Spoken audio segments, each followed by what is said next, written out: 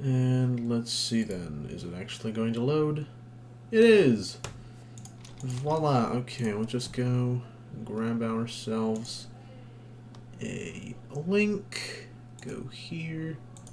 It's been taken down yet? No? Well. C'est la vie. Anyway.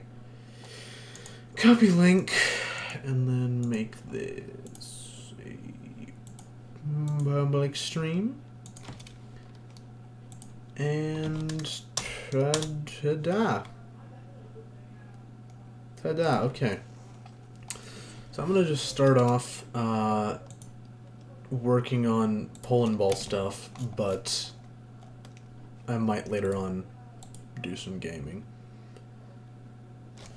We actually have a little bit of audio set up here. Alright. I think we're good to go on this one. I was doing this before the stream. I need to thicken the lines here a little bit.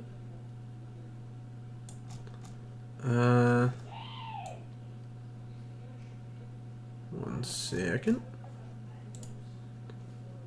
Literally nobody. Nice. Nice, nice, nice, nice, nice. Well, hey, I can always just delete the stream if absolutely nobody shows up. In the meantime, I'm just gonna be drawing pole ball. Screw it, this is good enough. Reject modernity. Go back, I want to be monkey! So how do I do the eyes here? So here I'm trying to do the Axis and the Allied powers, and I was gonna do like three Allied pole balls here, and 3 Axis ones here, but I tried that, didn't really go so well. So I'm trying to figure out how I can organize it, but I'm thinking something like that. I can have them like pile on top of one another.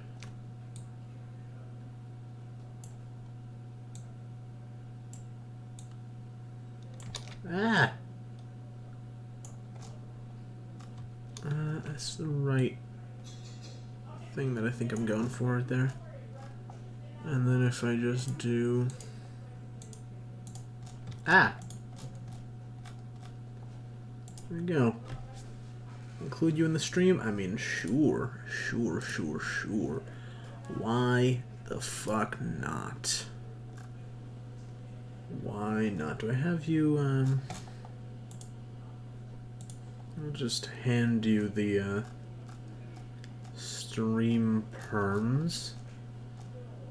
Where the fuck is the streaming perms roll? Am I dumb? I've scrolled over it. There it is. There we go.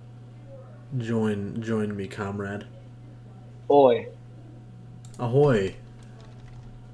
How is the today? I'm drawing lines that are way too thick for pole balls. How about you? I am in the middle of trying to procrastinate on my geometry homework.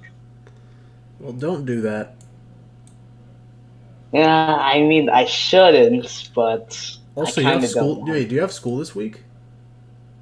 Maybe, maybe not. Yeah, yeah. I do not, because it's Thanksgiving.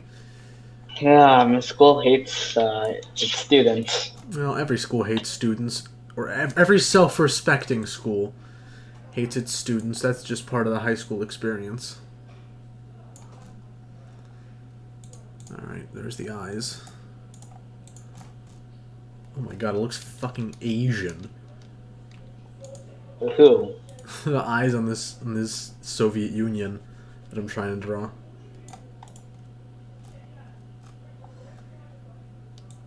Ah!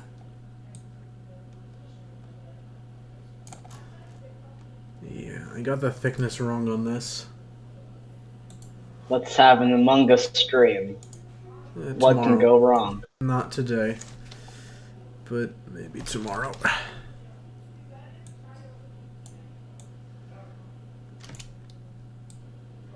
If I do that a little bit deeper. Ah. Oh. think there we go. I think that should do it, probably. How is it so far? As what? The Poland ball of Soviet. Well, you're watching the stream, you can figure that out for yourself. Yeah, but YouTube is, say, 30 seconds forwards. Or something. No, my internet connection is actually fine right now, so it should be good. Let's see. It's alright. Oh god. Oh, it looks god, bad because the hear. lines are really off. I'm gonna just stick this one in the back and pretend it doesn't exist. My voice. It sounds ugly on the other side. I wonder why that could be. I'm Okay, so sad. there's the first Not one used done. to. There, goodbye, flag of the Soviet Union. United forever, you shall not be. Okay. I want to do, like... Because the Axis powers were... the three big boys. Big boys. And then... I mean, there's all these tiny countries that nobody cares about. I don't know which ones to include. I want them to have an even number of Poland balls on each side. So. You want an example of a World War II Poland ball map? Yeah, sure. Alright, let me get one out. Let's see. It's been a while.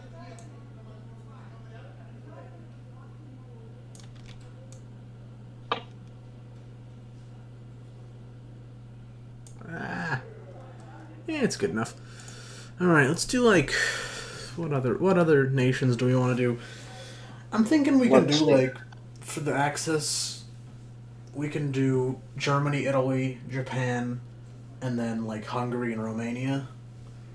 And then for the Allies we can do USSR, Britain, America, Free France, and then we need some fifth nation. China maybe? Oh, China, yeah. China or like the Netherlands. I feel like China's slightly more important, but I also don't like China. Why don't you like the Chinese? I never said anything about the Chinese, only China. Yeah, China. Chinese. Oh yeah, Thailand was part of... Thailand was a kind of a pathetic country. Still is. What do you mean? It's that casual racism I see. I mean, yeah.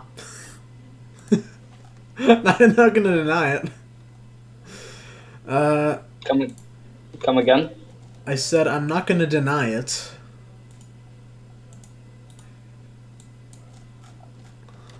Hearing my voice in the video is weird. Well, turn off the fucking sound. This is a very simple problem. Yes, but I don't want to look... How do I say this? You don't want to what? Forget it. Never mind. Okay. So I can do this, this, and then this. This is a fairly simple one to draw.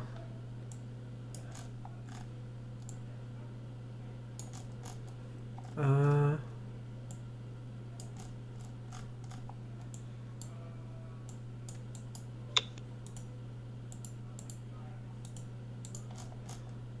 think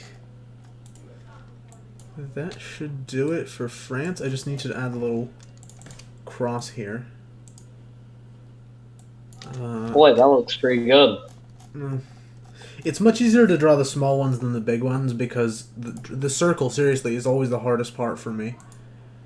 In my opinion, you should use a less thick brush.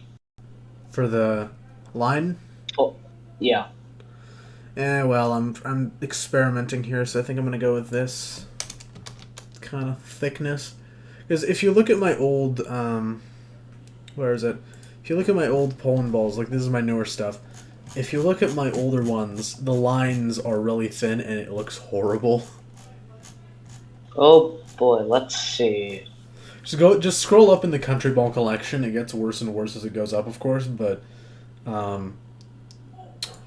even some of the newer stuff looks pretty shit by comparison. Oh to what I have god, look. Sheesh, man.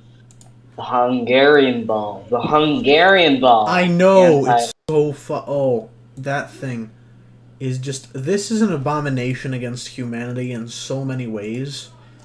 The Hungarian ball? Yeah. Yes, it really is. Ew. Everything I made before, like, this summer, even some of the stuff I made in this summer was bad, but everything I made before this summer was just abominably horrible. Everything you made before you met me is garbage. Instantly garbage. Sure, buddy. Sure, buddy.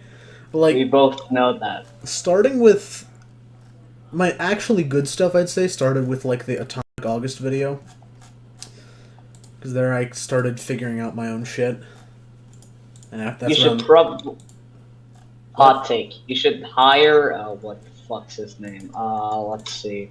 You should hire Slovenian neo-Slavist to make your poem balls. He's really good, but no, because I like doing this on my own. It's fun. And also Yeah, it is. It's But fun, look and I have hot. some really big projects planned with Poland Ball for probably next year, next summer. So I need to get some practice. And then I can do this. And normally I draw weapons for these guys, but I just don't have the time for it. Why not? Because I have an entire video to edit, and Oh, fuck. Oh, God.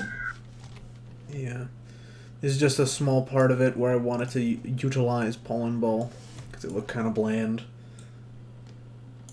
And I was like, oh, I can stream that. Because fuck it, why not? So, ta-da. I can just pretend that was never there. And voila, there we go, Free France. Ah! Ooh la la. Ooh la la. Okay, so we have a we have a problem now. Here I can actually just use the magic wand tool.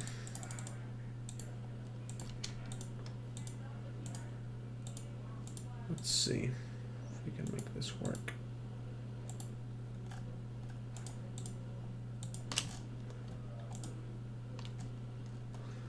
All right. What? Oh, what's up? So I don't know what to do. Like how to. Where do I put him? What's wrong? Where do I put this fucking Poland Ball? I'm trying to figure out how to arrange them. For now, Oh god. Oh, no, no, no, no, no. for now, no, I'm just gonna have no. them placed vertically, but I don't know what to do with them. You really have to, you have to put them side by side? No. Yeah, I but I think need to that's figure out how to do that. side by side. Best option. You think you have terminal cancer? Well, my deepest, humblest apologies. Yeah, I'll have to figure out how to place these when I have all of them done. Let's go on the... I might actually just forego drawing Britain, because first of all, fuck them, and second of all, They're a future ally. They're going to be a key ally against the Chinese. I wouldn't count on it. Why not? They left the EU. They have to rely on a new nation, a new superpower. Exactly. What new nation right now is trying to pick up allies? Eh? No, not the Chinese. No, they're never going to be an ally of the Chinese. Russian. Don't be so sure. No, don't be so sure. Because I think Kraut talked about this, but they're very good at presenting themselves to both sides of the political aisle as, like, to the right, they're savvy investors who can bring jobs and shit and wealth, whereas to the left, they're, fellow communists. What do you mean? And that's exactly how they've acted in Europe. Like with Portugal and Greece and all these other countries with socialist governments, they present themselves as fellow communists, and they make inroads that way. And to countries like Hungary, which is a borderline fascist dictatorship, Well, I wouldn't say fascist, but dictatorship, yeah. borderline fascist, definitely dictatorship. They present themselves as like, these.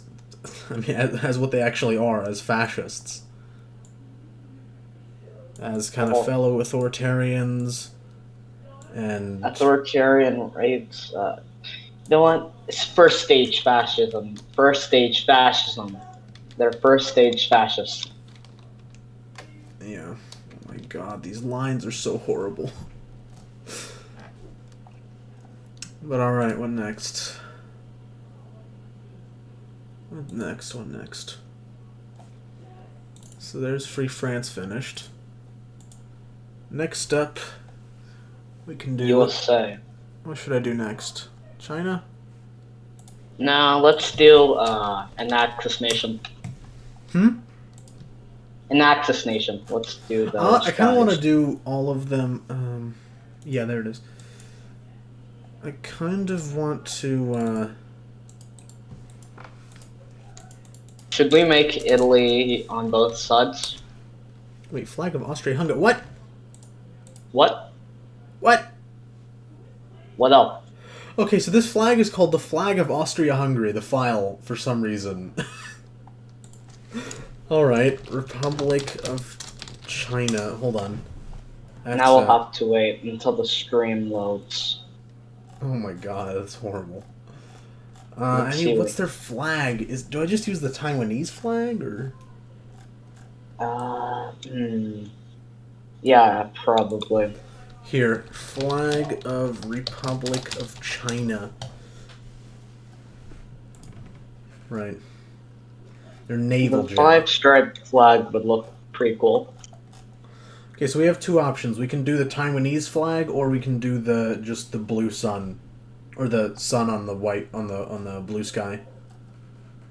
I think the sun on the blue sky would look way better. Alright, alright. Definitely be a lot easier to draw. I just really want to know why this file is called the Flag of Austria-Hungary.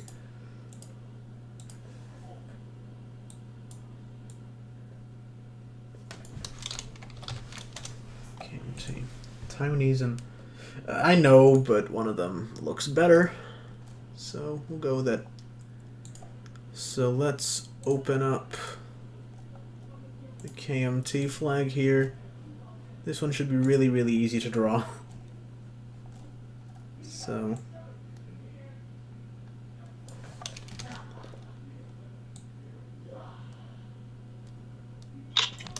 Okay. I hate drawing circles so much. Any plans for tomorrow? Am I doing Among Us stream? Probably not, though. Other than that, Well, it's Thanksgiving tomorrow, so... That. Gonna have a very small... So, oh, here's a fun thing that I'm hearing coming out of Oregon, because fucking Oregon. Apparently, they're having this thing where, like, neighbors are where people are reporting their neighbors to the police for having, friends and family over for Thanksgiving. what the fuck? Which they can tell they have them over, if not by sound, then by just, like, the number of cars in the... outside their house. What? Which is some of the Well, most then. fucked up shit. Like, what is this fucking East Germany shit? If you listen to stories from East Germany, or, like, read stories from East Germany, there's this whole thing of the Stasi having informants among the civilian population, who would, like, rat out their neighbors for any, quote-unquote counter-revolutionary activity. This is really... this is the same shit. But worse, almost, because it's in America. Oh boy, the State of the Union is a sad state of affairs. Okay, I know that reference, but nobody else does.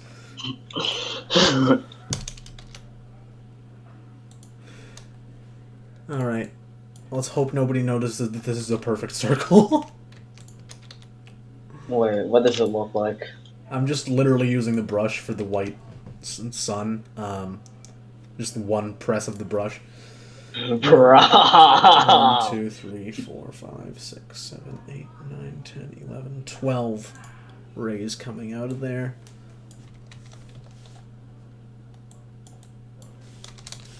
Okay. There's one. Good thing about these being small is that it doesn't need to be perfect. It just needs to kind of approximate how it actually looks. So...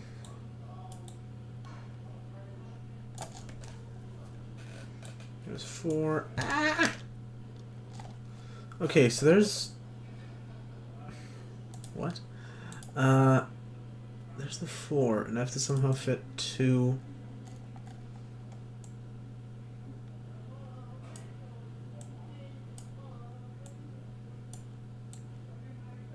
By the way, Sam, do you still watch John Doyle? John Doyle? No. Until I learned that he was a hack, a cheat.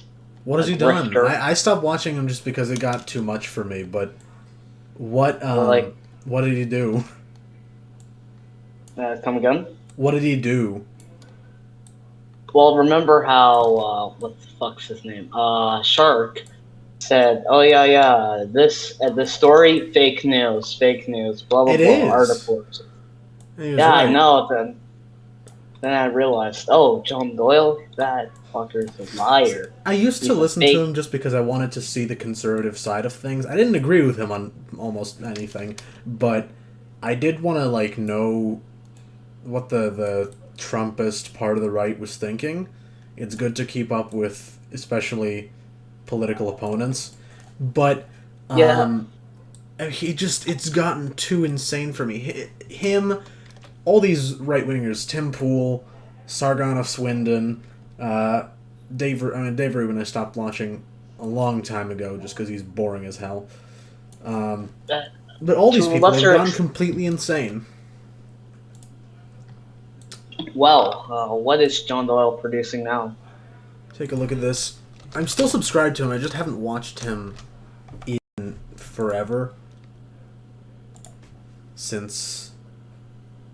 I didn't watch this one, I don't know why it says I did. Last time I watched a full John Doyle video was 2 months ago, is this one. Okay. Which one? The one, actually, where Shark said, like, oh, this is complete bullshit. That was the last one I watched in full. Let's see the newest video. How the left is normalizing cop killing. Trump protesters get emotional when asked...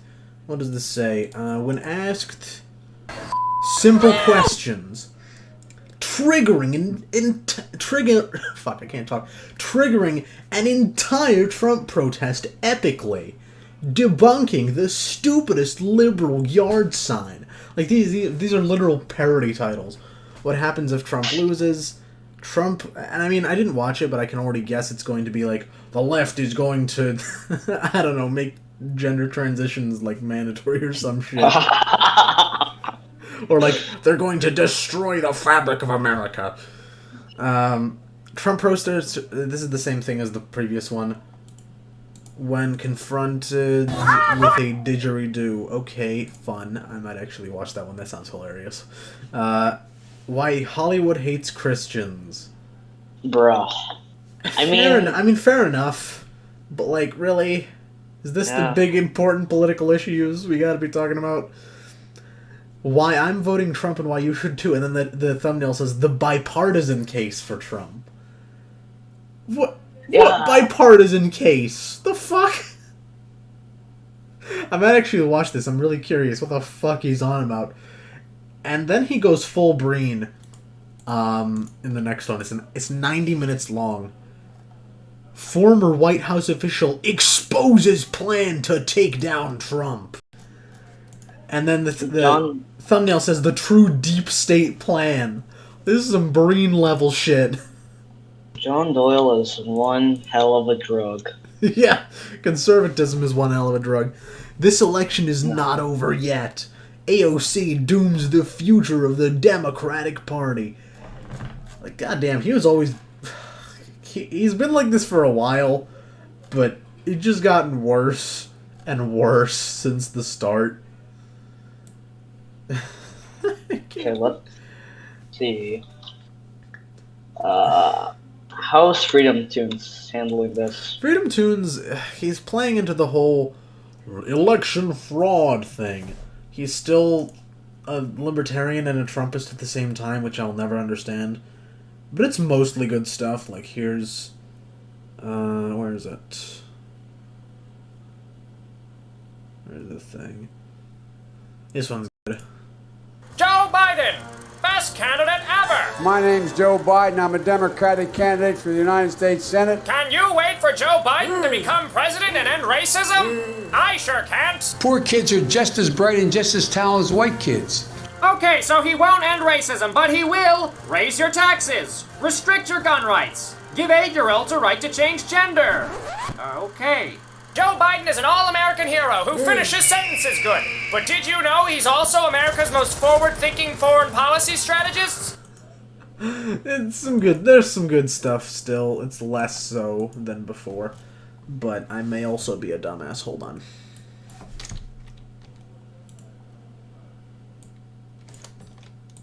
You want a hot take? I'm always up for a good hot take. Joe Biden is a grifter. What? Alright, so let me explain.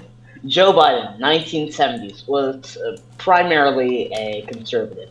He supported the Hyde Bill, 1994. You probably know what happened then. And today, he opposes all of his previous actions. Oh, absolutely. Like, He's Hillary Clinton 2.0, no question about that. Ah, He wasn't a conservative, but he was definitely not the progressive that he's trying to portray himself as. hola. Greetings and salutations. What did I miss? Hey, Kyle. We're just talking about why Joe Biden sucks. Alright. You do you. Carry on. Carry on. I'm just drawing the pollen balls for the next video while discussing El Politique with Sam. Samuel. After. Is it racist that I draw their eyes like this?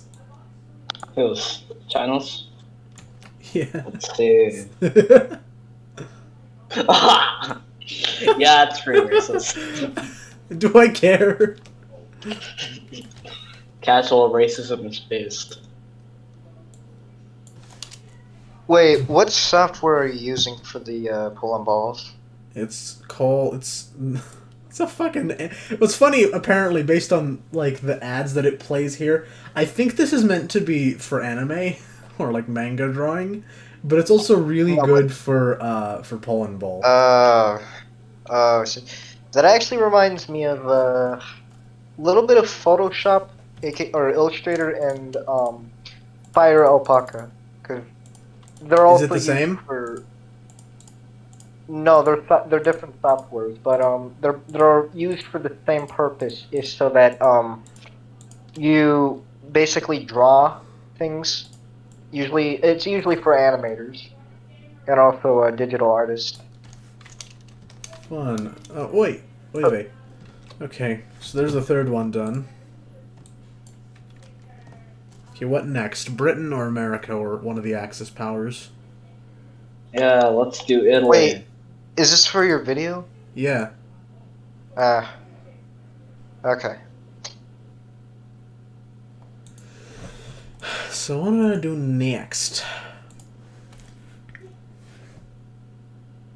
Let's see.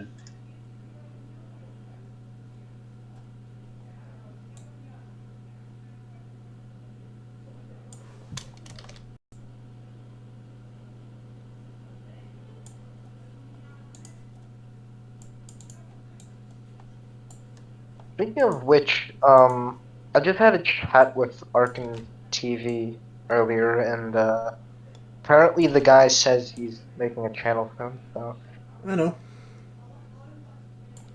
You told us that yesterday. no, because I would have assumed he's like one of the other Arkin TV channel.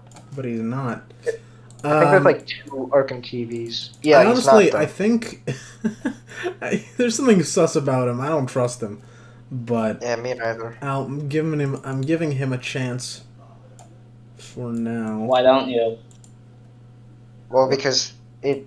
Well, okay. His reasoning behind why he joined is because apparently he's starting up a YouTube channel or something like that, and then his friend, I guess, noticed your channel and recommended your channel to him, and then he somehow managed to find your Discord server and joined.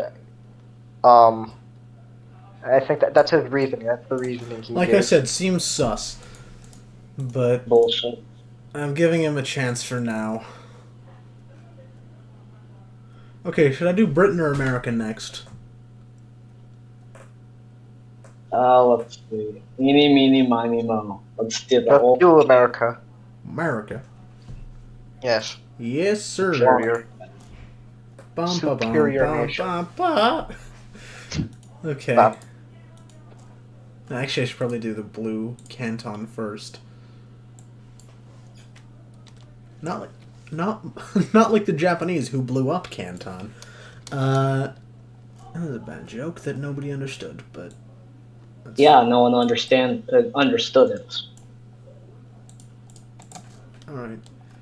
I need to do this at a different angle.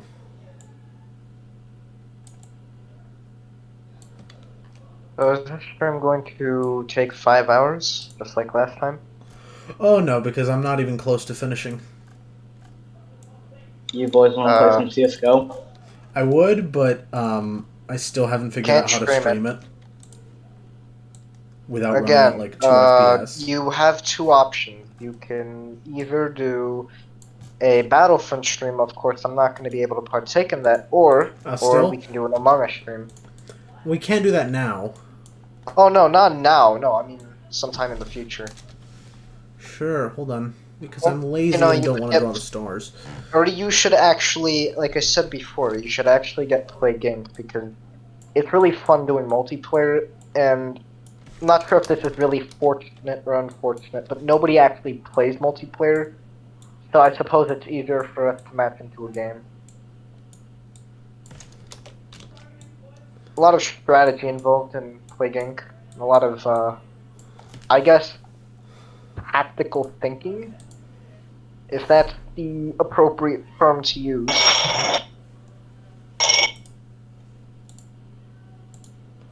Okay. Should I do the Starsio gag, or should I actually draw the 50 stars? No, just draw like X's or asterisks. Yeah. That seems the most viable. I mean, the start of Yo just doesn't work in the context of whatever you're doing. It doesn't because it's small enough that I can actually draw all the stars. No, because I feel as if it's just overused. No, there's like one other channel that uses it from whom I stole it. 2, 3, 4, 5, 6, 7, 8 by 6. Okay, so...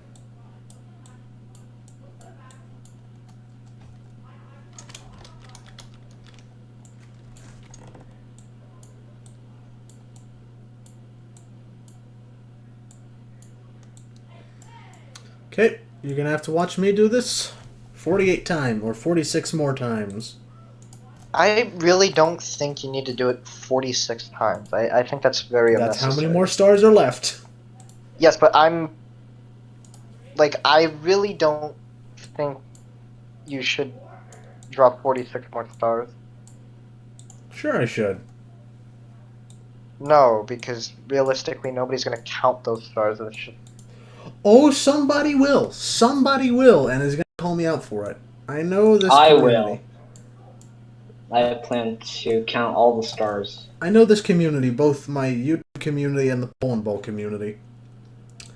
Oh, there will be people who count it.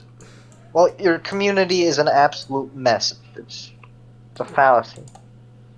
That isn't what the word fallacy means, liberal. No, I'm kidding. It's not, but I will stop with the Ben Shapiro memes. Hypothetically, if somebody counted the 50 stars. Unironically, fucking Ben Shapiro. Okay. Bottom row is... Yeah, no, actually, maybe you should just settle with the stars, yeah? Nope, too late. Much too late. I will regret this, and I will hate you for this. You will. Well, I indeed. mean, you caused this onto yourself. No, I asked which one should I do. I never told you to drop 50 stars. That's just insane. If I recall correctly, you did. No, I just said drop stars, not 50 To be fair, stars. he said to draw the 40, the 48 stars, not 50. No, I didn't. Wait, you're drawing 50? That's historically inaccurate. I'm drawing 48, Oh, nice. because history is fun.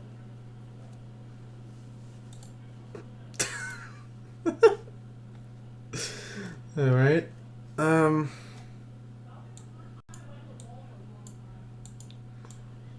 Isn't this just riveting stuff?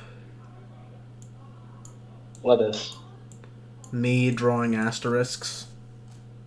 Poorly, might I add. But why? Why don't you just copy and paste it? Yeah, actually, that's what I was gonna say. Why not just why make it so complicated? Because Poland Ball has rules. I'm a What do you mean rule? What rule? Everything has to be hand drawn. Everything. That is so stupid. I Yeah, know, no, but I no. also don't care. Because, whatever. Okay, but who's going to enforce that rule? Like realistically, who? The community to whom I am trying to appeal. Community. Okay, and how will they penalize it? By How they penalize Reputation- it for not? Listen, Bucko, reputation matters more than you might No, realize. no, screw that. No. Looks like I'm drawing snowflakes, seriously. So bad. These snowflakes. Alright, how Like, about... I don't like. It looks like I'm I drawing hate it. liberal snowflakes. No, like, why would you impose a constraint on art, like art, something like so simple, like a Poland ball? That is so dumb. And I guarantee you, most people can agree with me on that.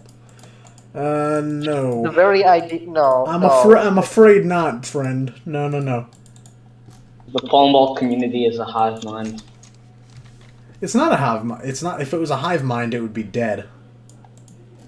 What makes you say that? But it does have rules.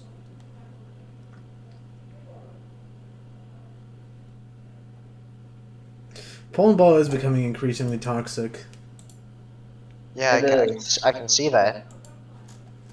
The country humans are an example of this. Country No, humans Country are humans literal unaffiliated heresy. with Poland balls. No, country humans are a completely different subgroup. Yeah, but No, they're where do you think they come from, though? Well, yeah, no, but I'm saying like, country humans in themselves are not, or what? They're not Poland balls. Okay, they're. I guess there's some sort of variation. Yes, Poland they're balls, Poland but it's like- testicles. Hmm? I said yes, they're Poland testicles. What, was I supposed to laugh at that? No, you are not. Okay. That was about as Well, serious anyway. a comment as you're ever gonna get out of me. Well, they're not even remotely the same, aside from the fact that they, I guess, the only similarity between the Poland ball community and, or I guess the genre, and the country humans are the fact that the basic shape or the country that they represent is outlined in a spherical shape, aka the ball element. So for the country humans, I guess their heads essentially denote the country that they represent in a spherical structure. Of course, they're outfitted with with humanoid bodies, which makes it very unsettling and very uncanny. It's no, dude. Poland balls. Poland ball. Poland balls is not Poland ball. I mean, here I have it pinned somewhere. It's this cartoon. It's Country Humans is I'm trying to think of a good comparison, but it's, how do I put this? It's kind of like that one part of any community that draws really shitty hentai of some property. That's that part of Poland, And I mean this literally. I'm not gonna enter this in because you will hate me, but this exists. Please, for the love of God, never look it up. I'm looking it up. But it exists, and it's horrible. I regret ever seeing it. Yeah, I'm not gonna. So fucking bad. No, it's actually no on a very, I guess. I can't show it on stream without. Let's put it this way: I can't put it on stream without being demonetized, banned from the fucking site. Check no It's horrible. Yeah, there it is. That's about right. That's not even the worst of it, but yes, it's horrible. Country Humans is a crime against humanity. Okay. 1, 2, 3, 4, 5, 6, 7. Alright, now time to watch me struggle and die while I try to draw the stripes. The American flag.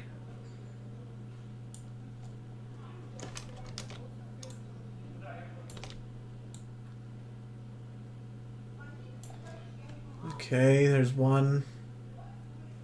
I got how many? Starts, 1, 2, 3, 4, 5, 6, 7. Great! Gotta fit 7 fucking stripes in this little area here.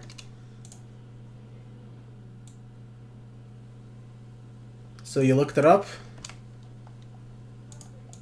No.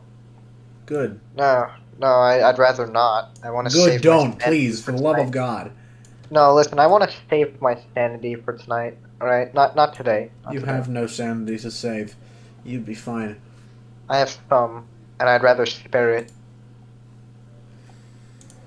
1, 2, 3.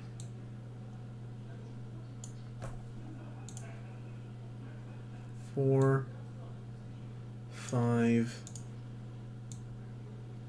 6, and 7. Okay, this is the worst America Ball ever, but it doesn't need to look great. It just needs to look... I mean, you do make pretty mediocre artwork, so it's nothing out of the ordinary. Usually, Poland Ball I try to go, like, way too hard on, but in this case, I don't have the time. The thing about Poland balls is that there's actually a lot of more perspective, and I mean literally perspective, than I initially thought. So what I mean by that is... Oh yeah, there's a lot of really good shit. I mean, I make some pretty decent stuff, but there's like really good shit in the Poland ball community. Let me show you this. Like, it's very simple, but also at the same time very intricate. That's something to commend. Look, here's one. Here's one of Rome. It's not the one I'm looking for, though. This is not the Rome you're looking for.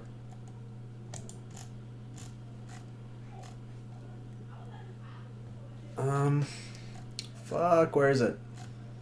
Where is it?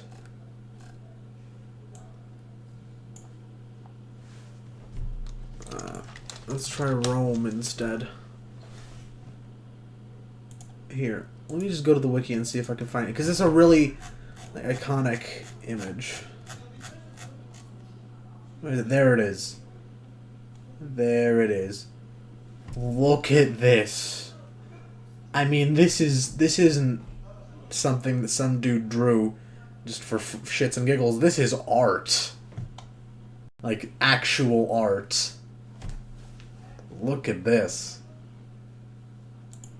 Why is there an African American getting It's not an African American. It's just an African. No, African American. I know my pole balls. Well, African American is essentially just African, if in essence. I Well, mean, is that yes, casual they are racism? distinct. No, no, no. I'm just saying, like, African American. 8-ball, also Never known as categorized as African African. ball. Oi. 8-ball, also known as Africa ball, is a cave ball that represents historical Africans, African tribes without a flag, and sometimes descendants of Africans, and appears in some comics. So, no, it's not African Americans. We need our African representation. Yeah. What's this? French Equatorial. Oh yeah, can we appreciate the Chad as a country that exists? What the fuck? Who and why, and do I want to see this? What's up, bud? What the blet is What? this? Oh, no, no, That. please don't watch that. No, please do not Watch it. that. Let's No. kill our chat. Watch No, it, please. let's not. Let's really I'm not. begging you. please. I'm begging you. I'm begging you for the sake of the stream. No. No. I won't, because I actually kind of value my sanity. No, also Ah. because it's a work stream. You're supposed to work. As the name suggests, it's a work stream. We live in a society. No, I mean, yeah, okay. Yeah, we do. You make a compelling point. What? I said you make a compelling point. That we live in a society? Yes. Yes. A very contorted society, yes.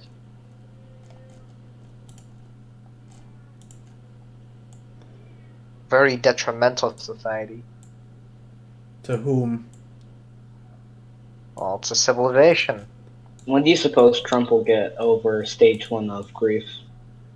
It seems I to be. It don't seems to know. already be happening. Oh, let me check his Twitter. Wait, wait, what did you say? You mean stage 1 of When what? is he gonna Grief? get over stage 1 of grief? Denial? You mean denial? Yeah. Yeah, whatever. I feel like yeah, I feel like it's already happening actually. Let's Yeah, just his see. Twitter feed Let's- is still as insane as ever. But when we see everything that's happening, he's getting over it very, very slowly. His And supporters, then though, comes not the- so much.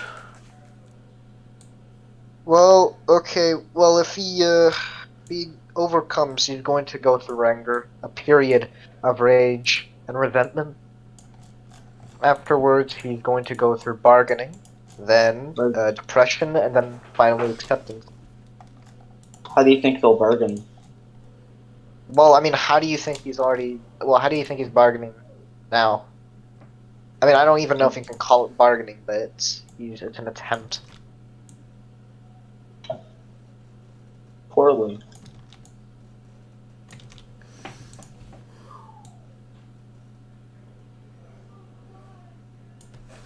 There's one. There's one stripe. Ooh, Kyle, we were talking about this earlier. When's the last time you've watched John Doyle?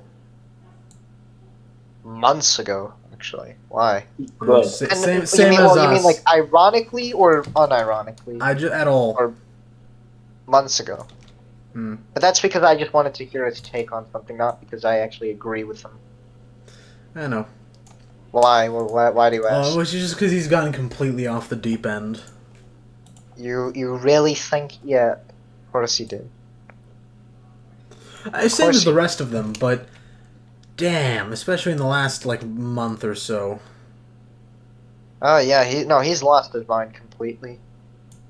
Absolutely. Kind of pity him, you know. I would, Forget. but I'm also a vengeful person, so he deserves everything coming his way.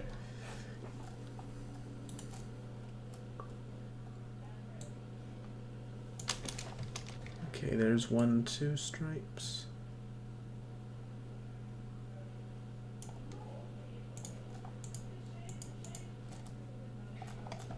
There's 3.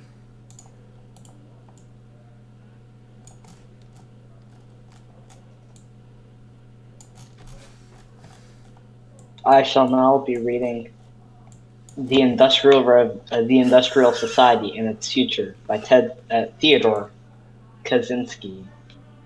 Why? Introduction. Why? The Industrial Revolution and its consequences have been a grave disaster for the human race. Oh, has They it have now? greatly increased the life expectancy. Fuck, I can't talk today. Are you like? Okay, I swear, are you like a What? basic or something? Like, are you having a stroke? Yes, I am. Why? Because you keep stuttering. You can't comprehend Life basic expectancy. language. Yes, I got it. Life expectancy. Here's better, because fuck Ted Kaczynski. George Orwell is the real shit. It would be an oversimplification to say that all forms of nationalism are the same, even in their mental atmosphere, but there are certain rules that hold good in all cases. The following are principal characteristics of nationalist thought. What the hell are you? What are you doing? No nationalist Ted ever thinks, Kaczynski. talks or writes about anything except the superiority of his own power unit. It is difficult, if not impossible, for any nationalist to conceal his allegiance. The smallest slur upon his own unit or any implied praise of a rival fills him with uneasiness, which he can only relieve by making some sharp retort. He will show great sensitivity about such things as the correct display of flags, relative size of headlines, and the order in which different countries are named. He will generally claim superiority for it, not only in military power and political virtue, but in art, literature, sport, the structure of the language, the physical beauty of its inhabitants, and perhaps even in climate, scenery, and cooking. Well, that was quite interesting. The intensity with which they are held does not prevent nationalist loyalties from being transferable. To begin with, they can be, and often are, fastened upon some foreign country. A country or other unit which has been worshipped for years may suddenly become detestable, and some other object of affiliation may take its place with almost no interval.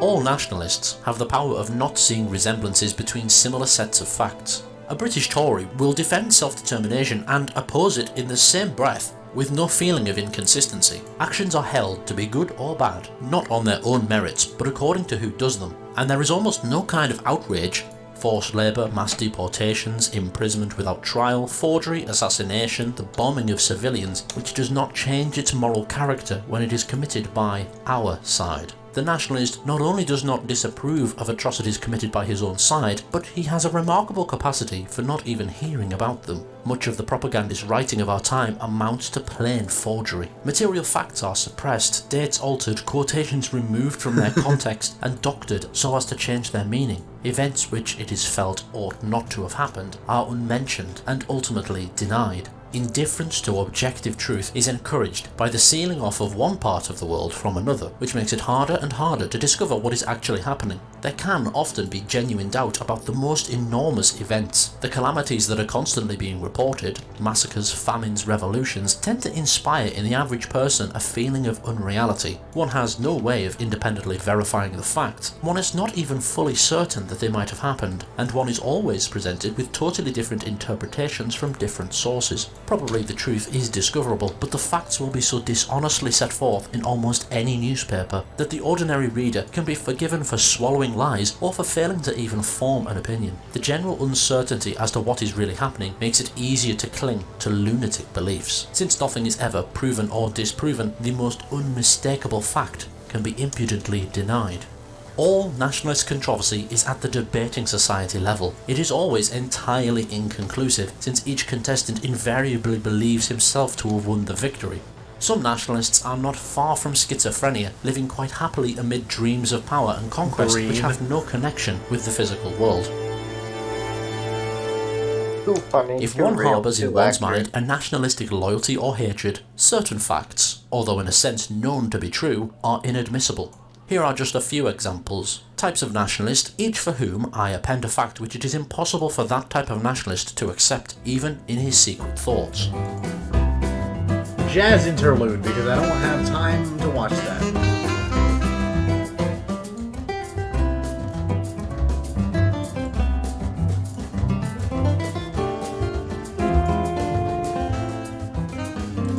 Actually, speaking of brain, I still need to actually do that thing with them. Oh yeah. The thing, yes. The reason for the rise and spread of nationalism is too big a question to be raised here. The point is that as soon as fear, hatred, jealousy and power worship are involved, the sense of reality becomes unhinged, and as I have pointed out already, the sense of right and wrong becomes unhinged also. There is no crime, absolutely none, that cannot be condoned when our side commits it. Even if one does not deny that the crime has happened, even if one knows that it is exactly the same crime that one has condemned in some other case, even if one admits in an intellectual sense that it is unjustified, still cannot feel that it is wrong. Loyalty is involved and so pity ceases to function. It can be plausibly argued, for instance, it is even possibly true, that patriotism is inoculation against nationalism, that monarchy is a guard against dictatorship, and that organised religion is a guard against superstition. Or again, it can be argued that no unbiased outlook is possible, that all creeds and causes involve the same lies, follies and barbarities. As for the nationalist loves and hatreds of which I have spoken, they are part of the makeup of most of us, whether we like it or not. Whether it is possible to get rid of them, I do not know, but I do believe it is possible to struggle against them, and that this is essentially a moral effort. It is a question, first of all, of discovering what one really is, of what one's own feelings really are, and then of making allowances for the inevitable bias. If you hate and fear Russia, if you are jealous of the wealth and power of America, if you have a sentiment of inferiority towards the British ruling class, you cannot get rid of those feelings simply by taking thought, but you can at least recognise that you have them and prevent them from contaminating your mental processes. The emotional urges which are inescapable, and perhaps even necessary to political action, should be able to exist side by side with an acceptance of reality. There you go. It's better than Ted Kaczynski. Ta-da. Sam, wake up. Well, Sam's dead. Back to Poland As Ball. per usual. Sam is dead, back to Poland Ball. Wait, what were you doing the entire time? Poland Ball. Well, then why did you say back to Poland Ball? That's implying you were doing something else. I was not. But I was also listening to the notes on nationalism, so there you go, you've all become liberals now. Fear me. In my eternal might. And my ability to send links to videos other people have made. Because I'm just such a great debater.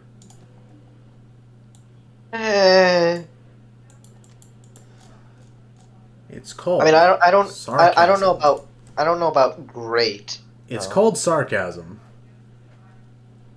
I know, but you know, I mean, you're not a great debater. I'm an alright debater. You're an okay debater, you know. Yeah. Yes. I really hate online debate culture. You know this. Oh no, believe me, I've It's no, the I've been entire involved- thing is a fucking sham. Well, okay. See, I see there being a futility in debating online. I mean, sure, you can change people's perspective, but that rarely happens in an online debate, and for various reasons. There are various different elements or facets that prevent somebody from being swayed into somebody else's opinion when you do an online debate, and most of this stems from the fact that when you usually type, there's always this, I guess, always this inability to sort of distinguish, or I guess interpret somebody's connotation. Because you have to keep in mind that in debate, it's not necessarily just words, it's also the intonation, the inflection, the expression, and sort of the way somebody imparts their argument to the other party.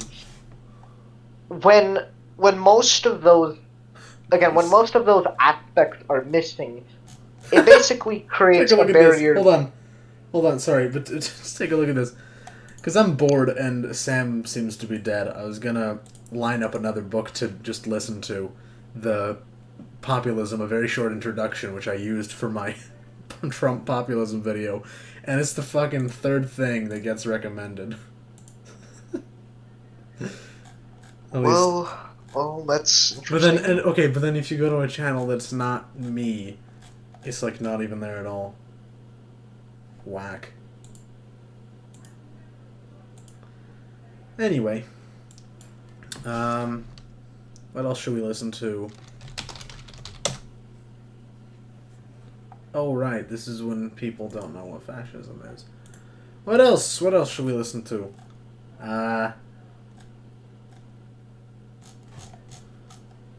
Let's see.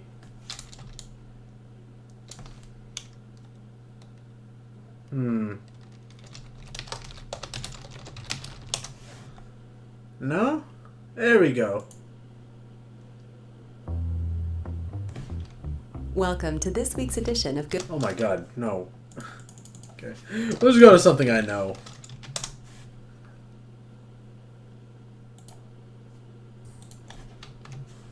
And then I can play that later. Hello, Ark. Welcome on board this merry little... Oh, ew. This merry band of ours. We're just drawing pulling ball like normal people.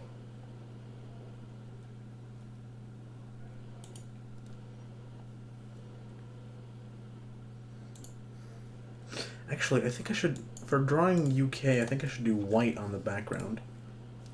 I'm curious, what does the thing here have to suggest for drawing? Yeah, draw a white cross. That's another option.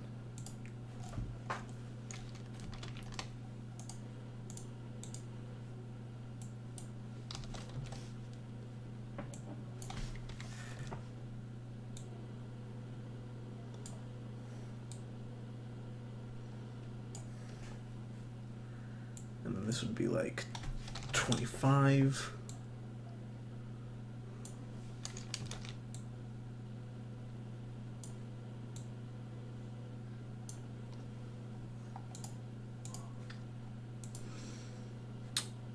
Repeat steps 2 and 3, but with less wide red lines. Okay.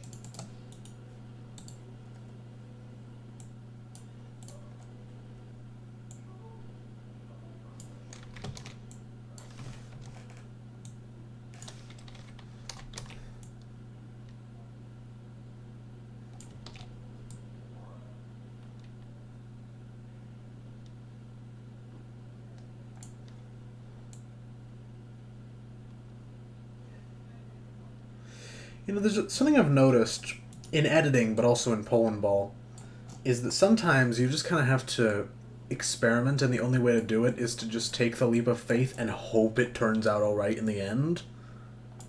Because it's gonna look. I might need you to elaborate. Like, what do you mean, like? Like, look at this UK ball right now. It looks fucking horrible. But I'm kind of going on just the faith-based assumption that when it's finished, it's gonna look good. Okay. That's what I mean. That whole leap of faith thing. It's the same with whenever I try anything out of the ordinary with editing. Like when I did that graph on Atomic August, that thing took me a couple hours. But, you know, I had to just kind of hope and pray that it would end up looking good, and it did. It was a really complicated thing to make. I know how you feel with your coronavirus video. Wait, what? Did you say my coronavirus video? Yeah. Because remember you said your graphics took like 3 days?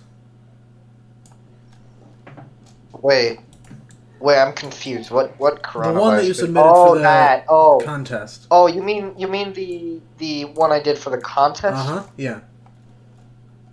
That's the one. The one that won second place? Yeah. Which, you know, it kind of sucks, I guess, but... Whatever. It was good. It was a good video. Though I'm actually really surprised somebody beat you out.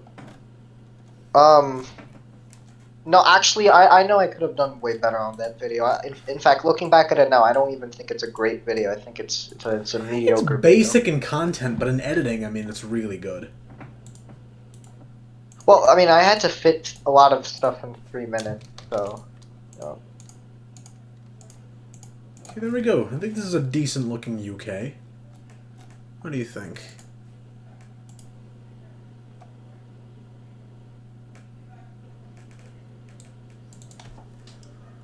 Stage plan?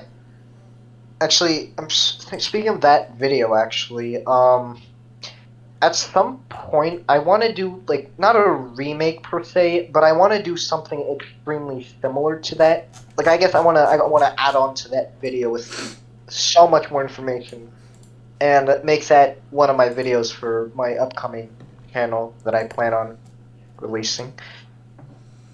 See, all you people who Because spend like because It's like I want to do a COVID video at one point, but not the type of. It's all you sort of fucking people who spend like months perfecting your first video, so that it's like professional quality before you start. Meanwhile, there's me who just goes, writes a script, and does some shitty like bad Poland ball, and just works from there. I mean, you should focus on improving your content then. Well, of if you course, feel but that like way. the first video doesn't need to be how do I put this? It doesn't need to be professional like quality. It just needs to be Literally okay. just be consistent, I guess. Consistency of bad quality. Yes. No, not bad quality, my great bad, quality. access I not mean, connected that's to what I direct strive place. for. I Hold just on. want something that is informative, something that is refined, and something that just looks good in aesthetic. Yeah. The art reactor says the red X is not connected to the red plus. I'm back. Welcome back to the land of the living.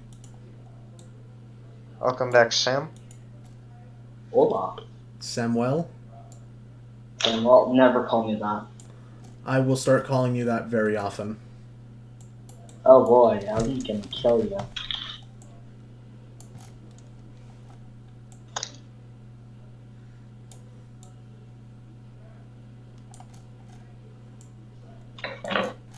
Did I miss anything? No, not necessarily anything important. Not that anything I'm just drawing the important was UK. said. If you're consistently bad, at least you're consistent. No, I much prefer improvement in quality. Alright. Anyway. By the way, Ben, he's in chat. If you want to join the stream, I think you still have the role for it. Remind me who Ben is? Ben Hancock, the Australian who called us all out during the Among Us stream. Oh, him. Yeah. Yeah. Yeah, that's all I could remember him by. Yeah. Alright. I don't need this anymore. But I may need... Where is this?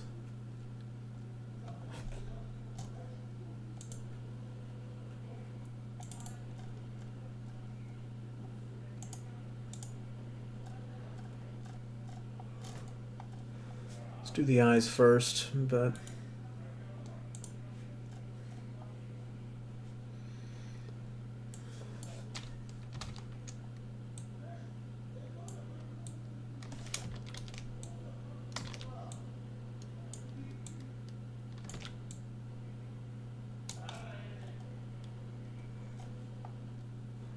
And then do white here, and voila.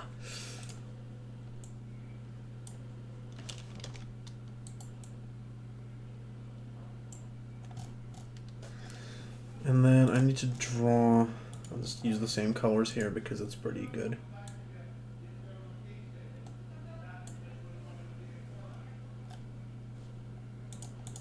And then do this. And that. Hola. And we're almost done here. What is going on? What the bled? Who's that? See, this is why we don't let just people into the stream, VC. What about me? Ben, you piece of shit. Like, this is exactly the reason, okay? It's this. Oy vey. Alright. Alright, okay. That was funny. No, that was not funny. That was. And I don't even know how to describe it. Very absurd. And funny. No, it was very obscene too. Precisely. Clearly somebody here has never seen a Mel Brooks film. Yes, I know what a Mel Brook is. Good. See, who is he? He's the guy who made History of the World Part 1. And the producers. Oh yeah. You know, Springtime for Yeah. Hitler? That's him. Oh, that hot dude. Yeah, he's epic. He's a gamer. Mel Brooks is a legend. And now I have to somehow draw... I've never understood how to draw the top hat.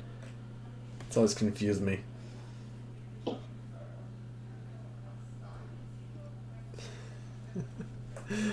I have to draw this thing somehow. Okay. Let's try. I've always been really bad at hats. Drawing them? Yeah. Understandable. No, I mean hats are actually pretty difficult. Yeah, I can actually somewhat agree with you on that. I don't understand the, like, 3D proportionality shit, No, so... it's not just well, yeah, proportions and perspective. A lot of perspective, depending on sort of what hat you want to go for. Like if it's a top hat, you want to make sure it's not, like, you want to make sure the sides are not just protruding, you know, out of the sort of the sides. You want to make sure the hat actually seems like it's fitting, especially top hats and for. I might actually just not... Football. You don't have to have a top hat, it's just very, recommended. But I might actually not do it. So...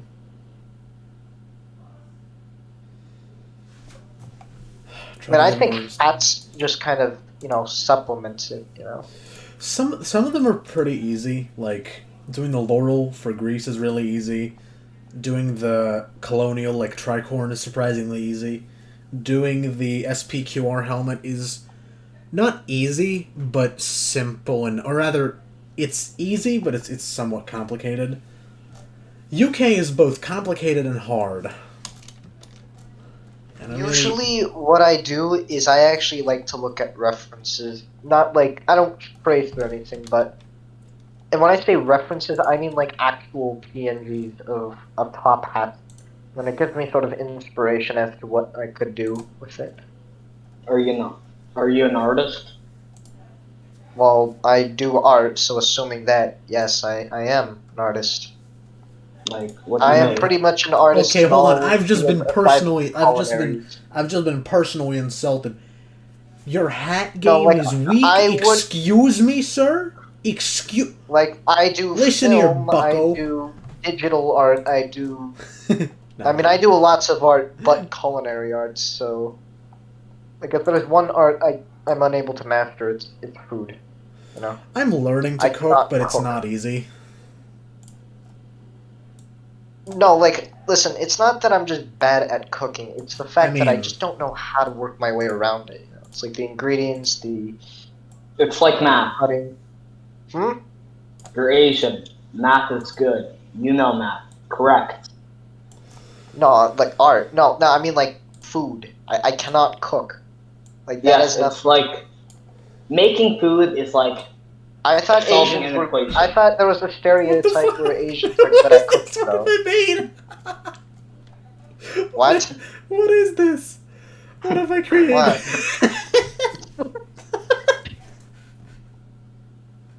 What have I done? Oh my god. Oh my god, that's so bad. Oh my lord. Oh my god! No, I need to screenshot this. This is beautiful. This is art right here. This is so bad. Oh my god. I'm saving this. I'm saving this in memes. Oh, that's amazing. That's masterful. You know that reminds me of the hat worn by that guy from Flapjack or something. Oh my god. Like, if you guys know the show Flapjack, I'm pretty sure there's like this Captain dude. Pulse. Yeah, his hat. Yeah, that's what his hat reminds me of. Oh fuck, that's funny. Yeah. Oh. Is the new guy one of your people? New guy just joined us. He one of your people? I have no idea who that is. Wait, is that a Galactic Marine? Wait, hold that's on. that's hold why I on. asked. That's why I asked.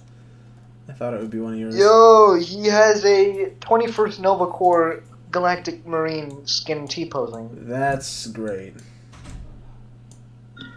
I don't know why, but... yeah, no, I have no relation with this guy. I did not have sexual relations with that woman. I don't know why I'm doing the JFK voice. The JFK voice is just one of a kind. The JFK voice was used for the mayor in The Simpsons. JFK is a Chad. He's the definition of what Chad is. JFK was a Chad, but he was also a womanizing bastard. Yes, and that's a good quality. Okay, here's a hot take. JFK is an overrated president. Yes, indeed. I agree with you. Because look, I agree with he was a great diplomat, a fantastic speaker, but as a president, really not that great. He's been immortalized by, his death, but he's really not that great. I mean, he's not bad, he's fine, but really mediocre president, actually. He's a 7 out of 10. He's 7 out of 10. That's pretty good. If it's mediocre, it's like 6 out of 10. That's mediocre. 6.5. Failing grade.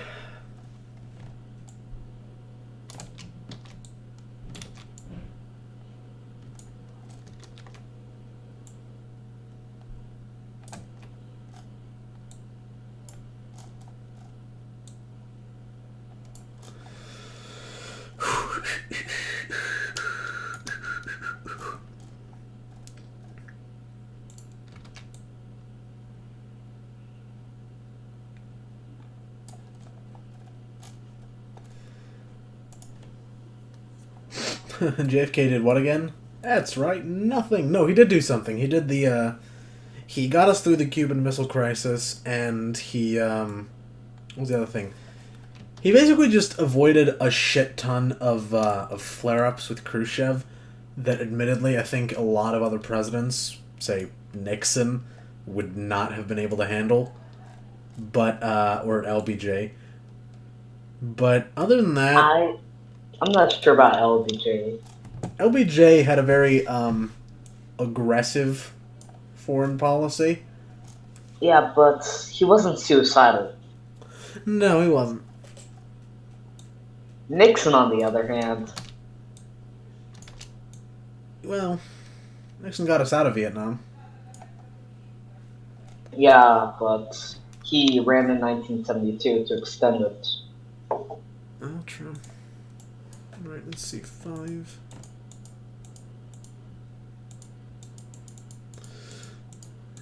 Nixon, I really like how everybody shits on Nixon, but especially in TV. Let me see if I can find this. JFK Nixon Duff beer. Here it is. We're proud of all of our Duff commercials, but here's a very special one from 1960. Well, I would suggest, Mr. Ranelker, that if you knew the president, that was probably... Look at JFK. Look at his look at his face. just a facetious remark. And now, a word from our sponsor. I would like to take this opportunity to express my fondness for Duff beer.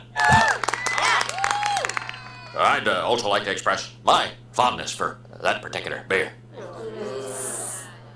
Man never drank a Duff in his life. What's this from? It's from one of the episodes. Man never drank a Duff in his life. Anyway. Meanwhile, back at the farm. Arkin was trying to draw his fucking... his thing. And could not.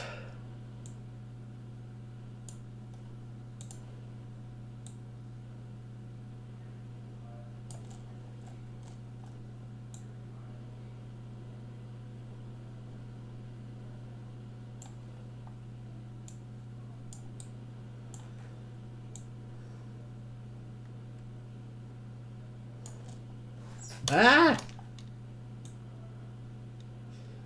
Alright. You boys want to have a hot take? Sure, hot takes What? are fun. I'll take. I'll take some.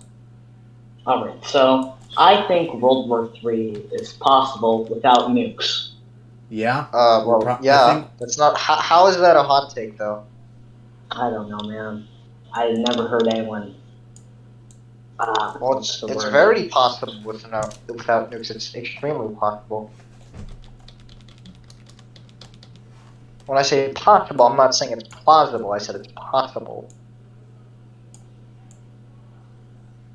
Plausibility is more so of how likely it's about to happen.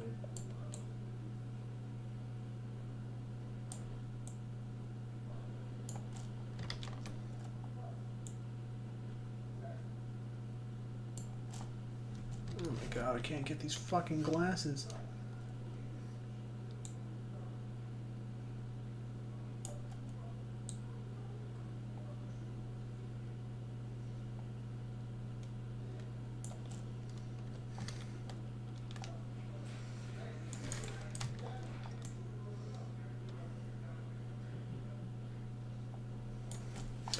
For the life of me, I cannot get the shading done.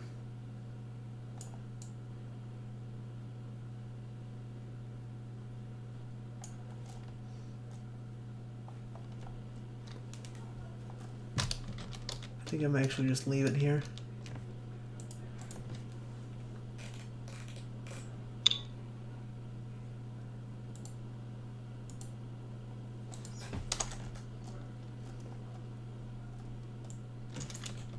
Hmm.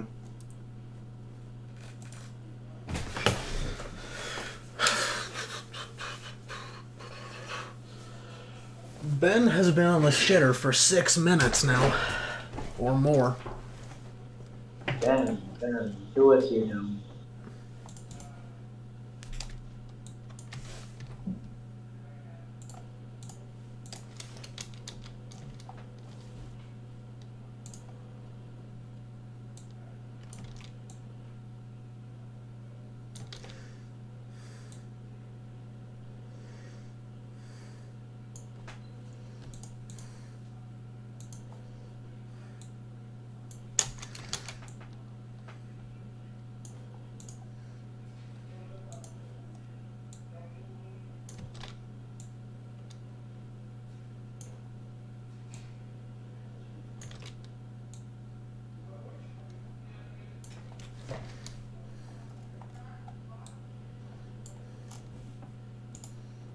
Hmm.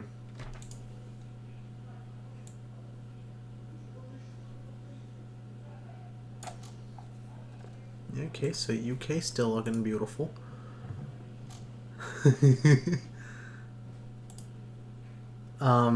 You literally just stole my pollen ball and then flipped it. Wait. No, hold on. You think I haven't done this before? Where is it?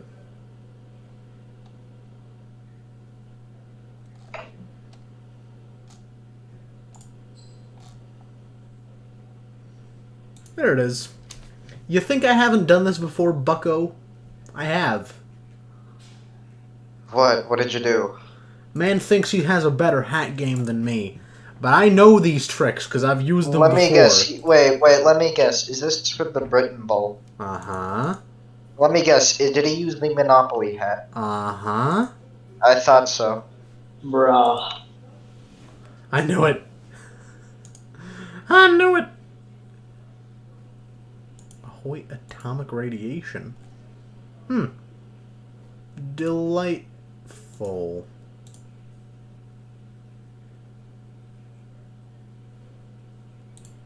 Stole a hat from your reference and put it on top of your photo. Oh. Because I remember my earlier Britain balls. Not the one in the banner, but like my earliest ones. Let's Just... see. Let's see. How juicy are they? Yeah, hold on. I need to...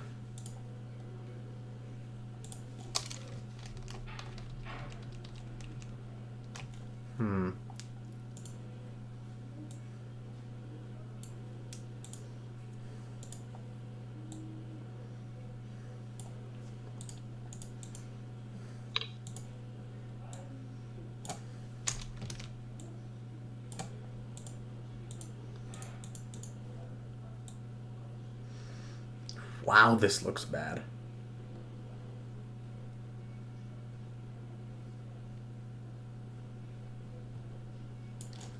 Yeah, you know what? We're just gonna not do a hat for this one, because it's too much effort. Wow, Arkin really here slacking off. Yes. You unproductive bastard. I mean, what? I mean, yeah.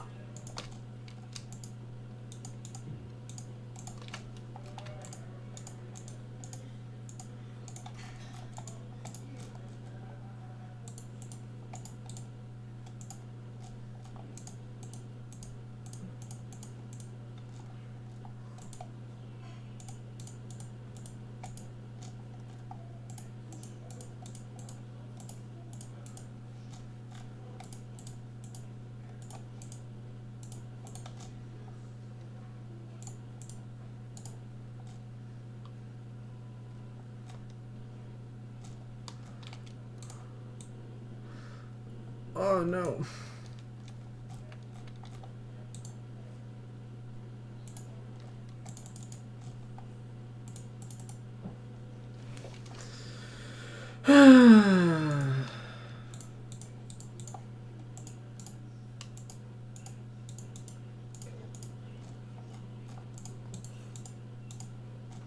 Do you guys celebrate Christmas? Yeah. You guys celebrate Christmas? I mean, I'm going to... sorta. What day of the week is that this year? What? What day of the week is it this year? Friday. I think I can check. Let me do that. Well, let me check. Yeah, it's on Fridays. Friday? Well, I'm going to be up in... not up in. I'm going to be somewhere in Utah by that time. What are you doing in Utah? Vacation? Yeah. I mean, how is it in Utah? I've only been there once many years ago, but that's what kind of guess why I'm going back. It's an interesting place. I'll just say that. It's a weird place. Duly noted. Well, let's put it this way: there be Mormons. Yes, Mormonism is the best for. Well, yeah, of course there's Mormons, but like, I mean, how's the place? Like the landmarks, you know. It's As a climate. Oh well, that good. I mean, no, I mean as a okay, yeah.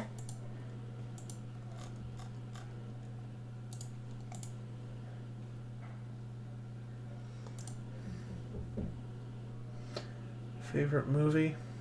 Dips his Oreos in water. Ew, no. Ew. No, Gross. no. Here's what I will do sometimes.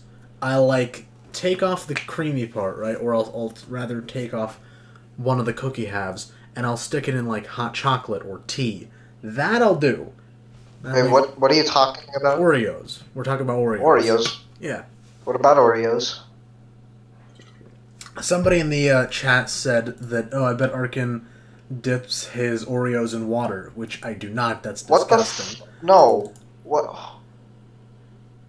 That is absolutely disgusting. But what I do sometimes is that I'll, like, take one of the cookie halves off the Oreo, and then I'll dip it in, like, hot chocolate, or some other liquid that actually... Well, why don't you just do it in milk? That's optimal. Milk, hot chocolate, tea, any of them work. Not water. You drink No, tea? tea does. No, I'm sorry, but tea does not work. No. It does. I don't usually use tea, though, because that's weird. No, usually it's hot chocolate or milk. Hot chocolate is fine, I guess. Never tried it myself, but if it works, I guess. But tea, no. I don't really see them as compatible. If you know what I mean. Yeah. Have a fun Mormon Christmas. I've actually met too many Mormons back in New Jersey. It's an interesting story. New Jersey. No, you know what's interesting? You used to live in New Jersey? Yeah, I used to live in New Jersey, and then I moved here. So here's an interesting. Here's a map for you guys. Here's a strange. Oh, I'm in Washingtonian, not a New Jersey boy, but you know. Of Idaho. Washington, huh? Yeah. I was raised in DC Washington. or state? No, it was the state. So okay, guys, here's something interesting for you. So, because when you think of Mormons, what part of the country do you think of? Jersey. No. Okay, what part do you actually think? Houston. Let's see. What's the Mormon states? Let me try to guess.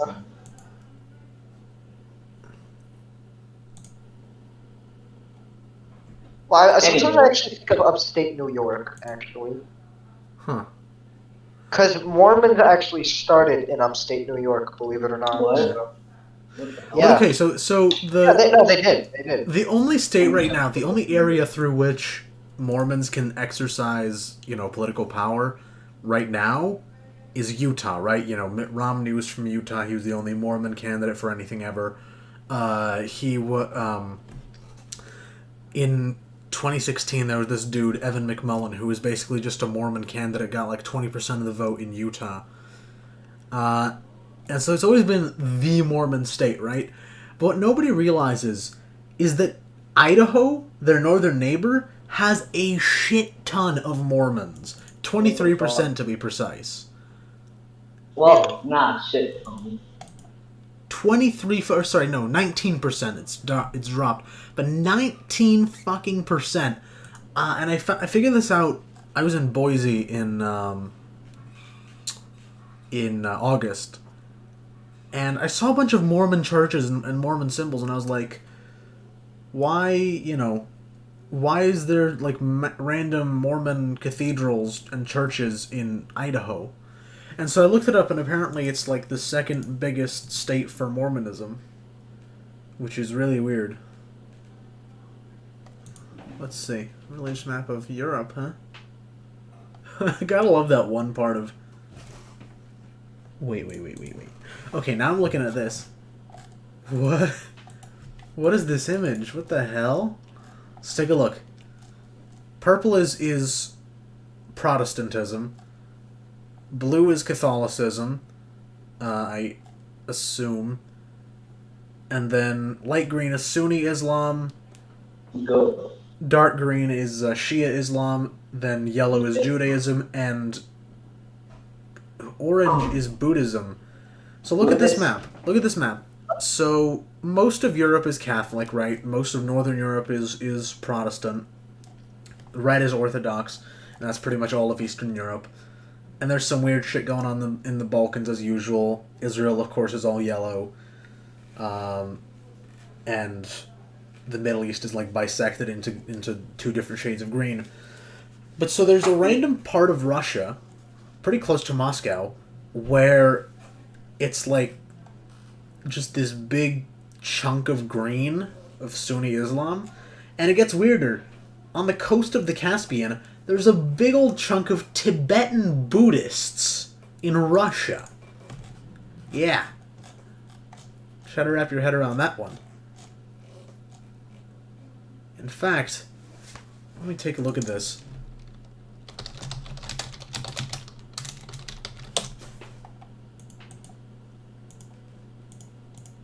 Tibetan Buddhism.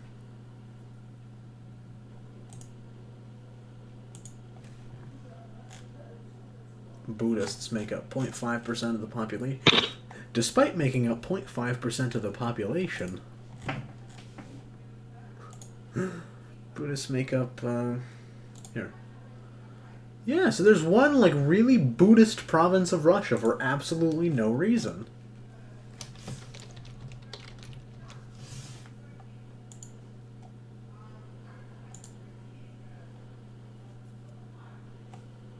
So weird. Find out something new every day. Yeah. What's this? Who joined? Brit. It's the Brit. Yes, Yeah. the Brit Bong.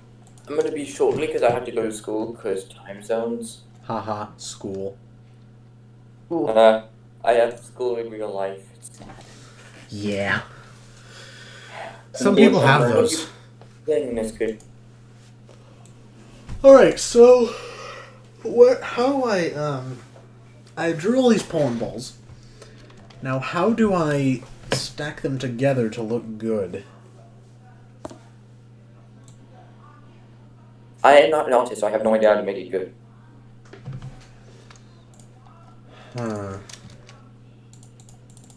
I have no competence in that field, sorry. Heretic.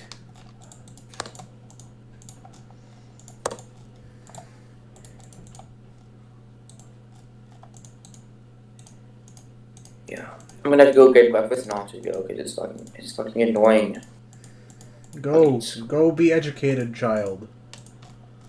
Yes, and what are you gonna do no stream? It's always gonna be Tuesday to Thursday. There's never any schedule for these because I don't have time for scheduling. Like, as in, I can never know when I'll be able to stream. It's just At whenever. me if there's a stream. Yeah, they're usually spontaneous, so I can't. Actually, why don't you just like make the stream role pingables so that the people with the role are pinged whenever there's a stream going on? Wouldn't that be a better solution? I mean, sure. Like you have the stream role. Like it exists, and people with the stream role can basically access the this VC. So why don't you make it so that the people with that specific role are notified whenever there's a stream? Like, wouldn't that be such like a more viable solution? Perhaps. Hold on.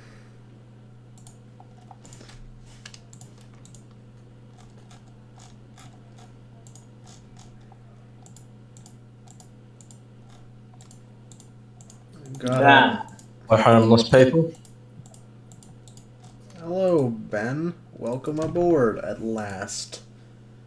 I was gonna say, also yes, you can do what he's saying. Basically, having it so that there's like a robot where you can be asked at the start when you join, hey, you want to get notifications for X thing, and then they just react with an emote. Yep. Role assigned. And then it'll be for like a little chat. You can have that chat do an act for that role so that it is effectively a notification for Discord at the end of the day. I mean, I ping everyone, so it doesn't really... Well, yeah, but role pings notify everybody regardless. Yeah, so does pinging everyone. No, because like people can choose to mute the @everyone ping. I mean, that goes for myself. I mute the @everyone ping, but if you role ping somebody, they'll receive the ping regardless. And and they can choose to remove that rule whenever they want. So it would work in the sense that, if you want people to be notified of a stream going on, they'll be the first ones to know. Okay, I think this is probably the best way to organize the pollen bowls. So let's see. Okay, so there's the Allied side almost finished.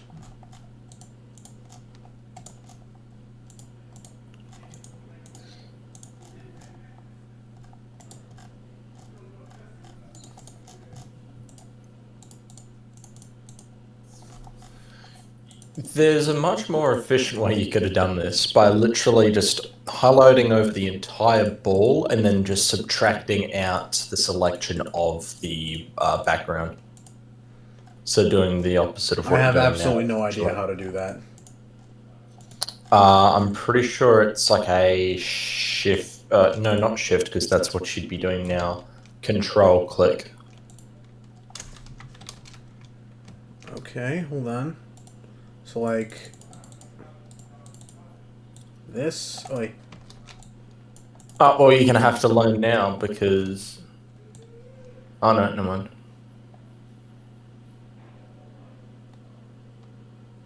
It's like this. Yeah, that's basic. I think I was watching the stream. Whatever it just did so that it would pop up with subtraction.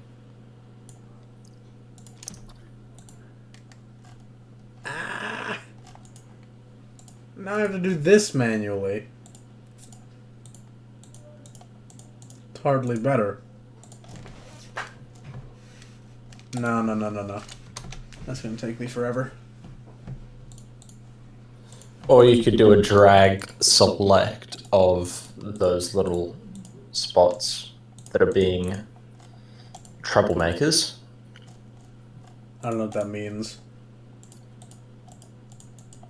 Sure. Let me check your stream actually because I wasn't watching.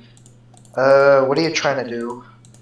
I'm just selecting the pollen ball so that I can move it into position. Why don't you just...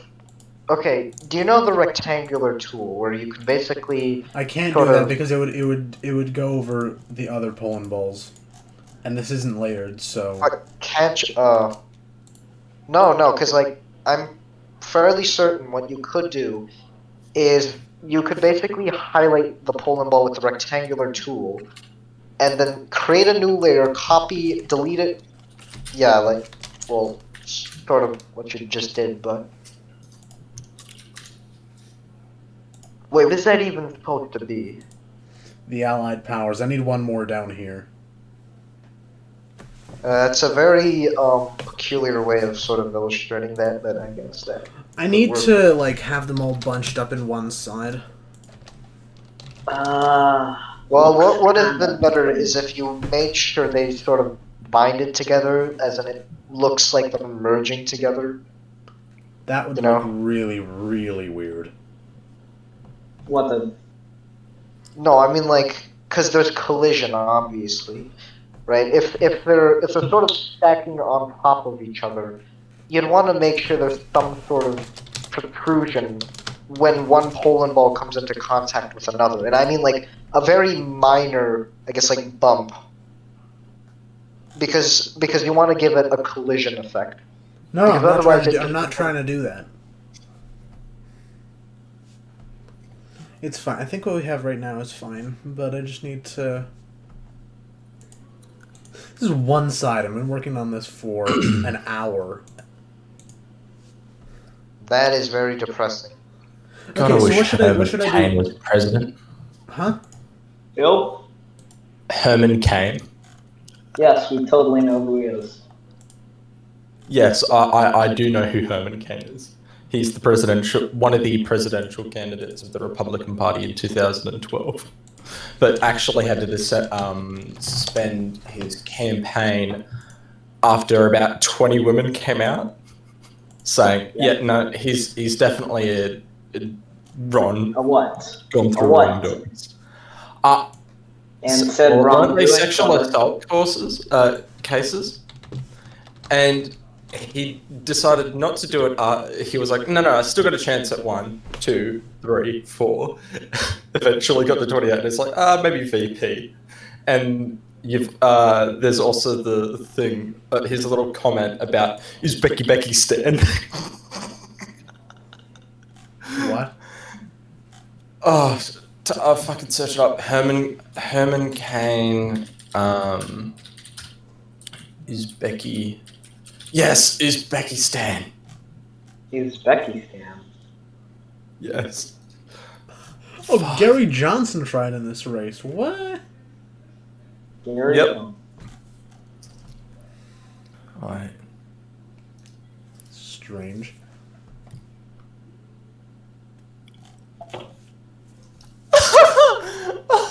Yes, this is it. Okay, go to like 12 seconds and I'll put it in the mess hall. Let's see. Oh god, it's so good. You know, all of this stuff. It's coming, and how are you dealing with that? I'm ready for the gotcha questions, and they are already starting to come.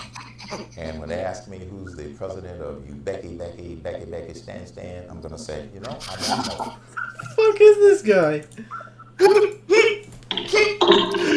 He's fucking funny. He's really fucking funny.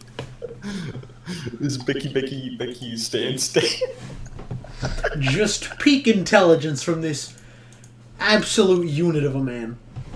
Now, how's that gonna create jobs? Alright, folks.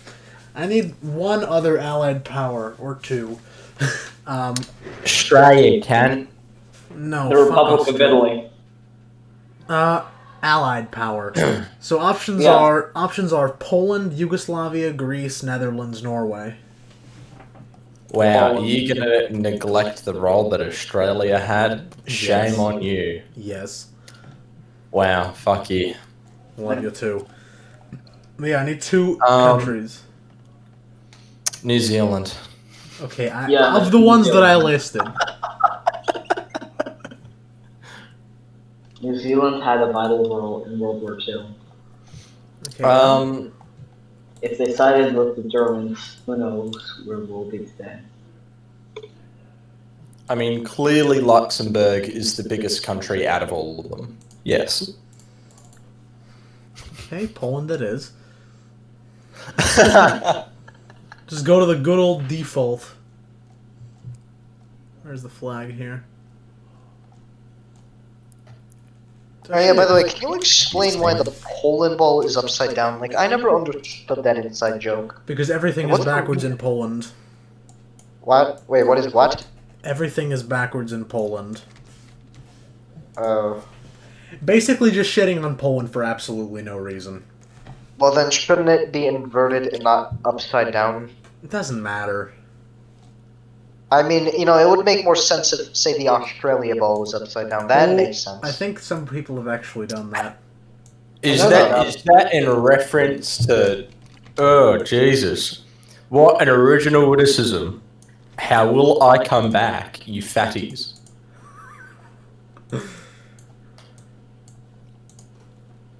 Every single American in the chat, like stream chat. I'm not that fat. Yeah, you are.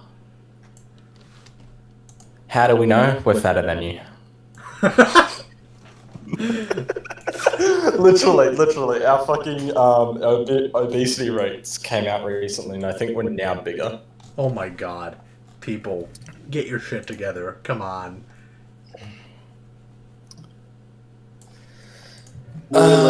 Actually, yeah. But don't you... Oh, obesity rates are going to go up since COVID, surely. Yeah, I heard jokes at the start of the pandemic of like, some people have the freshman 15, but we're gonna have the COVID-19, and it's materialized very much so for a lot of people. Well, obesity has probably gone up due to people resorting to sedentary lifestyles. So I believe that's a. Kyle, you mean like you? Well, yes, except I barely gained weight. I've actually lost a lot of weight. It's because you have a fucking metabolism of Usain Bolt. Yeah, you could say it that way. Obesity rate is 2020.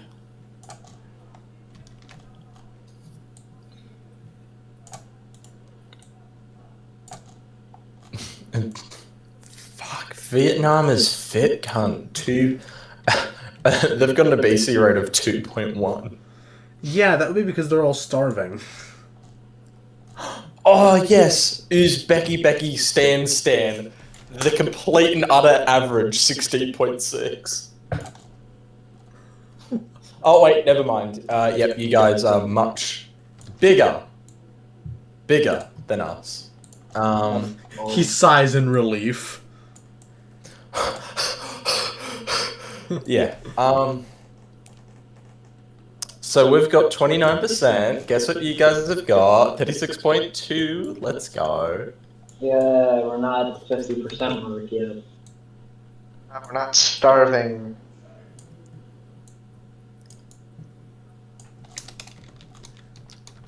Apparently, Greenland just isn't fat at all. They're just not.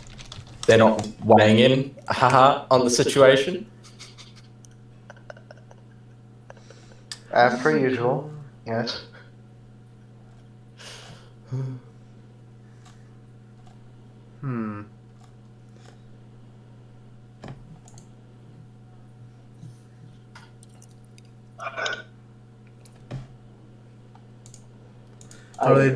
Somebody's asking, how do you differentiate Poland and Indonesia if Poland is upside down? Because Indonesia, either you can do slanted eyes or you can give them a fez or both. Oh, you know, it'd be funny if you inverted Indonesia. Yep. Well.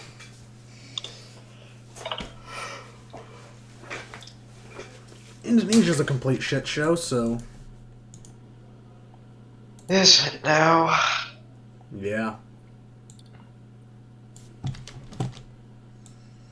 I'm trying to draw Poland to be, like, wounded.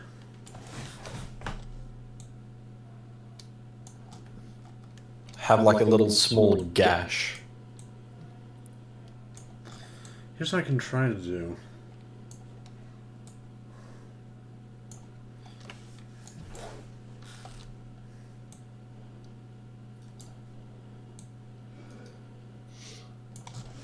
Kind of like an eye patch type thing. Oh, and also, you want to know how Mr. Kane died? Oh, he died? Oh, yeah, he died this year. Oh, he was giving speeches about how COVID's not a thing, and then he died of COVID.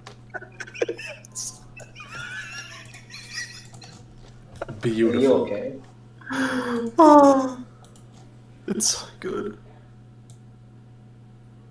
Looks like poetry. It rhymes. How does this work? I don't know. I don't know how I feel about this. Let me check.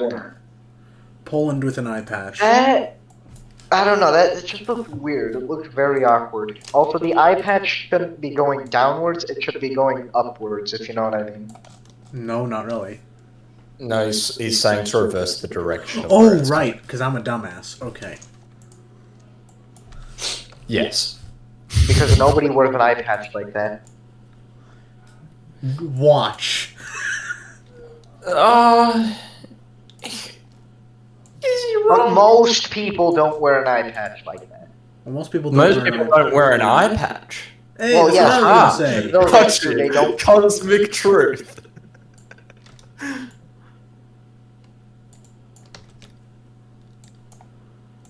Okay. There's Poland. That was fairly easy. Wait, why does he have an eye patch again? Remind me. Because he got fucking swallowed whole by the Nazis. Apparently Polish people are pirates now. I never knew why. Well, why don't I need you to just indicate that it's wounded somehow, so... Why don't you give him like a headband? A small gash. Or a bandage. That's probably better. Yeah. Yeah, why don't you just do that? Like a small, like I would have said a small cut, like a... Ah, yes, the mass genocide of the Polish people. A small gash. Well, Well, what are an your eye fucking patch- grand ideas? Well, an eye patch just doesn't make any more sense, though, doesn't it? Exactly. Yeah, yeah, it's like, oh yeah, your fucking eyes gone, cunt. Yep, that's the eradication of... And not Oh, like okay, not fine. even How do I both draw a eyes, like gash? Hold one on, hold on. eye. How do I draw a gash on this shit? Like a small cut with a bit of blood coming out. I don't know. Well, no, wouldn't a bandage work like a head bandage? Like, you know, those sort of, when you have a concussion, you have like a bandage wrapped around you. Like, Polish government in exile. Let's see. Let's see if they had any national symbols that I can use.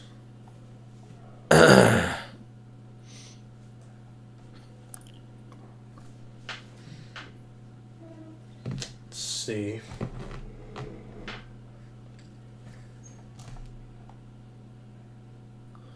PPS bubbles.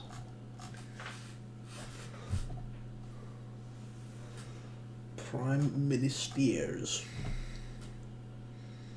I love how these people just don't have portraits. So I could do the Polish coat of arms, but do I really want to? No, you don't.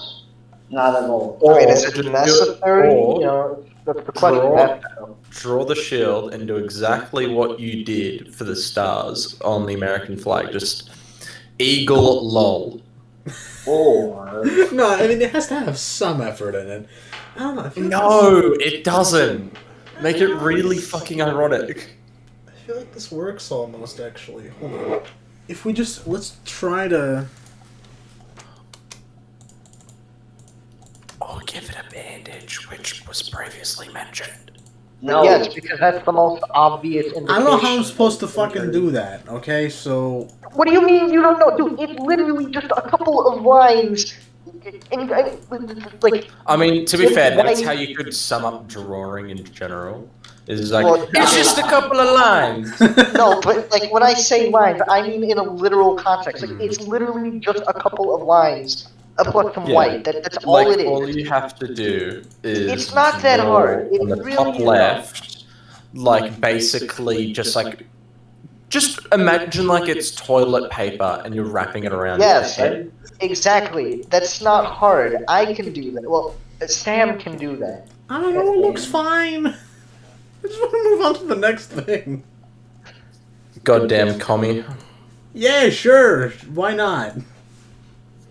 I mean, it's spitting facts. What? Here, you go. Why is it capital? I go. What now? Huh? You go. You gonna commit a hate crime? What's going on here? Yugoslavia. Say no. their names. Another Oh, name no. that shouldn't exist. Is that how you fix SVGs? Fuck. Yeah, literally just change the name. Oh, I know, right? Ted, that's so fucking annoying. I know. It took me forever to figure out. I was like, oh, just change the fucking You're name. fucking kidding me. You fucking bastard. You don't know how much I'm going to use that now. Fuck. Alright. How often do you need to download SVGs? And files of fucking political, like, pictures, right? Where it's so fucking funny. But I can't use them because they're fucking SVGs. And now the walls of Jericho have just come fucking falling down, tumbling down. Oh, thank you and fuck you at the same time. Hey, what did I do? Yeah, Perfectly that's what I nothing. thought. Huh? But, absolutely nothing. But, knowing that, fuck you at the same time. For Kevin. That's good to know. Well, fuck you. Cause, Fuck you, buddy. Fuck you, buddy. Man looks like he has a fucking head trauma. Well, I mean, he is traumatized, and after all. And this is Yugoslavia we're talking about. They've basically had head trauma since the 1800s, but... Oof. Look, there's several places in the world that think they're living in the 21st century, but really are just in an infinite time loop of 1848. Included are the Balkans, Israel and Palestine, Armenia and Azerbaijan, and India and Pakistan. Hey, come on, what's so bad about that? Ethno-nationalism. Can't we all find it in our heart of hearts to still like the 1800s? Oh, I like it. Reading about it. Look, the top hats were pretty cool. All right, that's all I think. Facts. Okay, fine. Their clothing was really good. Yes. And also, meth heads didn't exist in Australia at that point. They were just alcoholics. That's it. Yeah. And you know what? That's a better Australia. I'm not gonna lie. No, not really. The opposite. Yes, just alcoholics. Get rid of the meth heads. That's the new campaign that the party should run on. Okay, this is basically an oval, but it's fine. Because I needed to fill up space down here anyway, so...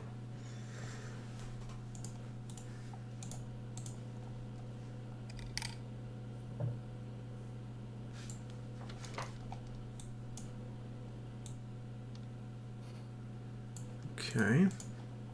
Bada bing, bada boom. Ah! Nicaragua. Nicaragua. Uh-oh. Socialist revolution time. I was gonna say US Q again time. I wish.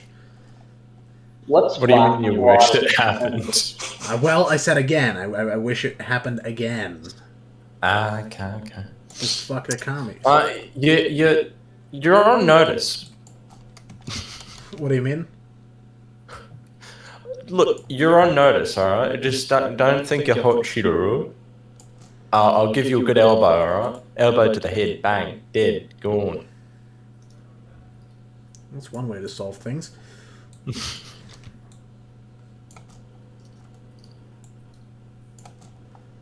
Yugoslavia is looking more and more like Crimea.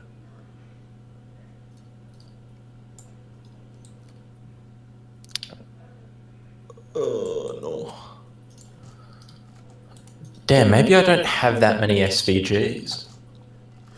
Are you ever gonna make another video, dumbass? Who are you talking to? You. Oh, okay. You've got your fucking knickers in a knot. All right, fine. Hey, you're the one who asked me a while ago to bully you to make videos, so... Yeah, okay, that's true. I'm doing what I was assigned to do, you know? Yeah, no. Not even getting paid for it, you ungrateful fucking... What? Okay. Alright.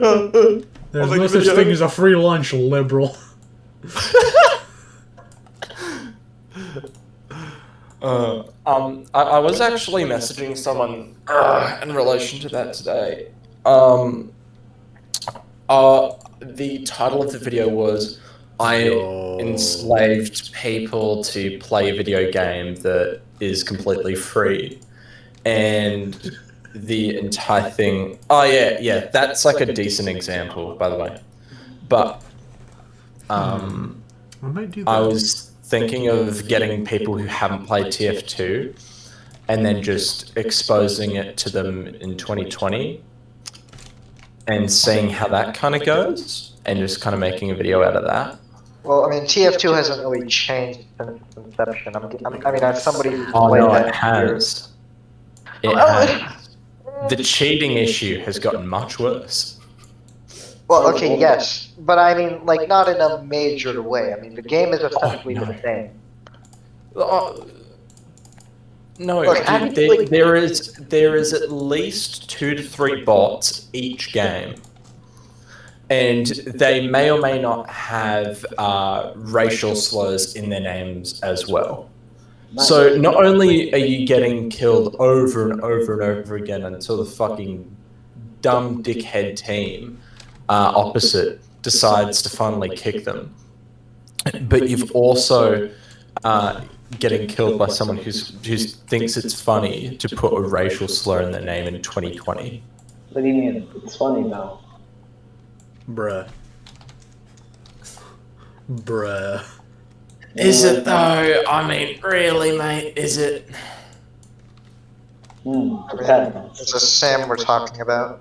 What? What do you mean by that?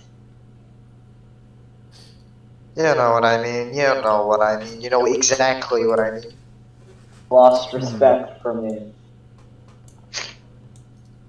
Can't lose that which you never had it to begin with. True that. Fuck. Type of. That's what file? What the fuck is that? Alright. View details. Alright, how's this? I just need to,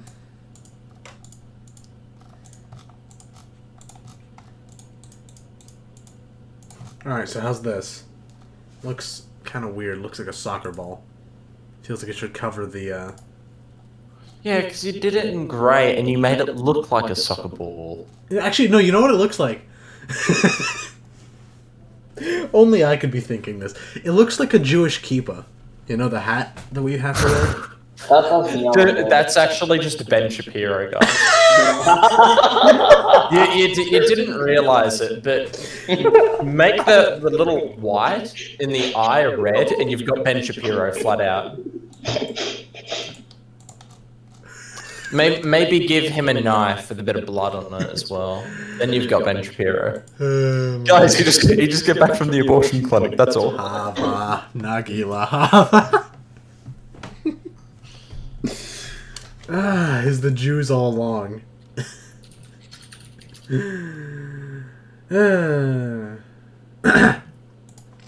God, that's good.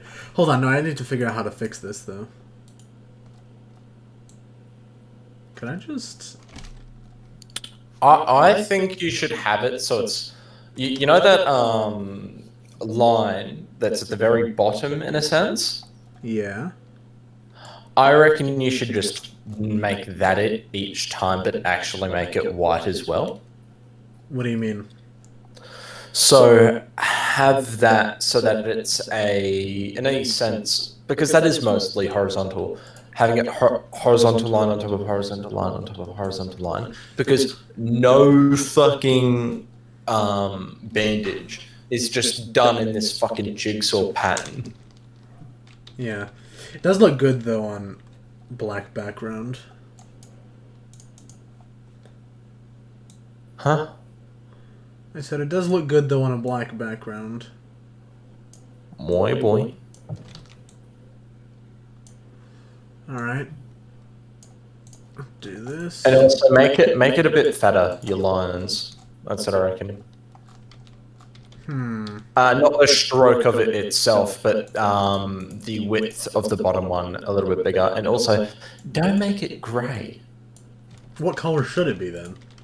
White. Like all fucking bandages. Not bloody bandages. Yeah, but look, this pole ball just got out of the hospital, alright? It's cool, don't worry. Fair enough. I mean, fuck, how else was he in the photo op? That'd be pretty fucking strange.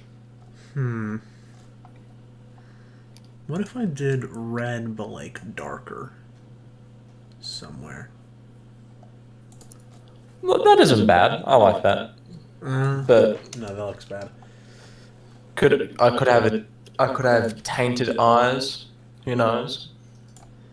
And then just fill this in. Just have some blood. Blood. Well, now you're getting to the essence of being an American. Jesus. Calm down. I got there long ago. Fuck, that actually looks pretty decent. It's not actually so bad. Huh. I love how everybody else Really? is chill, and then Poland is just... What's happened? Look in the entire picture. Look, everybody else is normal, and then just Poland. Poland's just dying like, help! Help! Oh my god. It looks like a fucking yarmulke even more now. Jesus. Hey, that was not the point. That wasn't what I was going for the entire time. Trust me. No, but it really wasn't. You just suck. Thanks. No problem. Greatly appreciated. I'm sure it is. Looks like a fucking clay pot this way. I think we'll just stick with this. It's good enough. He's at a just wearing a clay pot. It's good enough at a distance. I earned this hat. God damn you. Okay, so I actually have maybe a bit of visual humor I can do here. Because this is a bunch of separate nations, right? And I was originally thinking I could have a bunch of Axis nations here, but looking at it, they'd be way too close together, because this is just before the midline. So I'm thinking instead I could have just a big old fucking Nazi Germany with kind of little tiny Italy and Japan branching off of it. Oh, so you're gonna make a tree, and then the branches are gonna be different nations. So look, here's this isn't what it's actually gonna be, but let's say it's like let's get 40 width. So we have Nazi Germany. I don't know how to draw a swastika.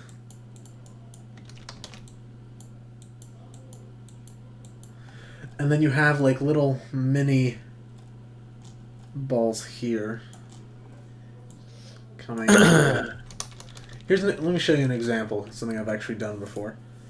Dude, no, what are you doing? Don't draw a fucking swastika. Like, clearly just do the fucking, basically their flag. Here, at the look top. on. It's this image. I'm gonna send it in no mic. I forgot what it was though. It's kind of like Fucking this, break. like Congo breaking away from the Belgians here. But Yeah. aren't they allies? Oh, okay, I kind of see what you're going for. But they're allies. I don't know when Congo and the Belgians were allies. You may need to get your history straight. No, I'm talking about the Italians and the Japanese. Well, more like they were satellites of Germany by the end of the war, let's be honest. Italy, yeah. Japan, no. Well, I can't fit Japan here, so...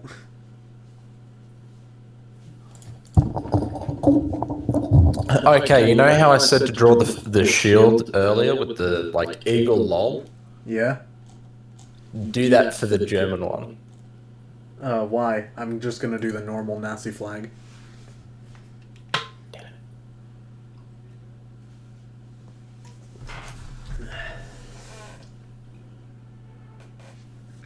No, here's what I can do. Oh my god, this is gonna be horrible though. Okay. So let's see. Is there any other flag of Germany I can use besides the fucking swastika flag? And I don't ask that because I have any qualms about drawing the swastika, but it's because actually drawing it and making it look proportionally right is really, really hard. I'm looking now at... No. I mean, you can do the black, white, and red. No. With the cross. Because here's the thing, if you do the black, white, and red with the iron cross, then you're not going to get YouTube. I don't care about that. And either way, I think people might be a little bit, depending on the person, but they might be a little bit like, hey, there's a swastika here. What is this going on again? Probably a fucking thumbnail, but... No, this is a frame for a video. Single frame. Okay. This is a single frame for a fucking video. Thankfully, though, it's like the only one. Bear back one second. I was gonna have a bunch more, but this has been going on for 2 hours and we're halfway done. So, yeah, not gonna be doing more of these. What happened to the editing stream? This is an editing stream. I am doing stuff for the editing, but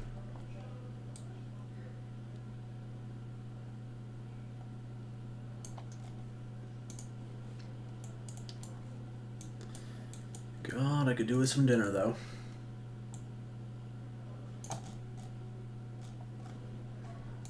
I'm sure this can only go well.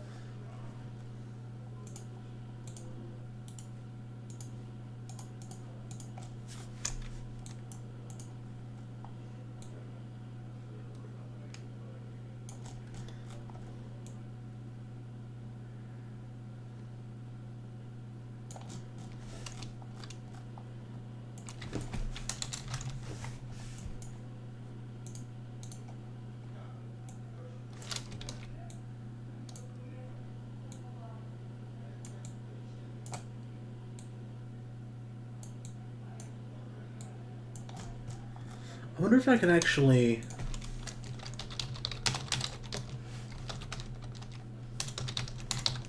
Because I do want to avoid the whole demonetization thing. Yo, look at this. ANCAPs are Nazis confirmed. Get it? What are you talking about? ANCAPs are Nazis confirmed. Oh god. Oh fuck. So I guess libertarians are fascist. Strasserism.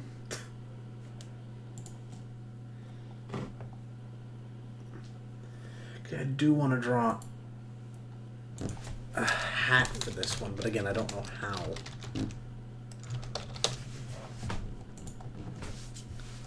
How does one draw a hat for this?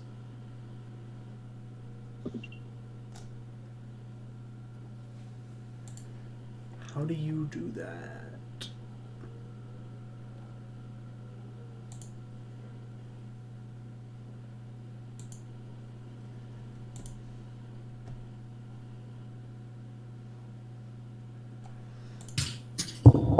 I'm back, fellow commies. Fellow communist, welcome back.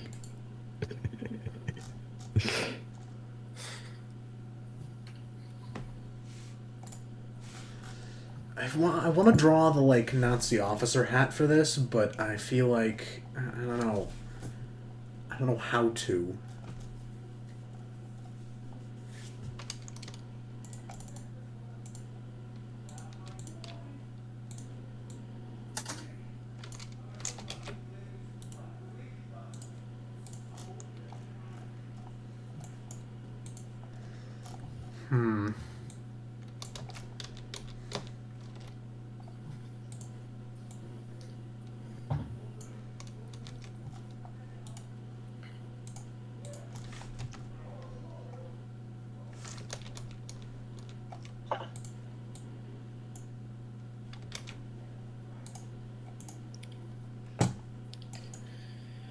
Yeah, one angry ranger.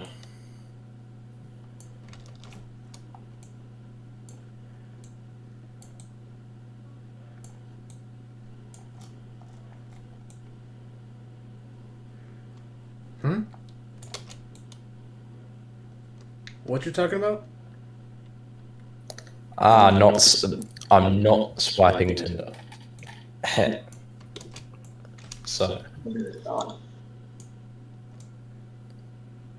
What? What? You said something? Ben said something. Oh, did I? Yeah. You did, buckaroo. I'm trying to get away now, man. Give me a break. You're trying to do what? We're gonna be dipping out now. I mean, heading out. Alright. See you, mate. See ya. See you tomorrow, maybe. There were 3. Yes.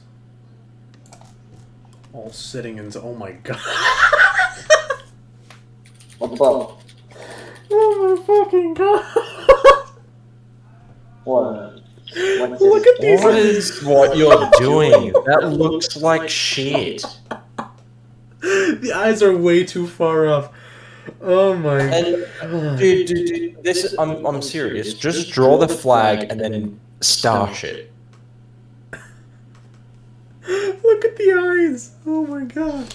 You know what? What's the car's car with the moustache? It kind of has that similar look as well. It looks less like a Hitler stash, more like the stash off of one of the cars from Cars 2. I haven't. Cars. Oh, see, Cars 2 isn't Cars. exactly a cinematic masterpiece. It's not something I go back to view very often. Oh no, it's the green one with the fucking thing and the moustache and it. Meh. Fuck. You seem to have a great a vendetta against this particular car. No, I do not at all. Thank you very much.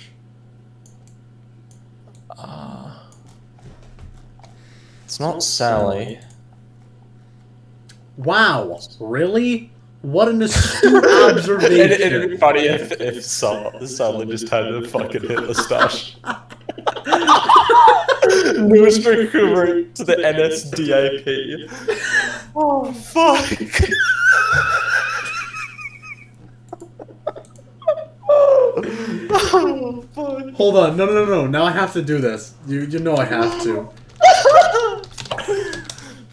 Oh, fuck. Oh my god. The character's canonical name is apparently Sally Carrera. Fucking kill me. Yeah. Here we go. Okay. It's not Ramon. Oh, does anyone remember Ramon? Fuck, he was a shit cunt. Who? Ramon. Yeah, Ramon. Okay, let's see who he is. What's that? Ramon was the biggest shit cunt. Come on. Is he from First? No, Cars. Cars the original or the sequel? Oh, no, he's in both, I'm pretty sure.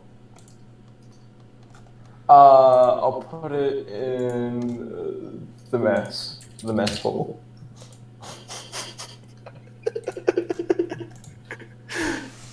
What the biggest shit cunt? 100%. I love how strongly you feel about this. Oh, he's 100% a shit cunt though. I'll take your word for it.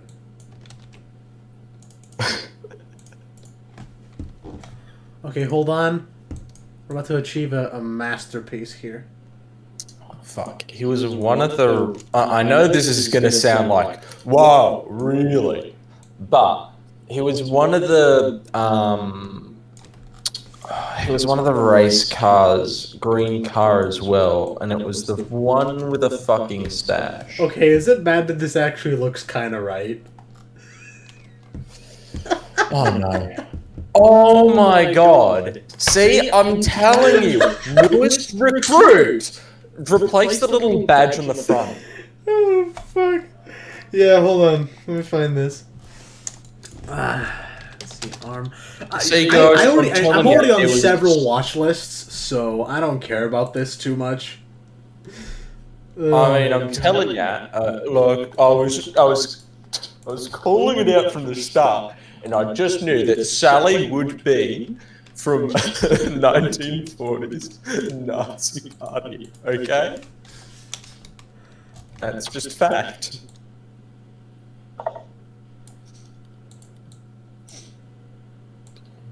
Is it bad that if that swastika were replaced by some other symbol, I would kind of totally dig this as a flag? This. No, that looks like shit. Nah. Okay, ladies and gentlemen, we've achieved a masterpiece here. Okay, don't call fucking turning Sally into a fucking war criminal. As we've done some legendary stuff here today, boys. I'm saving this as a PNG. I'm gonna use this someday. We've achieved great things today. I think that's a great thing. It's something you have achieved. It's something that you have personally done. Oh no, Nazi zombies. Sally is the new Nazi zombie in God. Oh my lord. Also, that was the car that I was talking about, Michael Keaton, apparently. Huh. He looks like he has that exact stash that you drew. Beautiful. This looks actually like what's his fucking name? Wait, how undemocratic are you entirely? Have a look at this. If you go to ballot box, editing stream tonight, up for yeah, no for nah. 11 people. Democracy is void. You. Alright, time to do an editing stream. Because fuck them. Look in the public address, it says it all. Streaming despite the poll, just to remind you that this server is not a democracy. Look, it's this mustache. It's actually almost this mustache. The fucking JJ stash. True. Damn. It is a JJ stash.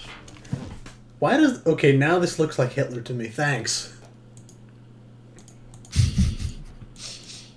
Auf Arbeit für I mean, it's... I mean, it's not far off. No. Fuck, how do you think that fucking Hitler came to that? He was just shaving one day, and then like his mum just told him, oh no, she was dead by then. Do you reckon like one of his staffers just told him, "Oi, there is a press conference." I don't know why I'm doing a South African accent. South Africa. There is a press conference in the 5 seconds. Yeah. Okay, this and then he just like, oh, and then he just like quickly wraps up shaving, and then he just fucking runs out. Do you reckon that's how it came to be? Because otherwise it makes no sense as to how one person could come to that idea of having that shit a stash. Oh, God. We have fun here. Or do we? Surely he was just like, like he's just gonna quickly wrap up.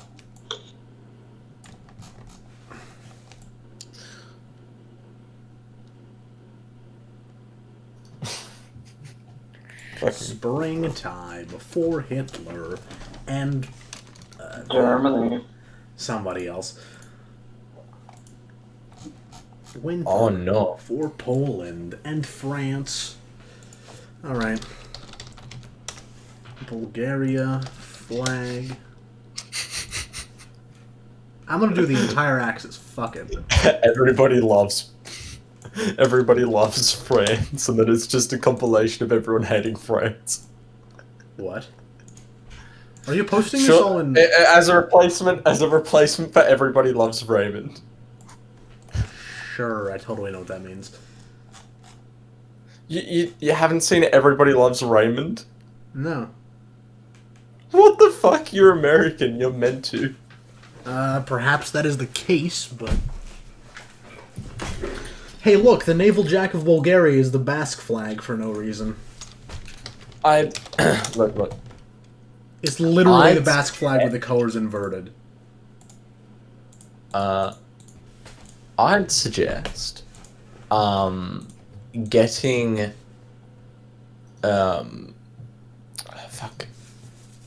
just watching Everybody Loves Raymond, just an episode, just to give you a vibe of just to get a good vibe of the thing, alright?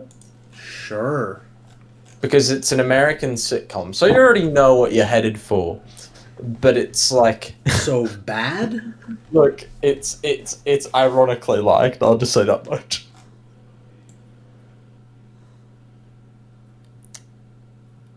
I think I'll fucking watch anything if I'm drunk and it's really shit. It's like those two things. It's really, really shit, and alcohol. Perfect night. Like solving world hunger, solving poverty. Nah. Getting drunk and watching Everybody Loves Raymond. Clearly the superior option. It's like watching The Big Bang Theory if it was even ironically funny. Fun. Yeah. Also, why does in every American sitcom the lighting have to be really shit as well as the clothing? Don't ask me. I'd tell you if I knew.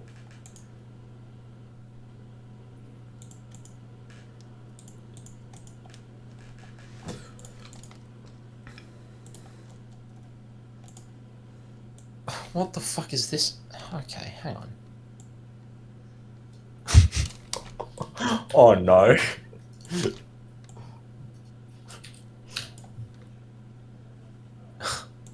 What? When did Maida get so kinky? I mean, Lightning McQueen get so kinky. I'm gonna be fucking demonetized. Keep it in Cheeky down. cunt.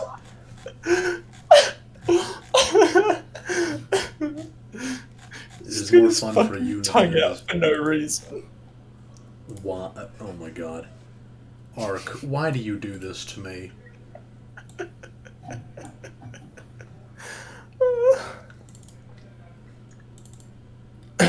Did someone at me? Oh, apparently someone's added me. Here's a movie for you to watch. Trump vs. the Illuminati. No, what is this? Oh, fuck. Ooh, you guys really do be trying to get me demonetized. They really are. God damn. Well, I mean, fuck you or something. that was shown on fucking national television. So who cares? Well, fuck you or something. Or something. What is this? A clone of Donald Trump. A clone survives. Survives a liberal world. The liberals destroyed our world. That's it. I'm becoming president for life. To ensure the safety and continuing stability, the Republic will be reorganized into the first Trump Empire. Oh no. Unironically, something that could probably maybe happen a couple years ago. Oh no, guys, they made it on the setting for that movie is 2024. Bruh. That's such a big fucking meme. He dies 2020, gets a Herman Cain stick whacked against his head, gets COVID himself, and then he finally dies this year later on once he eventually will get it again. And then guess what? This is the best part. Just him fucking fighting aliens, aka the Democrats. Like, fuck, that'll be so funny in 2024.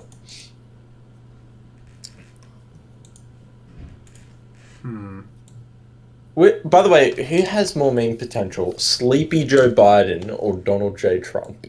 Donald Trump. By margin. Biden. I reckon Biden's better for the memes. Why? Just because you've got this fucking president that's like half asleep half of the time. I think it's got better meme potential, dude. I don't know, man. Trump, he was a mean economist. I mean, yeah, like that's the only economics he knows how to do. But it's it's a reason to elect someone, I reckon. Alright, we have some people in chat here. Oh wow, okay, so I guess the Europeans have awoken, because Maro is here, Abdi is here, somebody who I think I know who he is. I think he's using a burner account. But hello, Manamans. Why would you use a burner account to watch Arkin? Are you that embarrassed by, you being witnessed to watch Hey, I mean, his stuff? technically my entire channel is a burner account. It's not my personal YouTube. It's not like my personal Gmail account, so... Yeah, well, that's to be expected to a certain extent. Like, I know I'm technically a hypocrite in what I'm saying, but I'm a fucking idiot, so... Apparently he did the hat for you. Peter Klein. Yeah, I know. Thanks, Peter, you fucking beast. Thanks, Peter. I'm not going to use it, though. Fuck you. Oh, come in that crowd. Kiss everyone.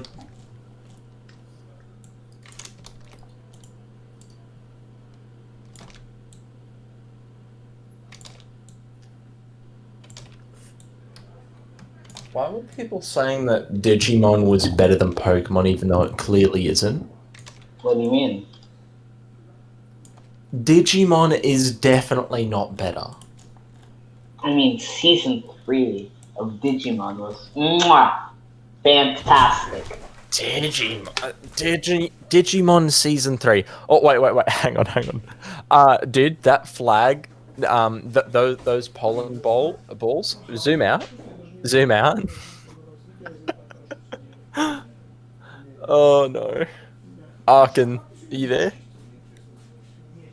Arkin's dead. Viva Republic. It looks like fucking bunny ears. Hey, that means I can say the N-word. Arkin is gone. Oh no. No, don't. I'm not. Racism's not funny. No, Racist. guys. I'm black, though. Look. Viva Republic. Down with the oligarchs. Down with Plague. Down with Arkin. Down with What's up, folks? I've returned. What I miss? I was gonna say, Arkin, if you zoom out, that, my friend, looks like you've just given Germany Hitler bunny ears.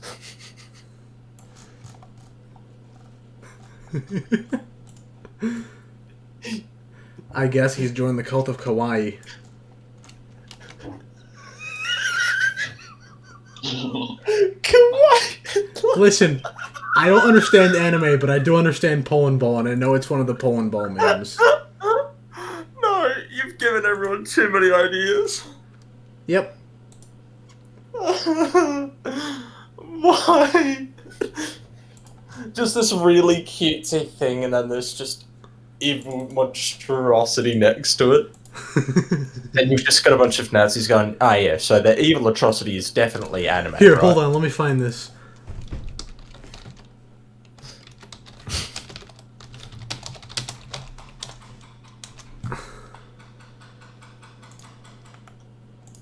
There we go. Wait, hold on. There we go.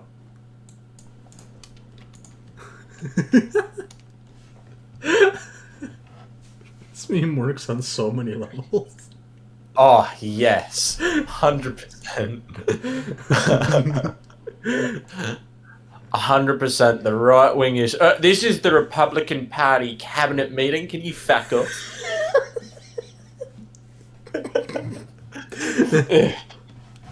It's just what like Australia's one nation sitting there going, we're trying to deport immigrants right now. Fuck off. It's unmistakably a right-wing group. Oh, that is fucking funny. Listen to your friends, we're just talking about how to fuck over the poor. Yeah, should we tax them by $300,000 a year or $3,000,000 a year? Here, let me show you this.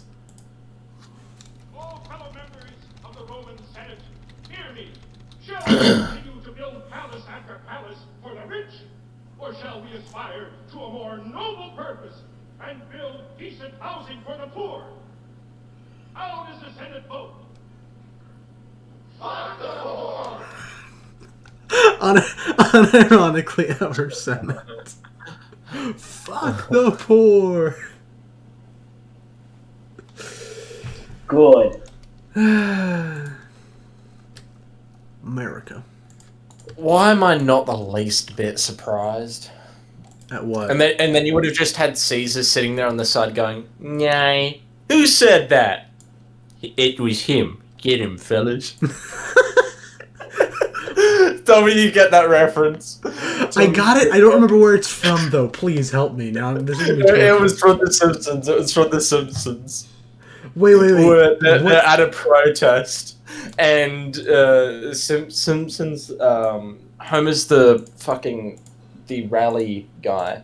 The union leader? And this weasel. Sorry? You mean the union leader? Yeah. I've been rewatching The Simpsons recently. No. It wasn't the union leader. Fuck.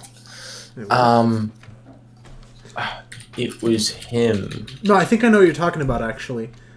I think I know. It was, yeah. It was I'll get it up for you. Let's get him, Philly. No, yeah, it was that episode. It's where you gotta get up the full thing. You gotta get the No, listen. I was watching actually that specific episode just like last week. Yeah. I've been watching through season 4 of The Simpsons. I know exactly what you're talking about. Yeah, it's in chat. It's in chat. That's good. Get him, fellas.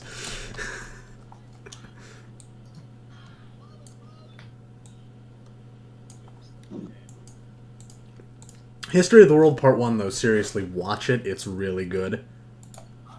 You know what? I am on the train because there's a little a divide amongst some Simpsons fans. Which is better? Him sleazily walking back and going, yeah, or him going, it was him. Get him, fellas.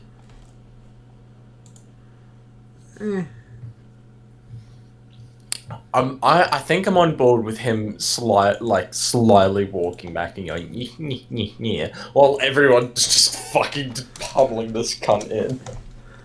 And of course the Australian is sitting there going, yeah, the fucking violence, that was the best part. Because of course. Australians are like the, or stereotypical Australians, they're like the Southerners in America, but it's the entire country. No, we're not. Not the Southerners. No. That's our little Southerner, our stereotypical Southerner. That is Tasmania, mate. Those are the incest lovers. Ah. What? Why? I'm confused. Why am I not surprised? Why are you not surprised? Well, to be fair, I could be feeding you absolute horseshit right now, and you would not know. No, I wouldn't. Hold on. And I could also say that No, now you're making me research it. Thanks. Let's see. No, but yeah, they're known for incest. Nice. It's like Melbourne being known for soy. Okay, and I'm also going to just go ahead and remove that from my search history. Because you've just searched up, you fucking idiot, Tasmanian incest. You fuckhead. I'm not known for being particularly quick on the uptake. I buy that. I mean, your entire stream would just be collected with funny game moment Biden, like... And is that what was that anime thing you just deleted? Oh yeah, let me show you. Here. So this program is meant, apparently, I didn't know this, but it's apparently meant for drawing like anime or manga, same shit to me. And I didn't know this because I just had somebody recommend it to me as a software to draw Poland Ball. So that's something I gotta live with forever now. Thanks. Introducing in October their top creators. And then it's like clearly some hentai screen cap. Pretty much. So that's very revealing into that person who recommended it to you, because you can verify that they are a weeb. No, actually, you know what's interesting? I don't think he actually is. Let me see if I can find him. He's a grassroots. He's not. No. He's not. He just recommended it to me. Actually, wait, no, it wasn't Saul. It was Salvi. Salvi, I will find you. Where are you? Where is he? You can't hide forever.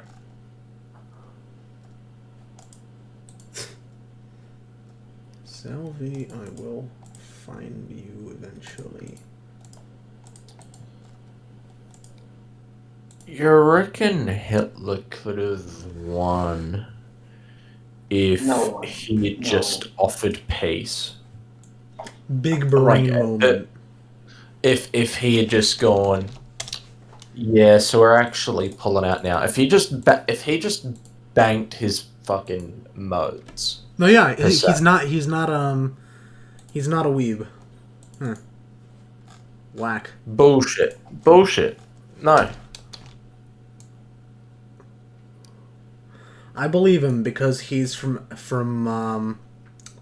He's Becky Stance. No, he's from El Salvador, so he has nothing left to lose. Cool. Wow, are you insulting all El Salvadorians? How racist of you. I mean... Get him, fellas. Literally, that's just Twitter. Oh, yes, that is Twitter in a nutshell. Let's get him, fellas. Let's get him, fellas. We've discovered the essence of Twitter live on stream. Yes. Oh. Let's get him, fellas. Let's get him, fellas. Can we take a second to appreciate that the flag of Slovakia and the flag of Russia are literally the same thing, except for different shades of blue? Or were during World War II. The World War II flag of Slovakia is the same as Russia's now. I mean, to be fair, the Slovakian flag does still look better. Now, the current one? Yeah. Oh, no. The one that in 1940s. Huh.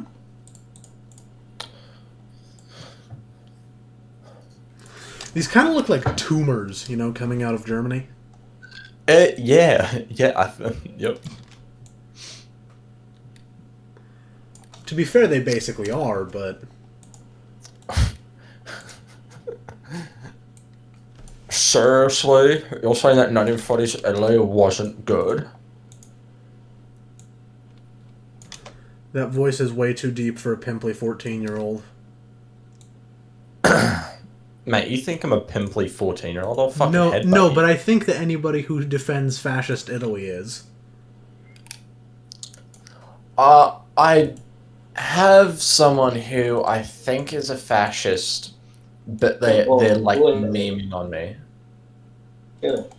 I have this guy I know. He's like a genuine, like he knows his way around a joke, right? But he's been saying this line the entire time, and where he'll be like, no, I'm trolling and acting like as if I'm a fascist when in fact I'm not, and I'm duping fascists into like voting for someone like Biden. Bruh. It's kind of mega-brained, actually. But here's the thing. I think that's bullshit, because I had to sit there and argue with them. No, dictators never work, because they have no accountability, and that's what actually makes... Okay, look, even I will say they work sometimes, just not long-term. There's no example for it. Sure there is. Caesar and Augustus both greatly improved the lives of Romans, but they were still, horrible. Yeah, but then you've also got to account in the years and years and years where I mean, dude, I gave you the script to read. You know how I feel about it, but... And didn't it basically said, it's good when you have a benevolent one. Which is almost not never. good when you don't. Yeah, and that's the thing. It's already almost never. And second of all, you also take up the issue of, well, there's a certain element that you have to answer of, how do you make sure they're not being corrupt as well? Like there's always going to be that big issue of, are they handling the country well? And you'll never know because they'll already have because there's no accountability. Yes, complete whitewash over the media, and that's my biggest issue of it all, is that it basically makes it so you can do fucking anything, and there's already a lot that you can do. So. Oh boy. That U is way too thick, but okay. Yeah. That's a thick ass U. Goddamn, boy. I agree. It do be thick though, hey. Fuck you. Yeah, good enough. Why, fuck you, mate, huh? Oh, Christ. Fucking Americans. Americans? Yeah, that's right. Suck it. Oh. I think Sam took personal offense to that. Yes, I did. It's 11 p.m. My brain is going wonky. Well, look, do take personal offense because I'm not particularly fond of America. Thank you very much for my TED Talk, for listening to my TED Talk. Okay. All of Twitter now. Let's get him.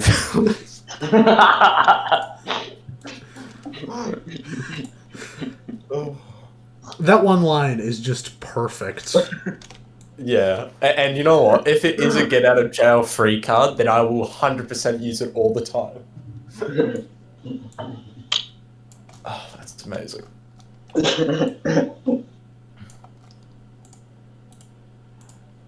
Let's I can't fucking make my voice so nasally. No. You've basically got to be like mocking and disabled at the same time. I have to sound really fucking nasally. I have to sound really goddamn nasally. Let's get him, fellas. No, that didn't work at all. Let's get him, fellas. Let's get him, fellas. You do the best one. You also have to have like a lisp, which I just can't do. You've not got to be a very... I hate how the word based has been completely transferred of all meaning. It never had any to begin with. It's a meaningless word and I hate it. Base. Like, whenever I hear based, I now think, oh, you're a dumbass. Like, instant. Here, hold on. Let me just... I've played this before, but I'll play it again because I feel it needs to be repeated. No, No, thank you. Please. It's not that good. Cringe!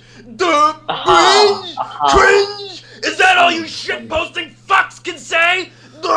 Base, cringe, cringe. I feel like I'm in a fucking asylum full of dementia-ridden old people that can do nothing but repeat the same fucking words on loop like a fucking broken record. Boomer! Zoomer! I am Boomer! No zoomies! Zoomer going zoomies! Ah! Honest to God! I will say this, the only thing that it, like, look, the fact that 4chan is in a Nazi outfit is very, very fitting. Yes. What makes it's that? so fitting that it's ridiculous. Yeah. Wait, isn't YouTube also in a fucking Reich outfit? In that one? Is it? I thought it was. I didn't get a good enough look.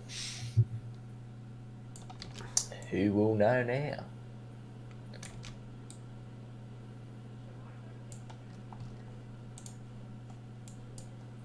And so is this gonna be Japan? Is it gonna be Japanese or? I think this is gonna be Italy because I need some more space for Japan. I want to like do the same thing that I did here, but with Thailand and Manchukuo.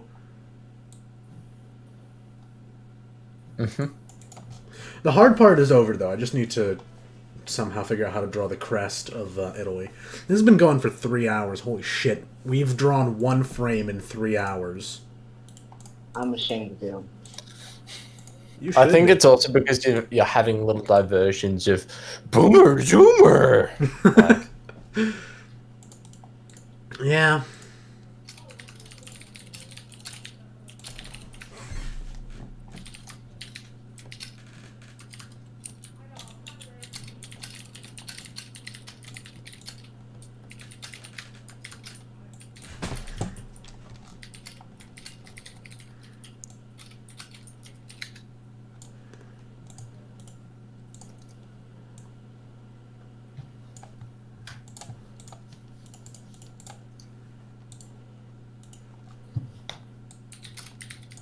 By the way, Ben. Yo. We're considering doing an Among Us stream tomorrow, so if you want to join us and help blame the brown guy every time again. Yes. The brown guy. It depends on what time. If it's this time again tomorrow, very likely probable. In fact, maybe I should stream it myself instead of being a fucking idiot. Aha, no. Well, it's gonna be before, like, long before now, because now would be dinner time. Thanksgiving, my Dinner friend. time, what? It's called Thanksgiving, my friend. Yeah, Finally, who give thanks eats for till 11 capitalism p.m.? or something. I realize I sound like a communist right now, but that's fine. Link, you beautiful bastard. Ark says, "This is more entertaining than sleep." Well, thank you.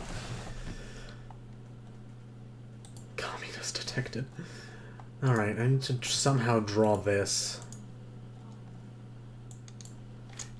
Base, cringe, base. Rest in peace. Feels like I'm in a fucking asylum full of dementia-ridden old people. Zoom, zoom, zoom! That entire video has just so many quotable lines. Ah! Ew.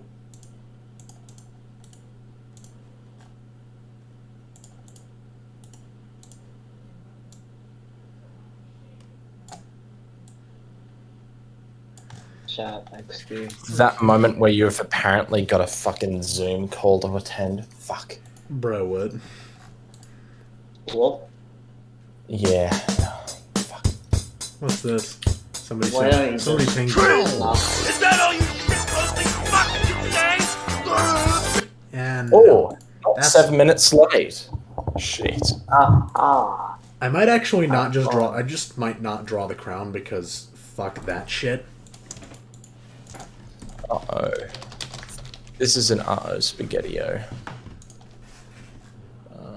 No. Variant. Ooh. That's cool.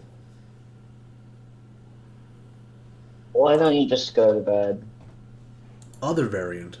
Dude, it's like 11. I'm not going to bed for a while. But you need help.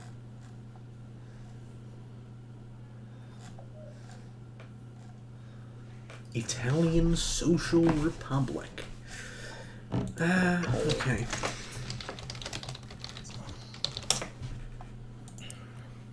Shit, where is... yeah, I don't know. That all you shit fucks could say. Shit posting fucks can say. Is that all you shit posting fucks can say?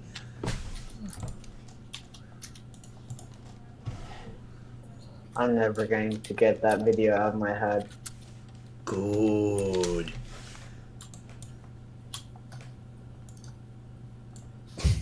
That video is pretty based, guys. Nah, it's pretty cringe, not gonna lie. I think the guy's a boomer. Zoom, zoom, zoom. Okay. Start Zoom. Base. No, you shit fuck. Shit posting fucks and play. Based. Based. Cringe, cringe, cringe. Based, cringe, cringe, cringe. Based, cringe. I feel like I'm in a fucking mental asylum full of demented wooden old people that can do nothing but repeat the same fucking word on live for like a fucking broken record. Cringe, cringe, cringe. Based, Wait, so Ben, you based, gotta go? cringe. Pretty soon for a little bit. Alright. Alright then, mate. Did Italy have any puppets? Like, during the war? Good hill. Vichy, France. Serbia. No, both of those were Germany. Oh. Yeah. Italy? Oh no. What are Italy. we talking about? No. Alright, then we'll I mean, technically, it would be Greece or Albania. No, because those were taken by Germany as well. Well, Albania was just annexed. Oh wait. Fuck. African nation. Shit. Forgot its name. Libya, Ethiopia, Somalia. Ethiopia. Yeah, it was conquered. Yeah, by Italy. No, by the British after in World War II. It was conquered by Italy originally, but then. Oh, but their flag was just the normal flag of Italy. Ethiopia. Yeah. Well. All hail Caliph Erdogan. Flag of Ethiopia, and then we'll see what we can find. Is that all you shit posting fucks can say? Oh my god, shut up. Stimulus package.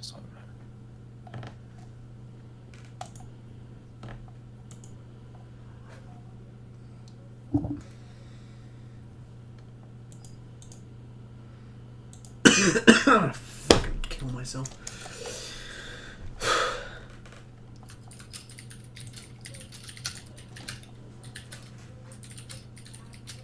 Okay. Last one left is Japan, and then we're done with this one fucking frame. Somebody once told me I wanna fucking kill myself. Base.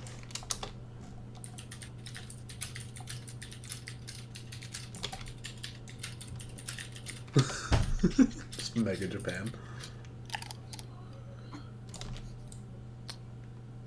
You know, this is my fucking problem with these Astro headsets, is because because you can't actually fucking you can't actually whatsy them. You can't tear off the earmuffs. You can't actually clean them, so they're just like steam. Alright, I think I'm gonna hit the high. Peace. Alright, hit that hay. Alright, babe.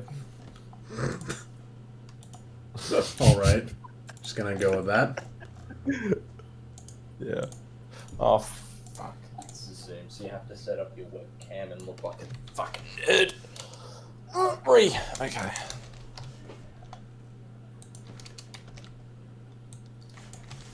No, we'll join without video.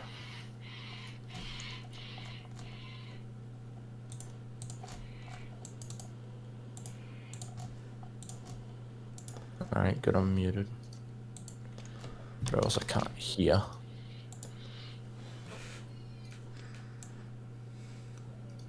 Oh, why can't I hear?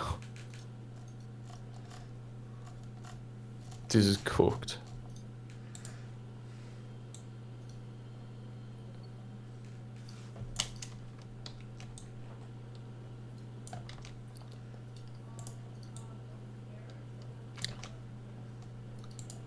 Goddamn Zoom. Ooh, that's what I need. Maybe not quite that much.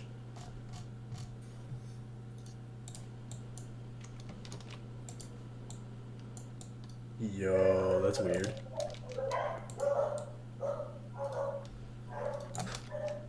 Ah, there we go, I can hear.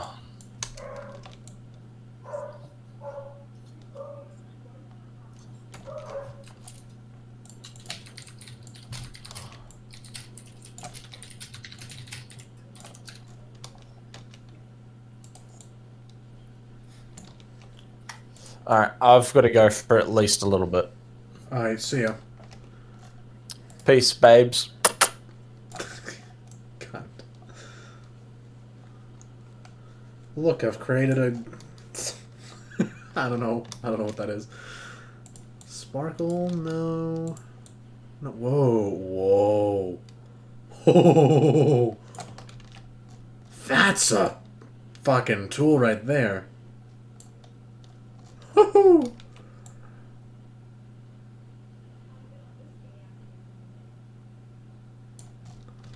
Oh no, wait.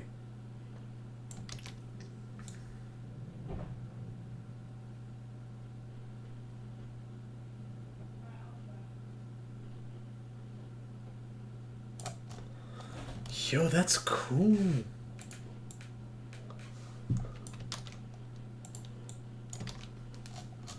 That's actually really interesting.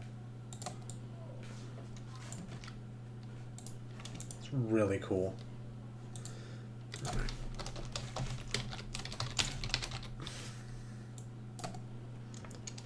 We're gonna educate ourselves on Orwell, shall we?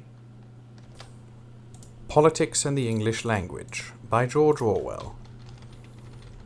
Most people who bother with the matter at all would admit that the English language is in a bad way, but it is generally assumed that we cannot by conscious action do anything about it. Our civilization is decadent, and our language, so the argument runs, must inevitably share in the general collapse. It follows that any struggle against the abuse of language is a sentimental archaism, like preferring candles to electric light or hansom cabs to aeroplanes. Underneath this lies the half-conscious belief that language is a natural growth and not an instrument which we shape for our own purposes.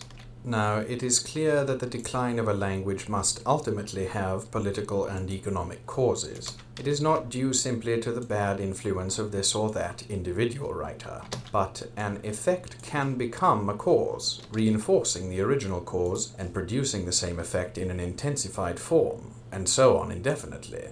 A man may take to drink because he feels himself to be a failure, and then fail all the more completely because he drinks. It is rather the same thing that is happening to the English language. It becomes ugly and inaccurate because our thoughts are foolish. But the slovenliness of our language makes it easier for us to have foolish thoughts. The point is that the process is reversible. Modern English, especially written English, is full of bad habits which spread by imitation, and which can be avoided if one is willing to take the necessary trouble. If one gets rid of these habits, one can think more clearly, and to think clearly is a necessary first step towards political regeneration, so that the fight against bad English is not frivolous, and is not the exclusive concern of professional writers. I will come back to this presently, and I hope that by that time the meaning of what I have said here will have become clearer. Meanwhile, here are 5 specimens of the English language, as it is now habitually written. These 5 passages have not been picked out because they are especially bad. I could have quoted far worse if I had chosen, but because they illustrate various of the mental vices from which we now suffer. They are a little below the average, but are fairly representative examples. I number them so that I can refer back to them when necessary. 1. I am not indeed sure whether it is not true to say that the Milton who once seemed not unlike a 17th century Shelley had not become, out of an experience ever more bitter in each year, more alien to the founder of that Jesuit sect which nothing could induce him to tolerate. Professor Harold Laski, Essay in Freedom of Expression. 2. Above all, we cannot play ducks and drakes with a native battery of idioms which prescribe such egregious collocations of vocables as the basic put up with for tolerate or put at a loss for bewilder. Professor Lancelot Hogben, Interglossa. 3. On the one side we have the free personality. By definition it is not neurotic, for it has neither conflict nor dream. Its desires, such as they are transparent, for they are just what institutional approval keeps in the forefront of consciousness. Another institutional pattern would alter their number and intensity. There is little in them that is natural, irreducible, or culturally dangerous. But on the other side, the social bond itself is nothing but the mutual reflection of these self-secure integrities. Recall the definition of love. Is not this the very picture of a small academic? Where is there a place in this hall of mirrors for either personality or fraternity? Essay on Psychology in Politics, New York. 4. All the best people from the gentlemen's clubs, and all the frantic fascist captains united in common hatred of socialism and the bestial horror of the rising tide of the mass revolutionary movement, have turned to acts of provocation, to foul incendiarism, to medieval legends of poisoned wells, to legalize their own destruction to proletarian organizations, and rouse the agitated petty bourgeoisie to chauvinistic fervor on behalf of the fight against the revolutionary way out of the crisis. Communist pamphlet. 5. If a new spirit is to be infused into this old country, there is one thorny and contentious reform which must be tackled, and that is the humanization and galvanization of the BBC. Timidity here will bespeak canker and atrophy of the soul. The heart of Britain may be sound and of strong beat, for instance, but the British lion's roar at present is like that of Bottom in Shakespeare's Midsummer Night's Dream, as gentle as any sucking dove.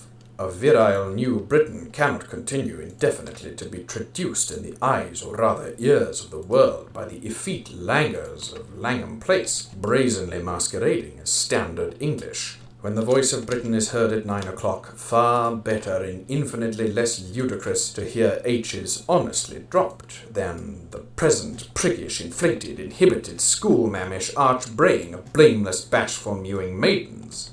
Letter in Tribune. Each of these passages has faults of its own, but quite apart from avoidable ugliness, two qualities are common to all of them. The first is staleness of imagery, the other is lack of precision. The writer either has a meaning and cannot express it, or he inadvertently says something else, or he is almost indifferent as to whether his words mean anything or not. This mixture of vagueness and sheer incompetence is the most marked characteristic of modern English prose, and especially of any kind of political writing. As soon as certain topics are raised, the concrete melts into the abstract, and no one seems to be able to think of turns of speech that are not hackneyed.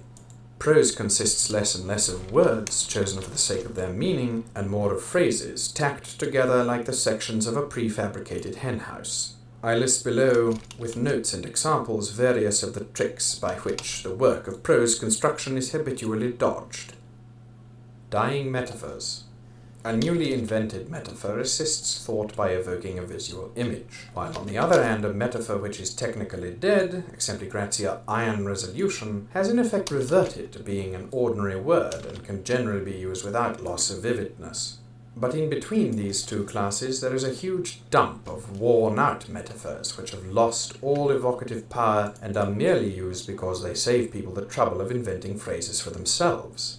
Examples are ring the changes on, take up the cudgels for, toe the line, ride roughshod over, stand shoulder to shoulder with, play into the hands of, no axe to grind, grist to the mill, fishing in troubled waters, rift within the lute, on the order of the day, Achilles' heel, swan song, hotbed. Many of these are used without knowledge of their meaning. What is a rift, for instance? And incompatible metaphors are frequently mixed, a sure sign that the writer is not interested in what he is saying. Some metaphors now current have been twisted out of their original meaning without those who use them even being aware of the fact. For example, toe the line is sometimes written T-O-W the line. Another example is the hammer and the anvil, now always used with the implication that the anvil gets the worst of it. In real life, it is always the anvil that breaks the hammer, never the other way around. A writer who stopped to think what he was saying would be aware of this, and would avoid perverting the original phrase. Operators or verbal false limbs.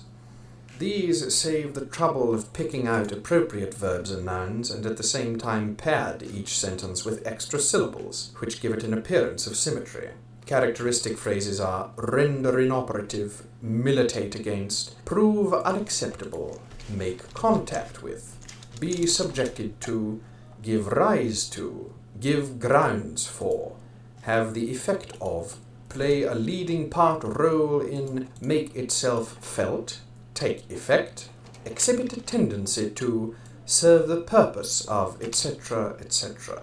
The keynote is the elimination of simple verbs. Instead of being a single word, such as break, stop, spoil, mend, kill, a verb becomes a phrase made up of a noun or adjective tacked on to some general purposes verb, such as prove, serve, form, play, render. In addition, the passive voice is wherever possible used in preference to the active, and noun constructions are used instead of gerunds, by examination of, instead of by examining. The range of verbs is further cut down by means of the I's and D formations, and banal statements are given an appearance of profundity by means of the not-un formation. Simple conjunctions and prepositions are replaced by such phrases as with respect to, having regard to, the fact that, by dint of, in view of, in the interests of, on the hypothesis that, and the ends of sentences are saved from anticlimax by such resounding commonplaces as greatly to be desired, cannot be left out of account, a development to be expected in the near future, deserving of serious consideration, brought to a satisfactory conclusion, and so on and so forth. Pretentious diction. Words like phenomenon, element, individual as noun, objective, categorical, effective, virtual, basic, primary, promote, constitute, exhibit, exploit, utilize, eliminate, liquidate, are used to dress up simple statements and give an air of scientific impartiality to biased judgments. Adjectives like epoch-making, epic, historic, unforgettable, triumphant, age-old, inevitable, inexorable, veritable, are used to dignify the sordid processes of international politics, while writing that aims at glorifying war usually takes on an archaic colour, its characteristic words being realm, throne, chariot, mailed fist, trident, sword, shield, buckler, banner, jackboot, clarion. Foreign words and expressions such as cul-de-sac, ancien régime, deus ex machina, mutatis mutandis, status quo, Gleichstaltung, Weltanschauung, are used to give an air of culture and elegance. Except for the useful abbreviations IE, EG, and ETC, there is no real need for any of the hundreds of foreign phrases now current in English. Bad writers, and especially scientific, political, and sociological writers, are nearly always haunted by the notion that Latin or Greek words are grander than Saxon ones, and unnecessary words like expedite, ameliorate, predict, extraneous, deracinated, clandestine, subaqueous, and hundreds of others constantly gain ground from their Anglo-Saxon opposite numbers.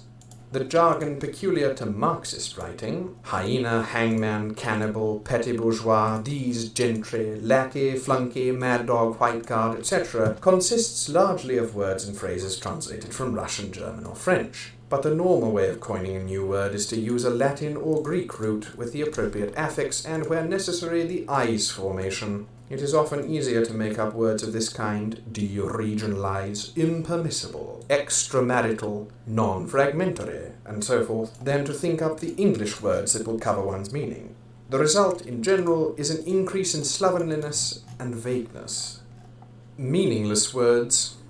In certain kinds of writing, particularly in art criticism and literary criticism, it is normal to come across long passages which are almost completely lacking in meaning. Words like romantic, plastic, values, human, dead, sentimental, natural, vitality, as used in art criticism, are strictly meaningless, in the sense that they not only do not point to any discoverable object, but are hardly even expected to do so by the reader. When one critic writes, the outstanding features of Mr. X's work is its living quality, while another writes, the immediately striking thing about Mr. X's work is its peculiar deadness. Alright, folks. I think it's done. After... how long have we been going? After over 3 hours of drawing, this picture is finally fucking finished. So, what do we say? Anything else to add, or are we done here? How's the stream? Stream's going well, Sam. Thank you for asking. I'm just listening to Orwell here while finishing it up. But y'all, I think it's ready. I think it's done. In fact, let's go ahead and merge this down. So I can do that, or I can... whoa. Whoa! I can make it flip. Nice. But so I think that... yeah. It's done. Finally. This took way longer than I thought it would. There it is. And then...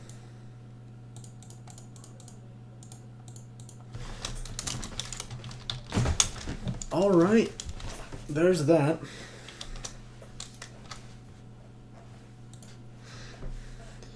Damn. Okay, that was hard. Fuck. Let's, well, I'll put it in there later. So let's do some actual editing now. I'll have to do some drawing again, so, you know, stick around. Because I'm nice, I'll let you people see the very beginning. Because also, Beethoven is awesome.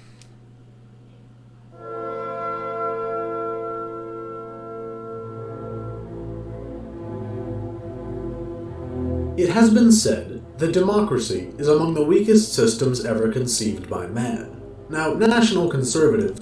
okay, I've been running into this problem.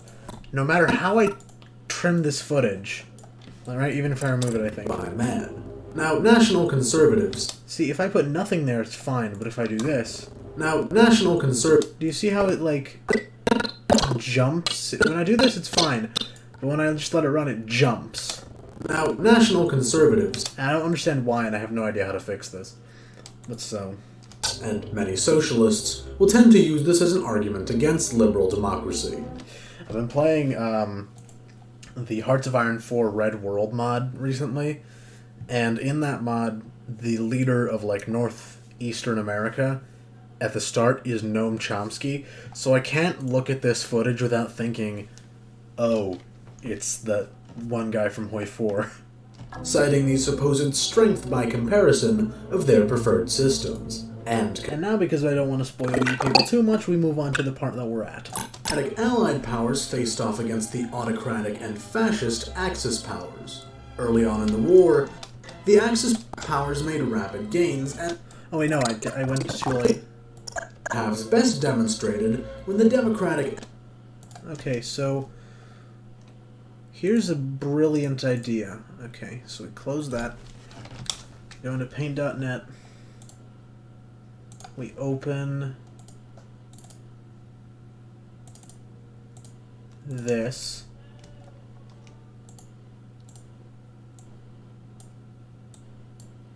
Whoa. Yo!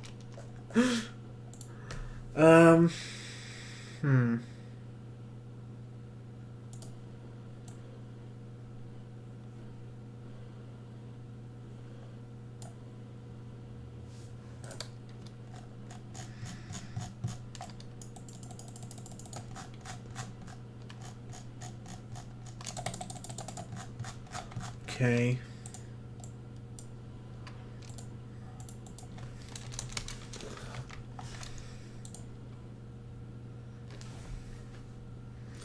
Okay, then let's see if we can blur it somehow.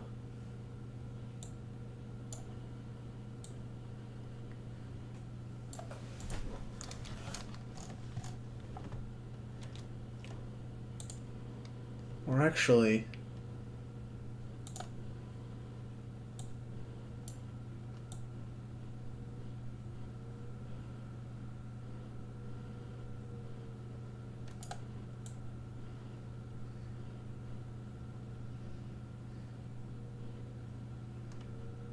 What if we just do this?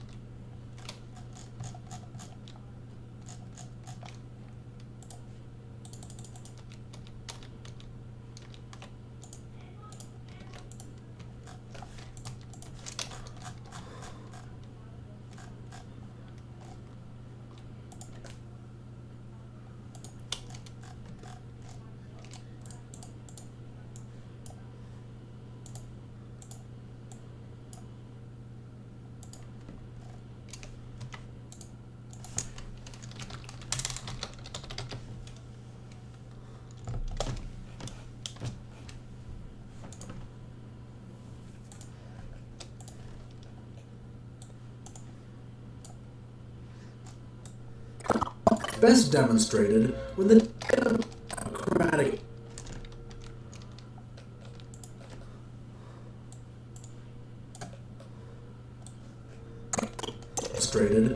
Democratic Allied powers faced off against the autocratic and fascist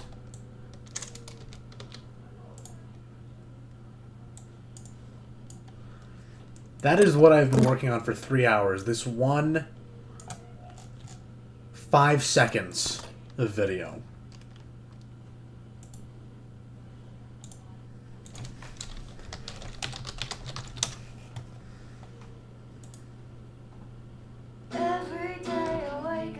Nope, that already is too horrible for me to listen to. Anyway, I want to hang myself right now, but please tell me at least it looks good. Firm system of governance, able to stand amidst adversity, and a flexible system of governance, able to adapt to any new circumstances that present themselves. This was perhaps best demonstrated when the Democratic Allied powers faced off against the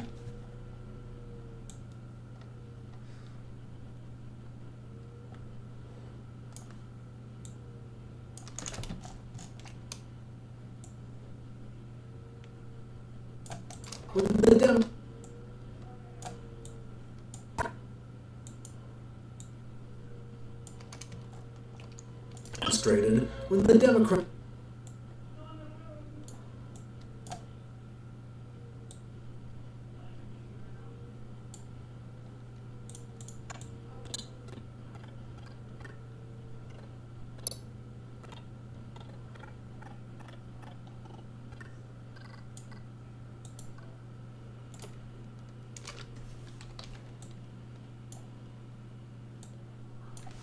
best demonstrated when the Democratic Allied powers faced off against the autocratic and fascist Axis powers.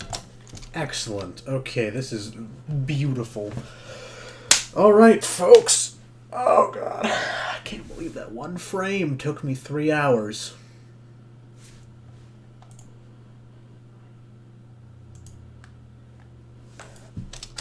Early on in the war, the Axis powers made rapid gains and quickly overpowered Western Europe.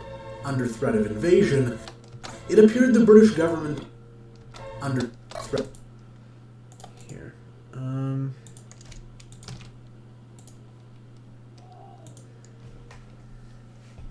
Nice.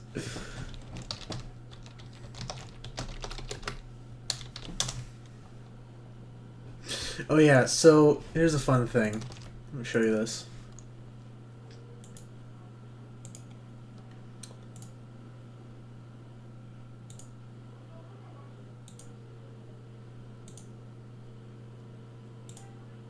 Right.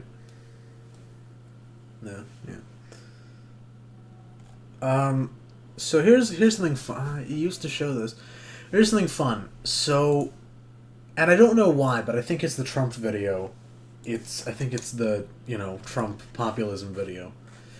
But, I've been losing over the past, month. I've been losing about as many subscribers as I've been gaining. I mean, obviously I've been gaining slightly more, but it's pretty slim margin because they're fucking pissed after, they lost the election. And it's just a lovely thing that's happening. On the one hand, it sucks because I do want to keep my audience kind of diverse politically, but, that just may not be possible. So.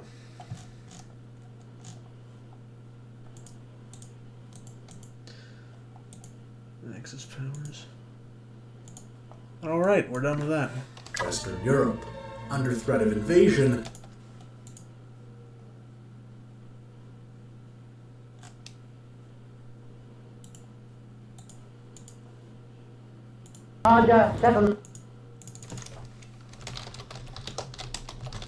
Chamberlain was an idiot, but he looked good.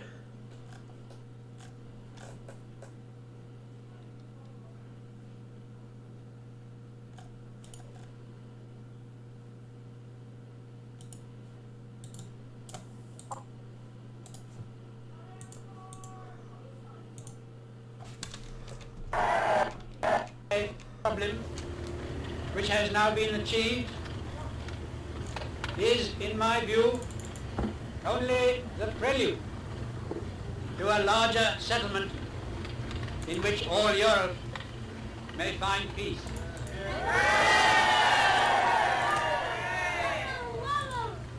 This morning I had another talk with the German Chancellor, Herr Hitler. And here is the paper which bears his name upon it as well as mine.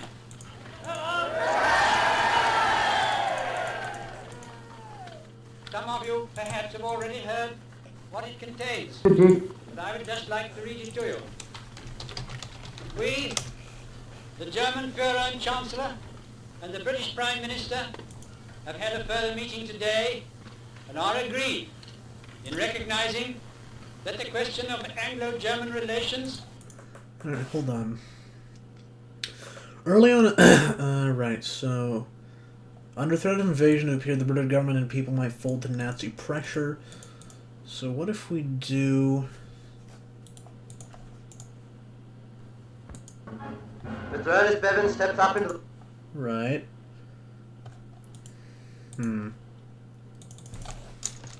Dunkirk speech. Not from the movie.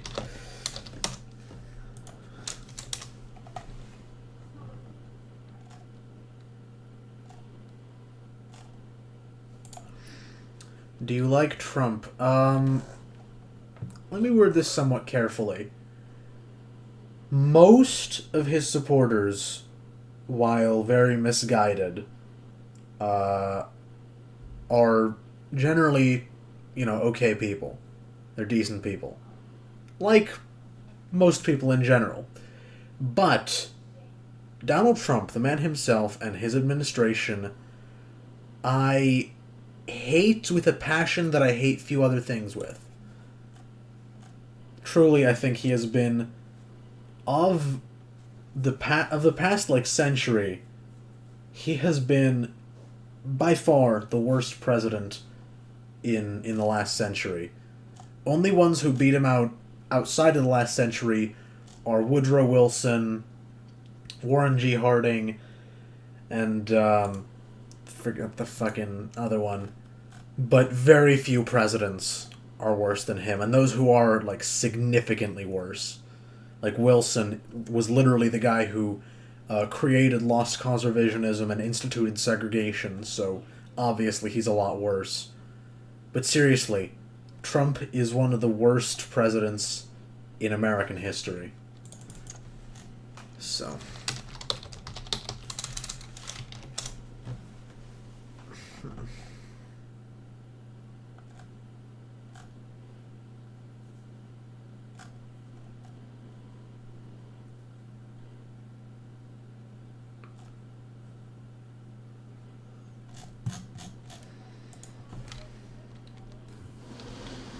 When Napoleon lay at Boulogne for a year with his flat-bottom boats and his grand army, he was told by someone to do.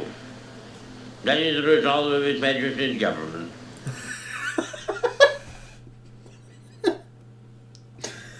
That's good. Every man of them at home to ride out the storm of war in England. There are certainly a great many more of them since the British Expeditionary Force returned.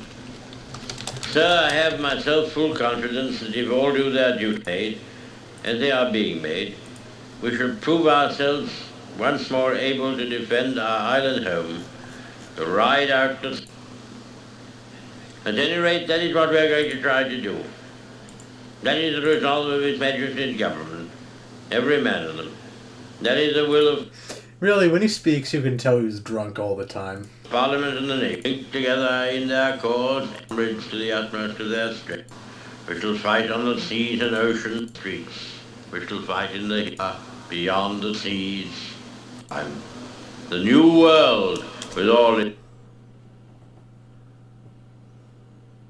God damn it, why is there no normal recording of this fucking speech? 20 or 30,000 men might be re-embarked. But it certainly seems that the whole of the French First Army and the whole of the British Expeditionary Force north of the Amiens-Abbeville gap would be broken up in the open field, or else would have to capitulate for lack of strength and fierceness.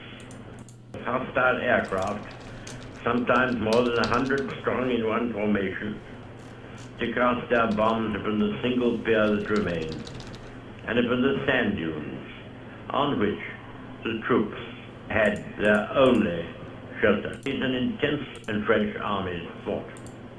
Meanwhile, the Royal Navy, with the willing help of countless merchant seamen, strained every nerve to embark the British and Allied troops. 200. Nor were the seas, as I have said, themselves free from mines and torpedoes. It was in conditions such as these that our men carried on the Metropolitan fighter strength and struck at the German bombers and at the fighters, which in large numbers protected them. This struggle was protracted and fierce. Suddenly, the scene is cleared. What the fuck? The crash and thunder has, for the moment, but only for the moment, died away. A miracle of deliverance achieved by valor, by perseverance, by perfect discipline, by faultless service, by resource, by skill, by unconquerable fidelity, is manifest to us all. The enemy was hurled back by the retreating British troops.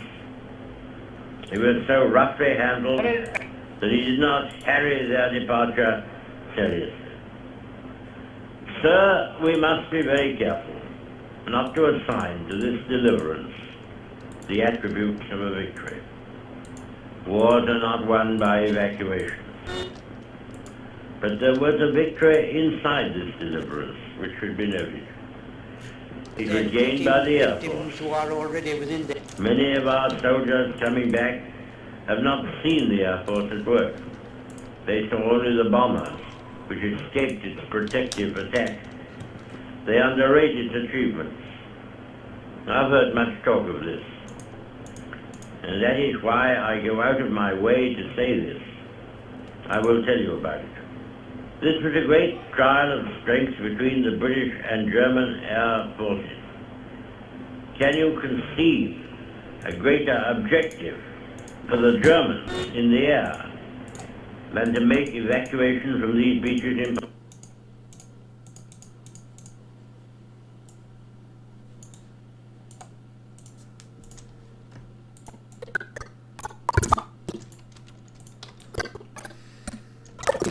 Europe, under threat of invasion. Europe, under threat of invasion, it appeared the British government and people might fold to Nazi pressure. Under threat of invasion, it appeared the British government and people might fold to Nazi pressure. But when they were truly pushed to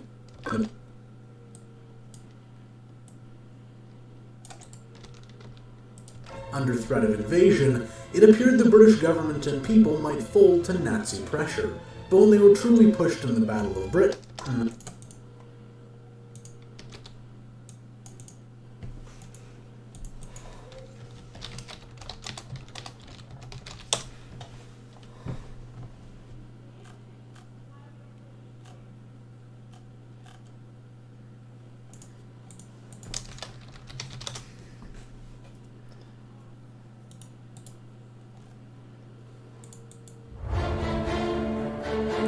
yes, inspirational music, because I've never seen that before.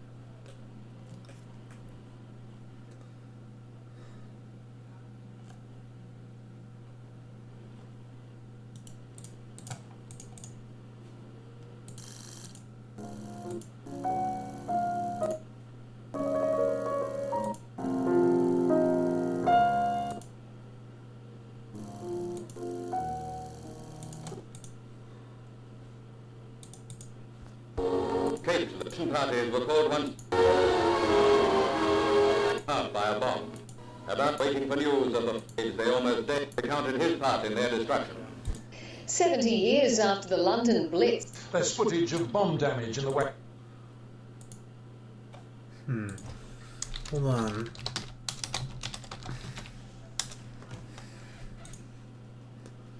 There's this one image that could work perfectly.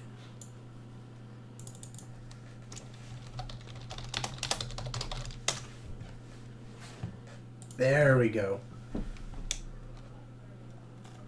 And what is the name of this image again?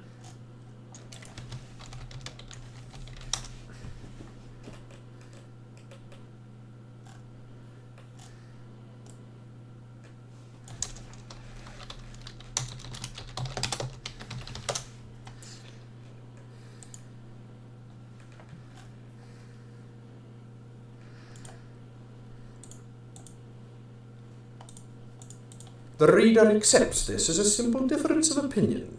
If words like black and white were involved instead of the jargon words dead and living, he would see at once that language was being used in an improper way. Many political words are similarly abused. The word fascism has now no meaning except insofar as it signifies something not desirable. The words democracy, socialism, freedom, patriotic, realistic, justice have each of them several different meanings which cannot be reconciled with one another. In the case of a word like democracy, not only is there no agreed definition, but the attempt to make one is resisted from all sides. It is almost universally felt that when we call a country democratic, we are praising it. Consequently, the defenders of every kind of regime claim that it is a democracy, and fear that they might have to stop using the word if it were tied down to any one meaning. Words of this kind are often used in a consciously dishonest way. That is, the person who uses them has his own private definition, but allows his hearer to think he means something quite different. Statements like Marshal Pétain was a true patriot, the Soviet press is the freest in the world, the Catholic Church is opposed to persecution, are almost always made with intent to deceive. Other words used in variable meanings, in most cases more or less dishonestly, are class, totalitarian, science, progressive, reactionary, bourgeois, equality. Now that I have made this catalogue of swindles and perversions, let me give another example of the kind of writing that they lead to. This time it must of its nature be an imaginary one. I am going to translate a passage of good English into modern English of the worst sort. Here is a well-known verse from Ecclesiastes.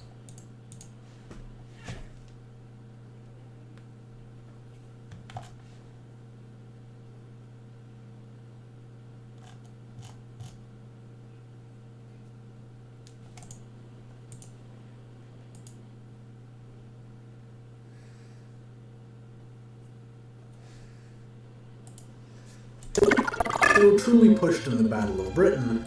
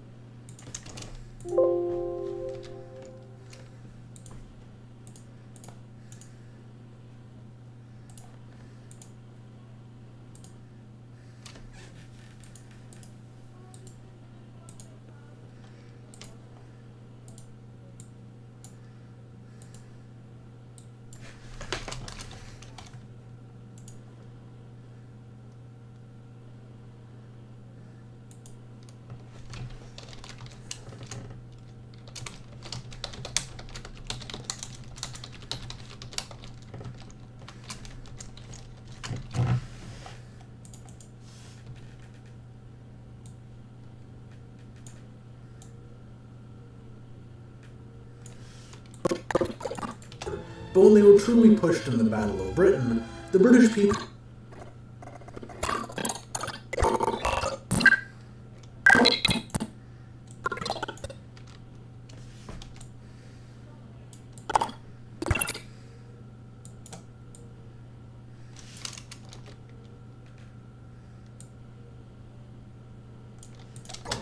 under threat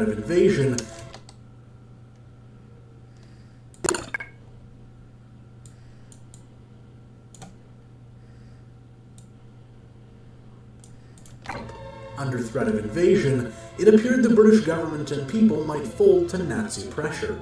But when they were truly pushed in the Battle of Britain,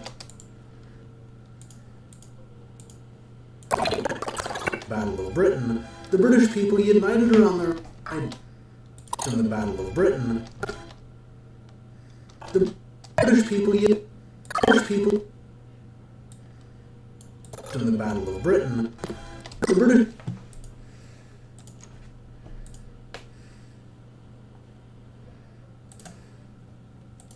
people united around their ideals of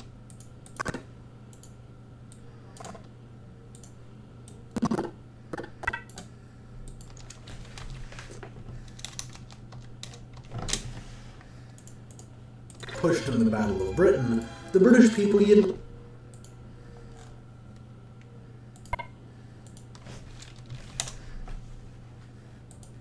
Nazi pressure. But when they were truly pushed in the Battle of Britain, the British people united on their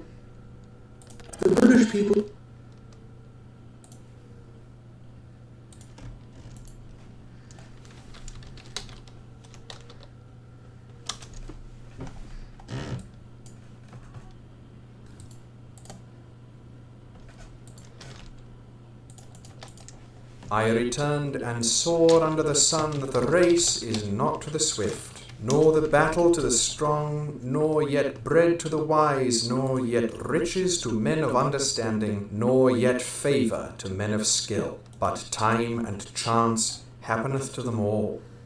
Here it is in modern English.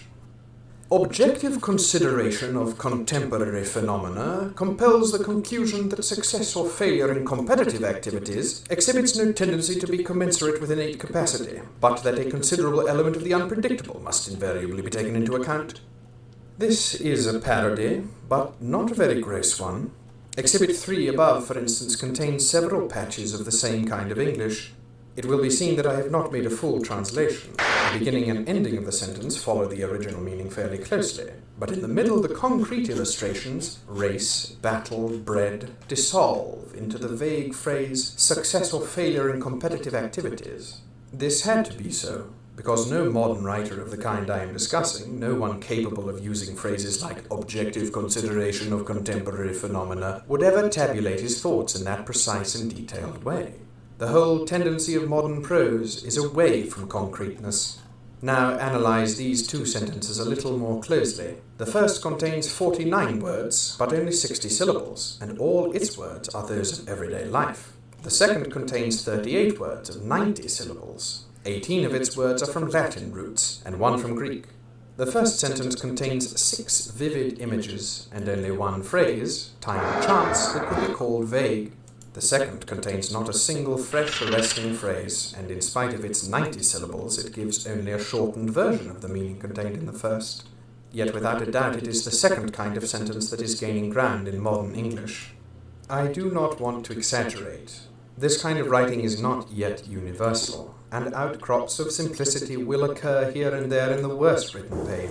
Still, if you or I were told to write a few lines on the uncertainty of human fortunes, we should probably come much nearer to my imaginary sentence than to the one from Ecclesiastes. As I have tried to show, modern writing, at its worst, does not consist in picking out words for the sake of their meaning and inventing images in order to make the meaning clearer. It consists in gumming together long strips of words which have already been set in order by someone else and making the results presentable by sheer humbug. The attraction of this way of writing is that it is easy. It is easier, even quicker, once you have the habit, to say, in my opinion it is a not unjustifiable assumption that, than to say, I think. If you use ready-made phrases, you not only don't have to hunt about for your words, you also don't have to bother with the rhythms of your sentences, since these phrases are generally so arranged as to be more or less euphonious. When you are composing in a hurry, when you are dictating to a stenographer, for instance, or making a public speech, it is natural to fall into a pretentious Latinized style. Tags like, a consideration which we should do well to bear in mind, or a conclusion to which all of us would readily assent, will save many a sentence from coming down with a bump. By using stale metaphors, similes, and idioms, you save much mental effort, at the cost of leaving your meaning vague not only for your reader, but for yourself. This is the significance of mixed metaphors. The sole aim of a metaphor is to call up a visual image. When these images clash, as in, the fascist octopus has sung its swan song, the jackboot is thrown into the melting pot, it can be taken as certain that the writer is not seeing a mental image of the objects he is naming. In other words, he is not really thinking. Look again at the examples I gave at the beginning of this essay. Professor Lasky, 1, uses 5 negatives in 53 words. One of these is superfluous, making nonsense of the whole passage, and in addition there is the slip alien for akin, making further nonsense, and several avoidable pieces of clumsiness which increase the general vagueness. Professor Hogben, too, plays ducks and drakes with a battery which is able to write prescriptions, and while disapproving of the everyday phrase put up with, is unwilling to look egregious up in the dictionary and see what it means. 3, if one takes an uncharitable attitude towards it, is simply meaningless. Probably one could work out its intended meaning by reading the whole of the article in which it occurs. In 4, the writer knows more or less what he wants to say, but an accumulation of stale phrases chokes him like tea leaves blocking a sink. In 5, words and meaning have almost parted company. People who write in this manner usually have a general emotional meaning. They dislike one thing and want to express solidarity with another, but they are not interested in the detail of what they are saying. A scrupulous writer, in every sentence that he writes, will ask himself at least 4 questions thus. What am I trying to say? What words will express it? What image or idiom will make it clearer? Is this image fresh enough to have an effect? And he will probably ask himself 2 more. Could I put it more shortly? Have I said anything that is avoidably ugly? But you are not obliged to go to all this trouble. You can shirk it by simply throwing your mind open and letting the ready-made phrases come crowding in. They will construct your sentences for you, even think your thoughts for you to a certain extent, and at need they will perform the important service of partially concealing your meaning even from yourself.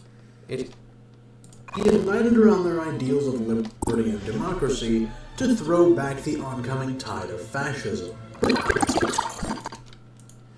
Their ideals of liberty and democracy to throw back the oncoming tide of fascism. Prolific writer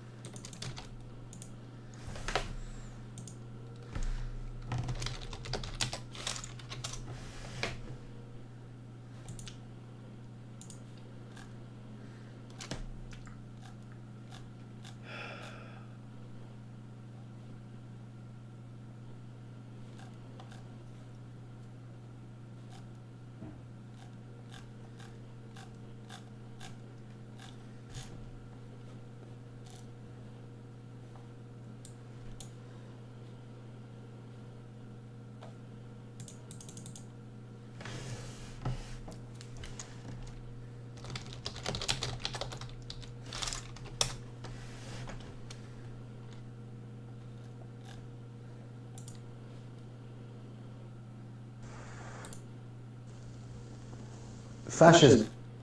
What's this from again?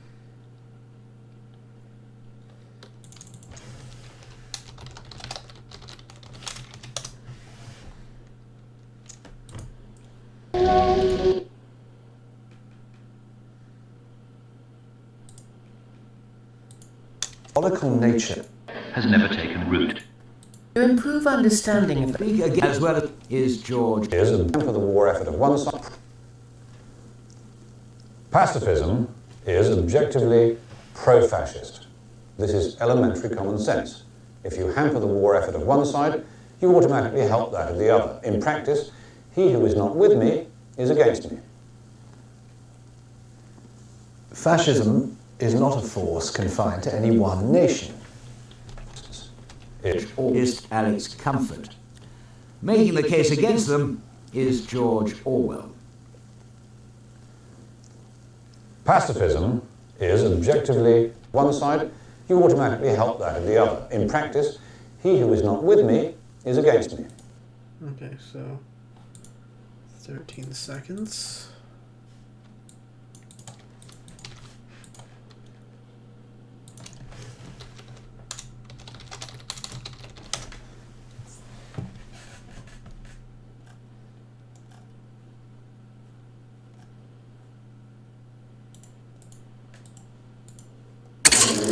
Would have been better. The sex instinct will be erratic. Fuck, okay, I don't want to hear about that shit. Thank you, good sir. When did he die? Oh, wow. He's fucking young. What did he die of?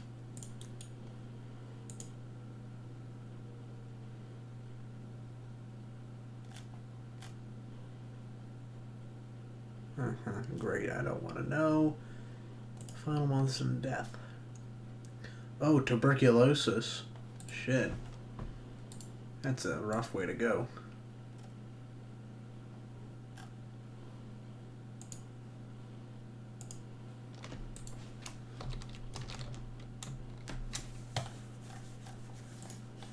And speakers such as George.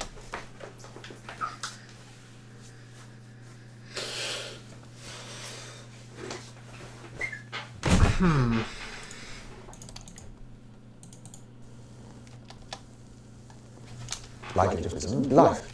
It's in that, let them also money, worship, the idea of picking us almost their ashes assets. When war broke out, I was rejected by the army because of... Orwell interview, I guess. Is there anything besides that interview? Okay, fine. So I have to go back here. Grab that.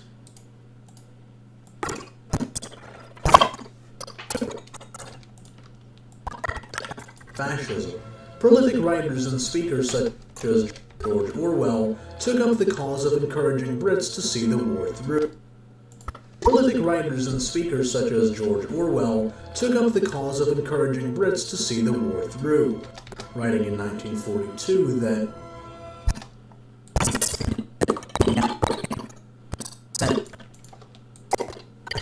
prolific writers and speakers such as 1942 that prolific writers and speakers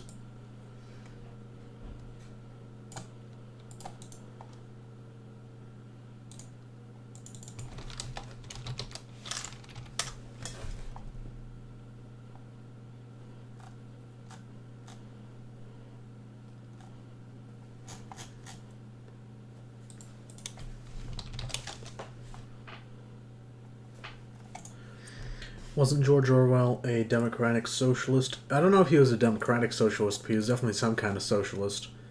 That doesn't really matter to me. Because ultimately, his work on socialism, if he had any to be, at all, hasn't lived on, but his work for democracy and liberty and you know, in this case, foreign interventionism has lived on. So, Plus, I don't judge people or writers by their political views unless they're like straight up Nazis. You know, they're good socialists, they're good conservatives, even though I am neither. Shit, even authoritarians, there are some good ones.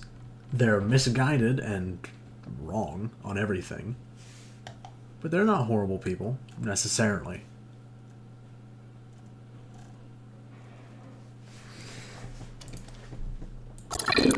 Writers and speakers such as George Orwell took up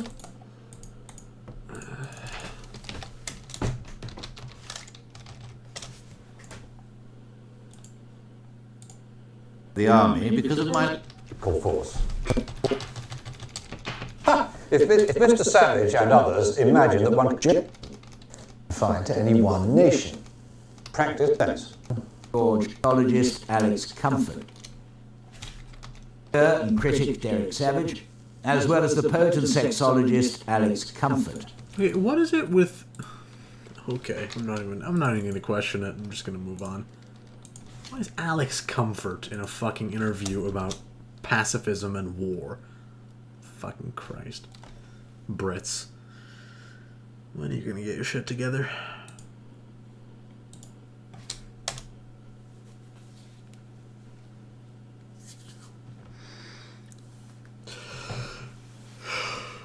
Alright, let's go to another one.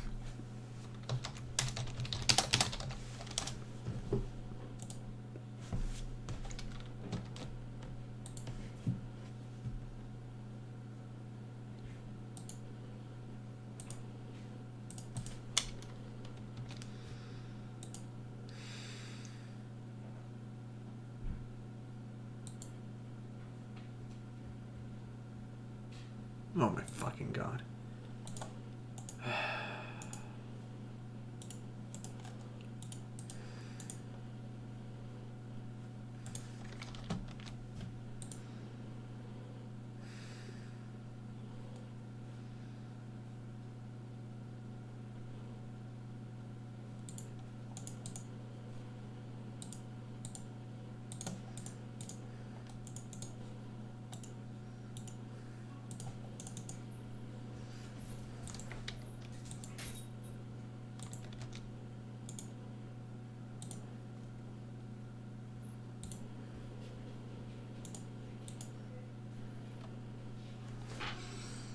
It's going to take a minute. It is at this point that the special connection between politics and the debasement of language becomes clear. In our time, it is broadly true that political writing is bad writing. Where it is not true, it will generally be found that the writer is some kind of rebel, expressing his private opinions and not a party line. Orthodoxy of whatever color seems to demand a lifeless, imitative style. The political dialects to be found in pamphlets, leading articles, manifestos, white papers, and the speeches of undersecretaries do, of course, vary from party to party, but they are all alike in that one almost never finds in them a fresh, vivid, homemade turn of speech. When one watches some tired hack on the political platform mechanically repeating the familiar phrases, bestial atrocities, iron heel, blood-stained tyranny, free peoples of the world stand shoulder to shoulder, one often has a curious feeling that one is not watching a live human being but some kind of dummy.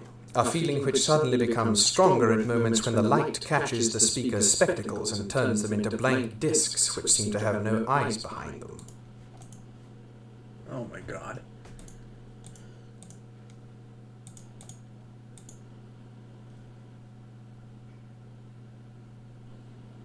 It's gonna fucking take a second, man. Of course. Of course. Hey Ben, welcome back. What's up? You fucking commie, I'm back. Hmm? What? Commie, I'm back. That's all I was saying. Jesus. Good for you. I'm trying to download a thing. Listening to Orwell. I don't know if you caught it, but I finished the thing. Oh, yeah, I wasn't able to. Zoom. But, wait, how does it look? Here you go. I think it looks real nifty. Except for Croatia, okay. but who pays attention to Croatia? Well, that's clearly the best part. I completely disagree. Yeah, no, that looks good, man. Yeah, good shit. I'm trying to download a full-ass documentary. Wait, what was... I might be a retard here, but what the fuck is that country on the far left? The The one that's blue. Yeah. It's the Republic of China. Okay. It's here. Let me show you this. It is literally just the upper canton of the flag of Taiwan, and it was used by the nationalist Chinese. Oh, okay. Yeah. Actually, the official flag of the ROC, even back then, was the current flag of Taiwan. But I feel like it's too associated, with Taiwan. So I decided to use their naval ensign, which is that. So. Yeah, otherwise I was going, you're going to draw some fucking weird Asian country, but not Australia. I mean, fucking disgraceful. the inner Aussie just kicked in. It's like, is this, you're going to draw Singapore, but not us. Fucking disgraceful. Yeah. You're not even from Singapore. It wouldn't make sense, you commie. So to the, 3 people who are watching right now, the guy from the quote that you're about to see or hear is this guy. His name is Logicus. He's linked on my channel page. I'll put a link to him here. He only has one video. Him.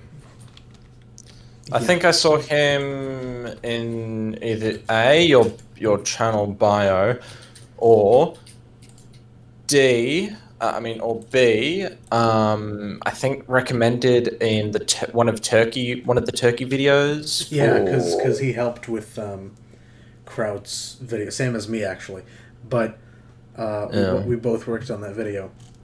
But he has one video at the moment. He's finishing up. I'm watching him suffer. He says, "How are you not dead from releasing monthly?" But so he's working on his next video, and then he has a script done for the one after that. So that should be done sometime this month or next month. And it's really good stuff. So I would highly recommend to the 4 of you watching.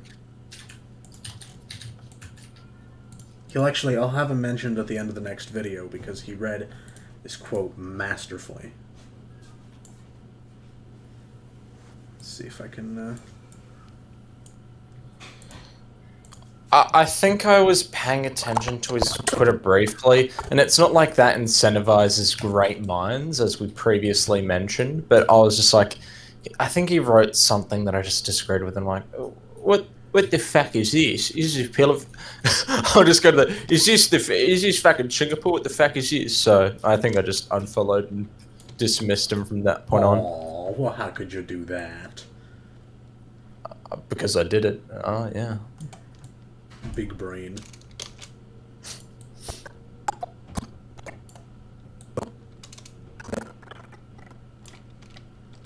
Okay, I have to edit a quote now somehow. This is going to be fun. Prolific writers and speakers such as George Orwell took up the cause of encouraging Brits to seek the cause of encouraging Brits to seek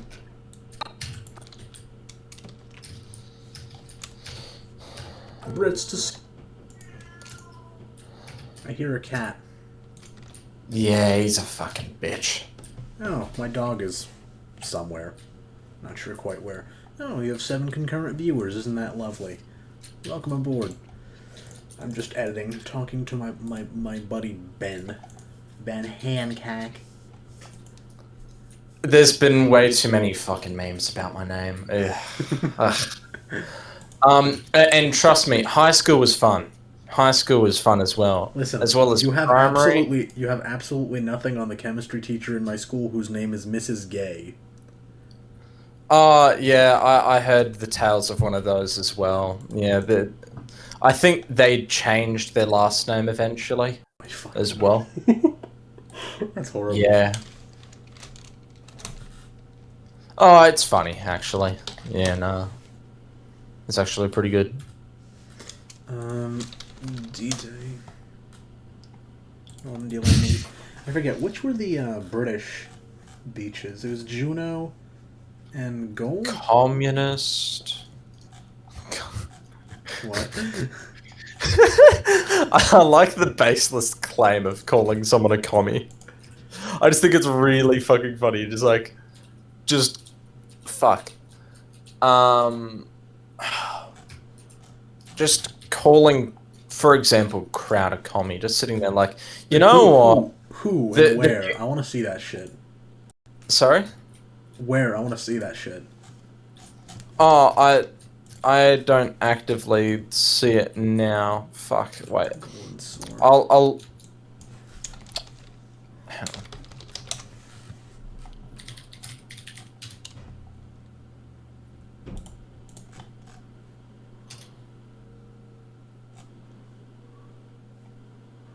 There's Sword Beach. Let's get Gold Beach.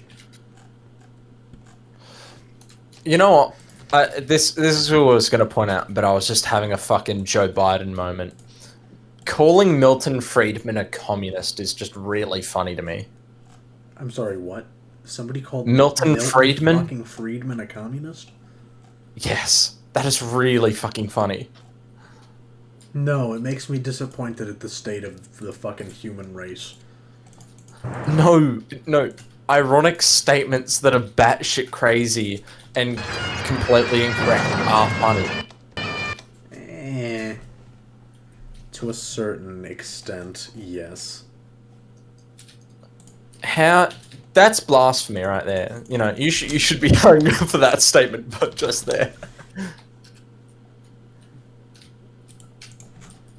Okay, there's Dunkirk. Let's try El Alamein. Made footage of Brits fighting in fucking World War II.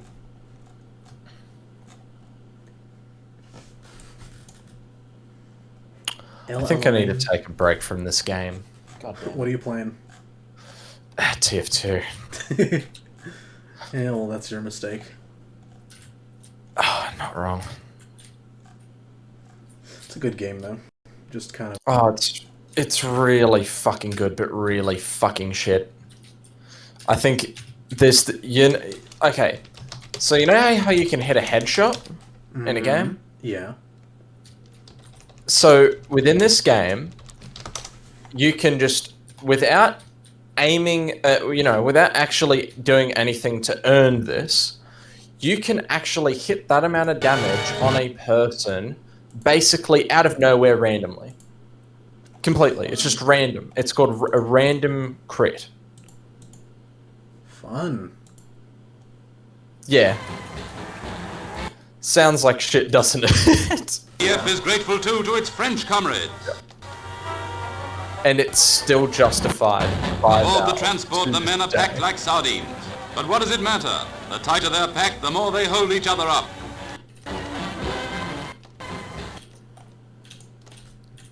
No, I think art is really fucking overrated, especially in comparison to other shit, right? It's like, you do, like, videos and video creation is in itself an art, I reckon. Because you're getting all of these things together and you're completely changing the definition of and character of it and putting your own spin on it. It's pretty unique. And this is all to entertain people. It's kind of like comedy in that sense, where you're taking all of these broad subjects and areas and then turning them into a point of entertainment. That's actually it. Like, that's got an artisan feel to it.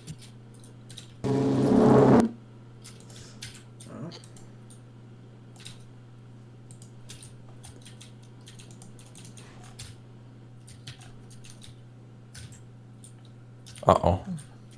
What? Uh-oh. Playing video games, so I'm scared. Good for you. Uh-oh. I need some kind of Footage of British fighting.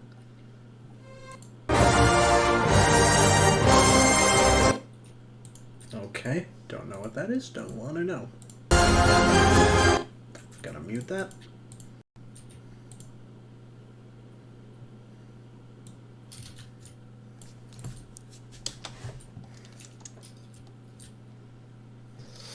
Okay, I'm not playing this game, for the next 24 hours. I'm done with it. I'm done with it. I'm done with it. I'm done with it.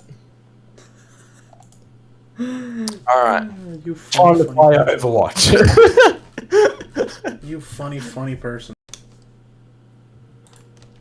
I mean, they're basically the same game. Alright there, mate.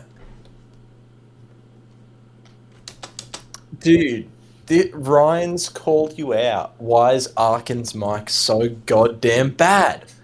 And I agree. Arkin, what's up with that microphone? Okay, I want to just try something. Let's just try something here. With Trugan Boys, let's go. No, hold on. I'm curious. What's the difference? So, is it better now? In any capacity? I couldn't notice a difference. Well, shit. Because in videos, my audio is like post-processed to shit, so it sounds different from, just on stream. Fuck. I wish I knew how to fucking post-process my fucking mic. God damn it. But yeah, the problem is it's a Blue Yeti mic, and it picks up everything, so... And I don't have a big room, but it's big enough to be echoey. Which I assume is the problem.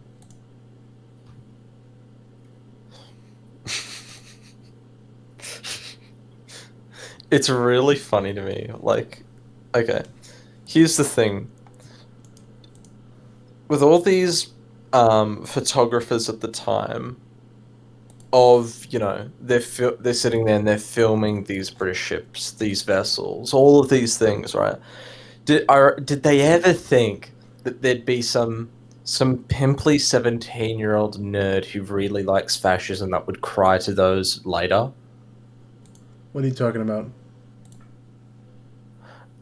Like, do you reckon that Nazis, like neo-Nazis, would look back on these and go, and just cry, just like, Winston Churchill, why? And an additional question. Do you reckon that all of these filmmakers and all of these photographers would ever even conceive that they would be put on the same platform as as content cop rice gum, as well as being put on the same platform as fucking makeup tutorials?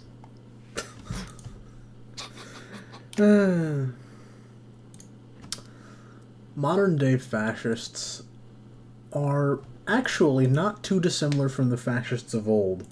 I mean, look. Who would figure? Look at this. This man is not exactly a pure Aryan man. Wait. Yeah, let me have a look. Right? He looks exactly, well, minus, like, the acne. He looks exactly like a modern day fascist. Very little difference. The only one of the, like, higher up Nazis that looks kind of good was Hermann Goering, and even then, he has a baby face. I mean, he has... Wait, Goebbels, he was the propaganda minister. No. I'm trying to think of who he looks like.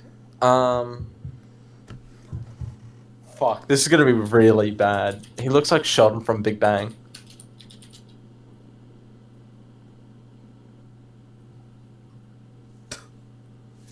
Like, he actually does. Wait.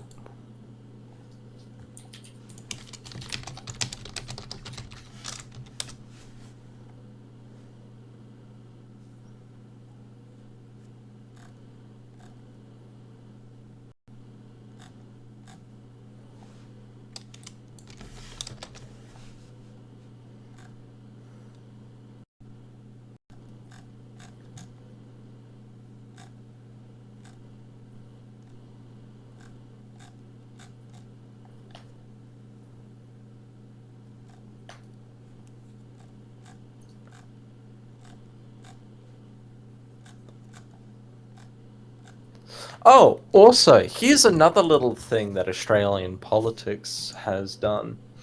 So there is a guy in Parliament currently called Eric Abetz. Mm-hmm. And I hope you can... you may be able to... you may know where this is going to already. I do not. Just from the last name. I don't. Eric Abetz has an uncle called... Oh, shit. What's his uncle's name? You have Eric Abetz... Eric...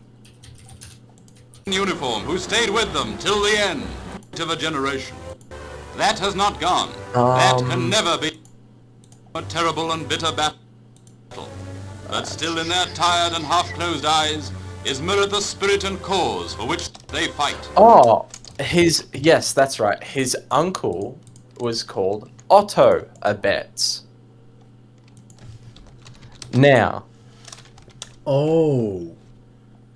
Otto Abetz was a minister, a senior minister in the Nazi Party.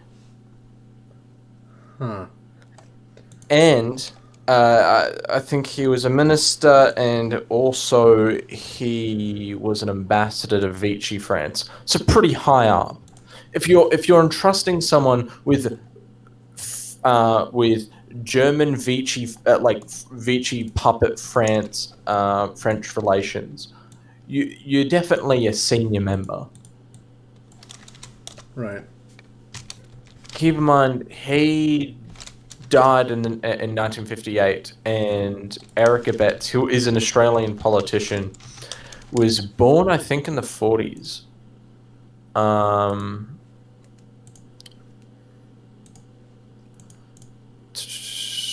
He was born on the same year that his uncle died. Fun. Yeah. So, and Eric has had to publicly disavow the fact that he has literal Nazi relations. So, yeah. By the way, he's still batshit crazy. I mean, hey, they have Alessandra Mussolini, the granddaughter of Benito, in the fucking Italian Parliament. So, no, not the Italian. Now that it's the European Parliament now. Ooh. Oh, now as you might expect, she gets her looks from her old man. So not good. Yeah, you could. Jesus, she's definitely had work done on her lips. Yeah, no kidding. They're fucking hell. Did they just say, all right, guys, we're just gonna go down to the local mart, get some sausages in. It'll be cheaper. Fun. Christ. What party is she in? That's made me really I'll get curious. to that in a second, but look at this. Mussolini condemned the Vatican's comparison of homosexuality with pedophilia, stating, "You can't link sexual orientation to pedophilia. This link risks becoming dangerously misleading for the protection of children." You gotta love when Mussolini is more progressive than the fucking Catholic Church. Okay, so yeah, she's batshit insane. She was a member of the neo-fascist political party from 92 to 95. Then I assume that party was dissolved. Let me check here. Yeah, it was dissolved in 1995. So she switched to the National Alliance Party, which was like the continuation of it, right? But it was slightly more moderate. Well, then that died in 2009, but she left before that. So she switched to some other party in 2003. Which I think was a split. That Italian flame symbol doesn't look bad, though. It looks really good. No, but so she hopped off that party to a splinter party, and then both of them died in 2009. Then she went to some center-right party, right, until 2013, when I think it died. Right? Yeah, it was dissolved in 2013. And then... Here's how you can tell someone's like a really they're a batshit crazy politician 90% of the time, if they keep joining and parties keep dying whilst they're in them. Hold on. Like if they have to, if they consistently have to join new parties. Wait, she joined Forza? Mm-hmm. Here, hold on. Let me show you this. Oh no, not them! Fuck. Let me see if I can find it. Isn't that like the main Take a look at this. party in Italy? Look on this. Oh my god. Benito Mussolini's granddaughter has words. Wait, what? I don't read that. Here. Oh, okay. If you're wondering what fascism leads to his husband and his mistress, I don't know. You are a bastard. This is not fabricated. I actually found this afterwards. That's beautiful. But so now she's a Stop member. insulting my grandfather. But now she's a member of like a party who. I love how she's gone from literally neo-fascism party to a liberal party. She's now a member of Forza Italia, which I believe means, Forward Italy. It has like 91 seats. No.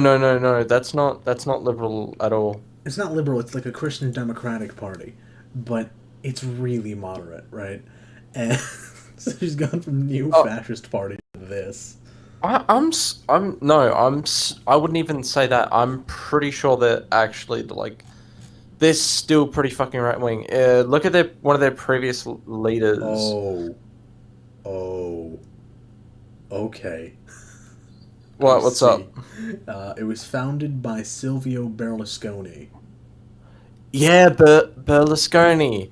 He never is mind. fucking batshit. Yeah, never mind. Yeah, no. Silvio Berlusconi is like the Italian Donald Trump. And did you hear? Apparently, I will emphasize that a lot because I believe this is bullshit. But he apparently has a lot of these like orgies and whilst in power. Oh, no, that's not even a rumor anymore. That's confirmed. But apparently one of the girls had a fucking Barack Obama mask on while they fucked up.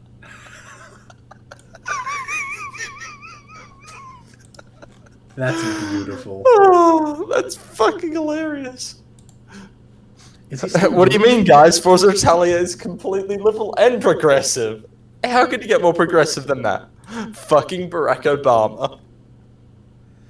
Italy is in such a fucked place right now because the ruling coalition is like just a hodgepodge of like commies and borderline fascists. Not fascists, but like national populist, Trump style. Populism, anti-globalization. Is a party which is batshit fucking crazy, if I'm not incorrect. Who? That was founded by a comedian, and it was yeah, I know who you're talking about. Yeah. And he had to step down over corruption. The 5-Star Movement? That's the exact same party we're talking about. Yeah. Like, that is a fucked thing. Wait, go back to that one, the LV one. That's not the that one. Is... Sorry? Oh, yeah, Beppe Grillo. Yep, that's the... Beppe Grillo. You gotta love a name like Beppe Grillo. Yo, Beppe Grillo. Yeah, no, not bad. You sound like the fucking epic rap battles of history. No. A Beppe Grillo. Grillo. Yeah, fair enough. No, you know what's better? His supporters were called, back in the day, they were called Grillinis. Oh, my name is Beppe Grillo, and my supporters are called the Grillinis. Yeah. Fuck, that's funny. Oh god, I learned about him actually. I was in the Trump populism video. I had to read 2 books for that to actually know what I was talking about. And the first one of them talked about populism like across the world, and they mentioned the 5-star movement and the Grillini's. That's some good shit. That gave me a good laugh. But there is someone in the that LV acronym party, and I think it was La something or other, beginning with Cause S. of encouraging Brits to And see the their party leader is relatively young. He's like 31 or something, or effort at of least one at the side, time. you automatically help And that in the he other. is full fascist. If I'm not incorrect. And guess who's endorsed him? Writing in 1942 Donald J. that- Trump. Who? Donald Trump. Huh. Well, that's Yeah, just... there is a picture of those two together, and Trump said as the subtitle, he would make a good I think it was president or prime minister. He said. What's his name again? Wait, I'll get it up. Because I wanna see this. Oh, but here's a fun thing. It just popped up in my recommended, not my my Yeah. auto search. So here's a fun thing from September. So you know how the president always does like a Rosh Hashanah address in September? Well, let's go to... There we go. So during Rosh Hashanah, and this is kind of old news, this is like 2 months old, but Trump on Rosh Hashanah, he said to the Jewish leaders, "We love your country." Again, let me repeat, your country. Not our country, your country. Wait. On Rush, Trump tells American Jews we love. Oof. So ouch. here, take a look at this. So he said. Oh yeah, and also the guy that I was talking about, his name is Matteo Salvini. Oh, he's not a fascist, but he's not far off. Salvini, I believe, was the PM, actually. Yeah, deputy PM. Oh, deputy PM, okay. To whom? To... Serving with Luigi Di Maio. But yeah, no. Giuseppe Conte, uni professor, jurist, and politician. So no, he's not a fascist, but he's definitely, towing the line. Yeah, no, he's fucking batshit. Neo-nationalist, not neo-Nazi. He's very, like I said, he's very close, though. He's fucking batshit insane. Do you remember the, alt-right channel, The Iconoclast? No, I try to ignore those at all costs. See, I don't, because I like to know what they're talking about. I like to know what they're, what they're up to. It's good to keep up with them. Same as, the communists, it's good to keep up with them. Actually, maybe I'm wrong, because there is one guy who I will watch very ironically. Who? Oh, it's some Australian guy, and he got some right-wing fuckhead who basically did Sorry? Is it Bering?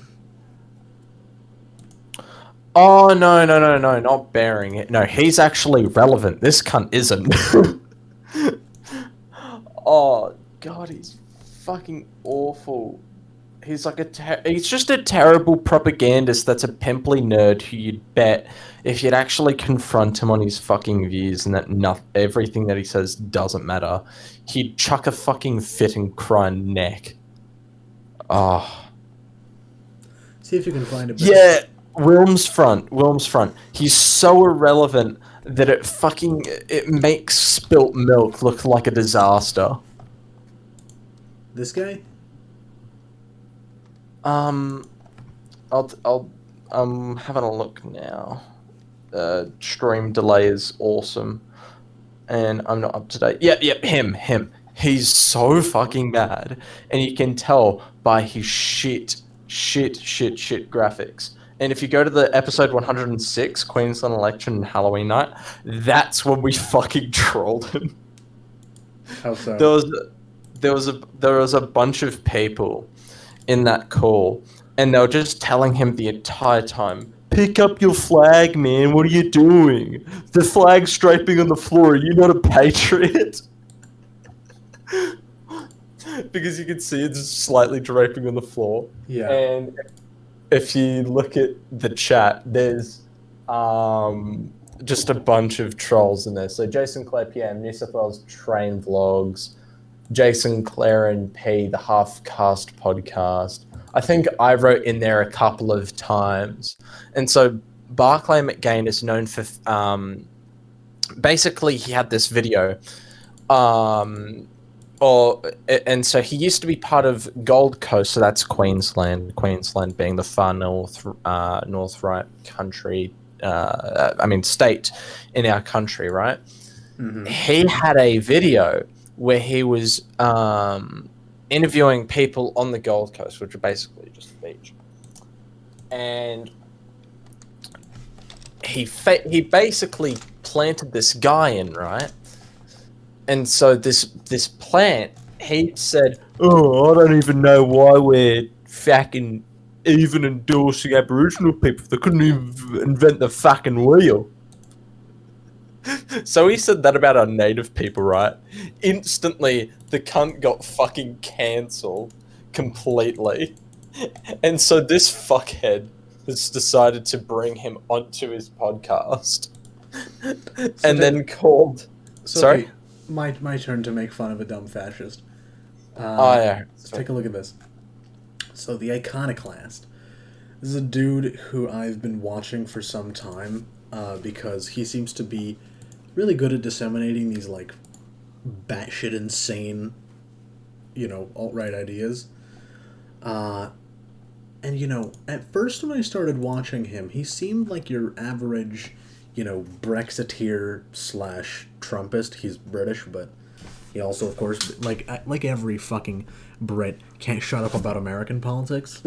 Of course. But so he's like a Trumpist Brexiteer, which, isn't my thing, but I was like, okay, yeah, I'll give this guy a chance. I follow some Trumpists because, like I said, it's good to know what they're thinking. But the more he went on, the more I realized, oh, this guy's fucking fascist. The day when I realized this was when he released a video. I want to see if it's still up here. Was when he released, there it is, a video called Identity Politics, the dirty game we must play, right? And in this, he basically... Is he banned on YouTube? Oh, yeah. He got banned, I don't remember when, but it was a bit ago. I think it was after this article, so The Guardian figured out who he was, and I think at this point, he got banned from YouTube. I mean, he was really spouting some absurd shit, like, actual fascism, demographics, what's the big deal? Thumbnails with fucking, what's his name, Oswald Mosley on them, shitting on the PM, the supposed future PM of Britain, because he's Indian, calling for, like, white supremacy. Oh no, dude! There's apparently a channel called Australian Conservative. I'm gonna have a fucking absolute. It's either gonna be a nightmare or a fucking dessert, a 3-piece meal. Here, so take a look at this.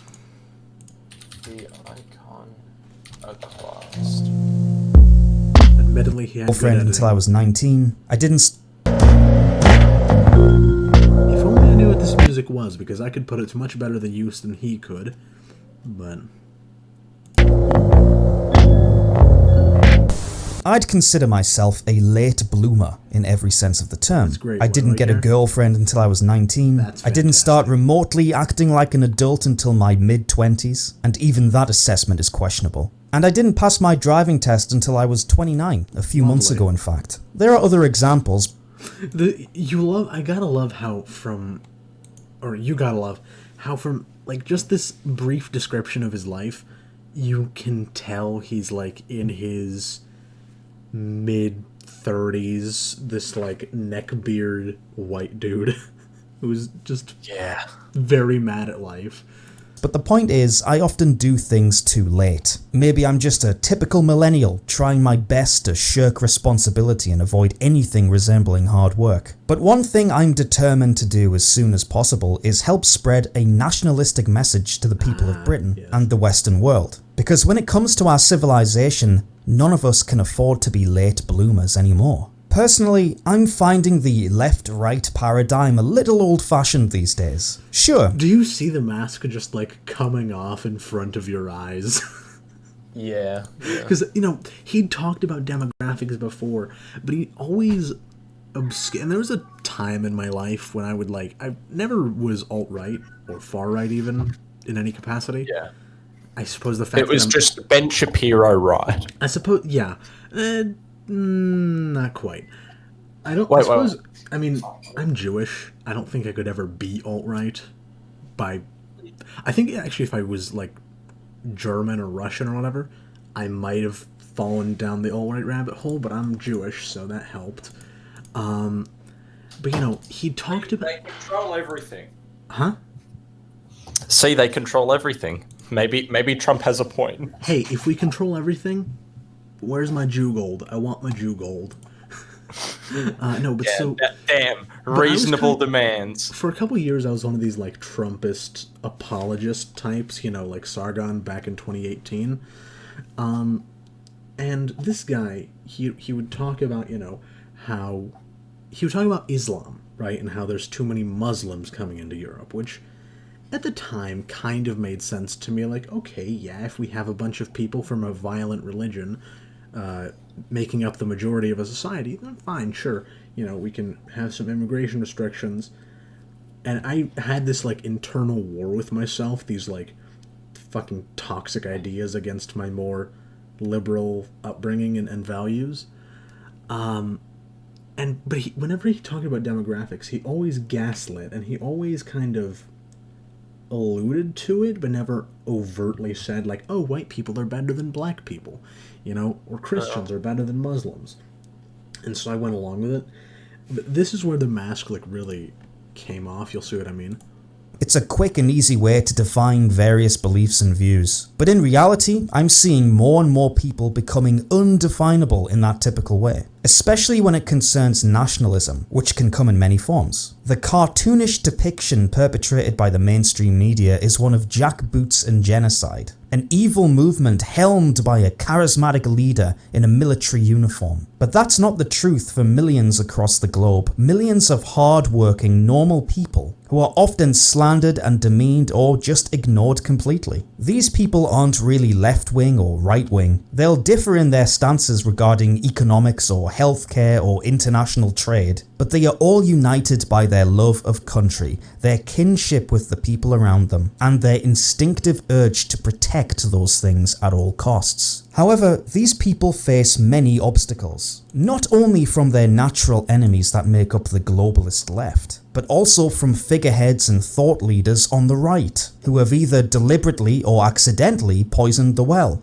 and made something that should be very simple unnecessarily complicated. When I started to become politically active, I was constantly bombarded with videos and articles from well-respected commentators and recognizable platforms on the nationalist right that warned me about the dangers of something called identity politics. Apparently, identity politics were the root cause of all the problems we were facing, the cancer eating away at our nations from the inside. I had no reason to disbelieve these claims either, as everywhere I looked I saw minority groups advocating for more representation and power in specific industries, which usually ruined everything. Do you you see this shit? At the time, I was actually going to make a video, like, going after this, responding to this, but I never got around to it, because then COVID happened, and I did those two videos, and then the COVID videos are what changed my channel from one type of content to another, because I did the video on Hungary, right? Corona Apocalypse Part 2, my least viewed video, or like second least viewed. Gotta love it. It wasn't a good video. It was very experimental, to be fair. But after that, I wanted to go more into the topic of Eastern European democracy, and that's sent me on the whole spiral to where I am now.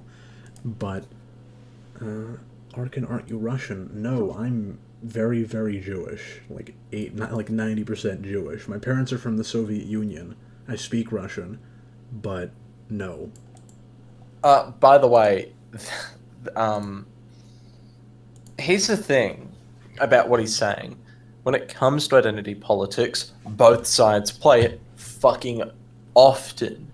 There is the identity of at least regarding the right of in a sense the common sense brigade, where they're sitting there being like, oh, that's just common sense. I mean, that's just stupid. You silly liberal lefties. They're all gathering around that identity.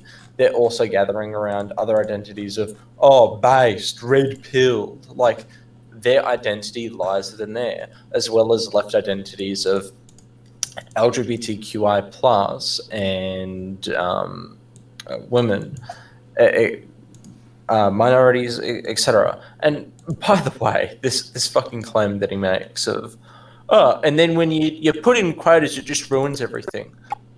No.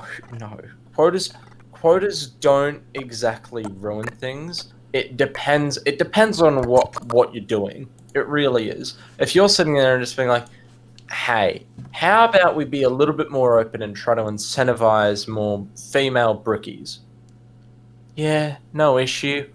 At the end of the day, it's still someone doing the job. Ultimately, I'd argue it still doesn't matter, but you've got to consider the factor of, hey, there's a firm possibility that if you're not incentivizing this, certain people are being turned away from their dream jobs purely because it doesn't look like them. And that is a tribalistic thing that all people do. Hey, do the people who are going into this area that I'm going in, are they similar to me in a sense? And that's not, it's something to be completely scoffed at.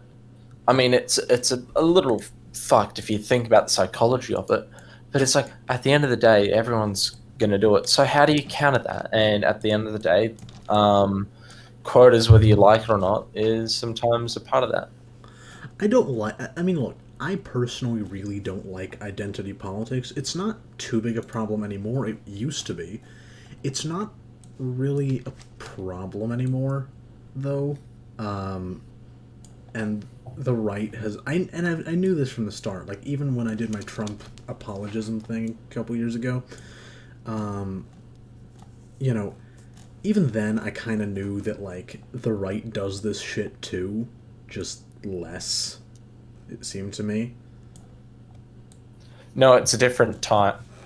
Yeah, it's a different type of identity politics. Same thing with, like, Bernie Sanders, who, people like fucking June Lapine, shoe on head, will say, like, oh, I'm an anti-identity politics leftist, which is, like, great and all, but, first of all, Bernie Sanders does the same ID poll shit that the rest of them do, and even if he doesn't, or even if he didn't, he'd still have the whole, like, class, not class warfare, but not too far off from class warfare thing. You know what I mean? I am usually a little bit careful about using specifically the phrase class warfare, because often I see that used by, especially people within the Liberal Party, but mainly to disavow whatever we're saying is, there's no problems when it comes to wealth or equity, blah, blah, blah, blah, blah. Basically, trust us, private school funding is fine. There is no issues here. And it's like more often than not, there's severe issues. So... Right. Hold on. So I'm a dumbass. You have to remember everything left-wing is already labelled as Marxist according to the alt-right and hardcore conservatives. Yeah, like, they identify also around the idea of oh, I'm a conservative, I'm alt-right, I'm this, I'm that. And by the way, here's the annoying part about a lot of those conservatives is that they don't even pretend like they care. I mean, not conservatives, alt-right. They don't even pretend to care about the issues that actually matter. Sitting there and shitting on Muslims is not an important pastime in comparison to, especially, it's just not important at all, especially when it comes to looking at, hey, how do we actually increase employment? How do we increase the pay rate of jobs? How do we actually improve healthcare in our country? And they're not even pretending to focus. At least at least certain conservatives and conservative parties, they'll pretend. Well, yeah. Hold on, I gotta do some shit here.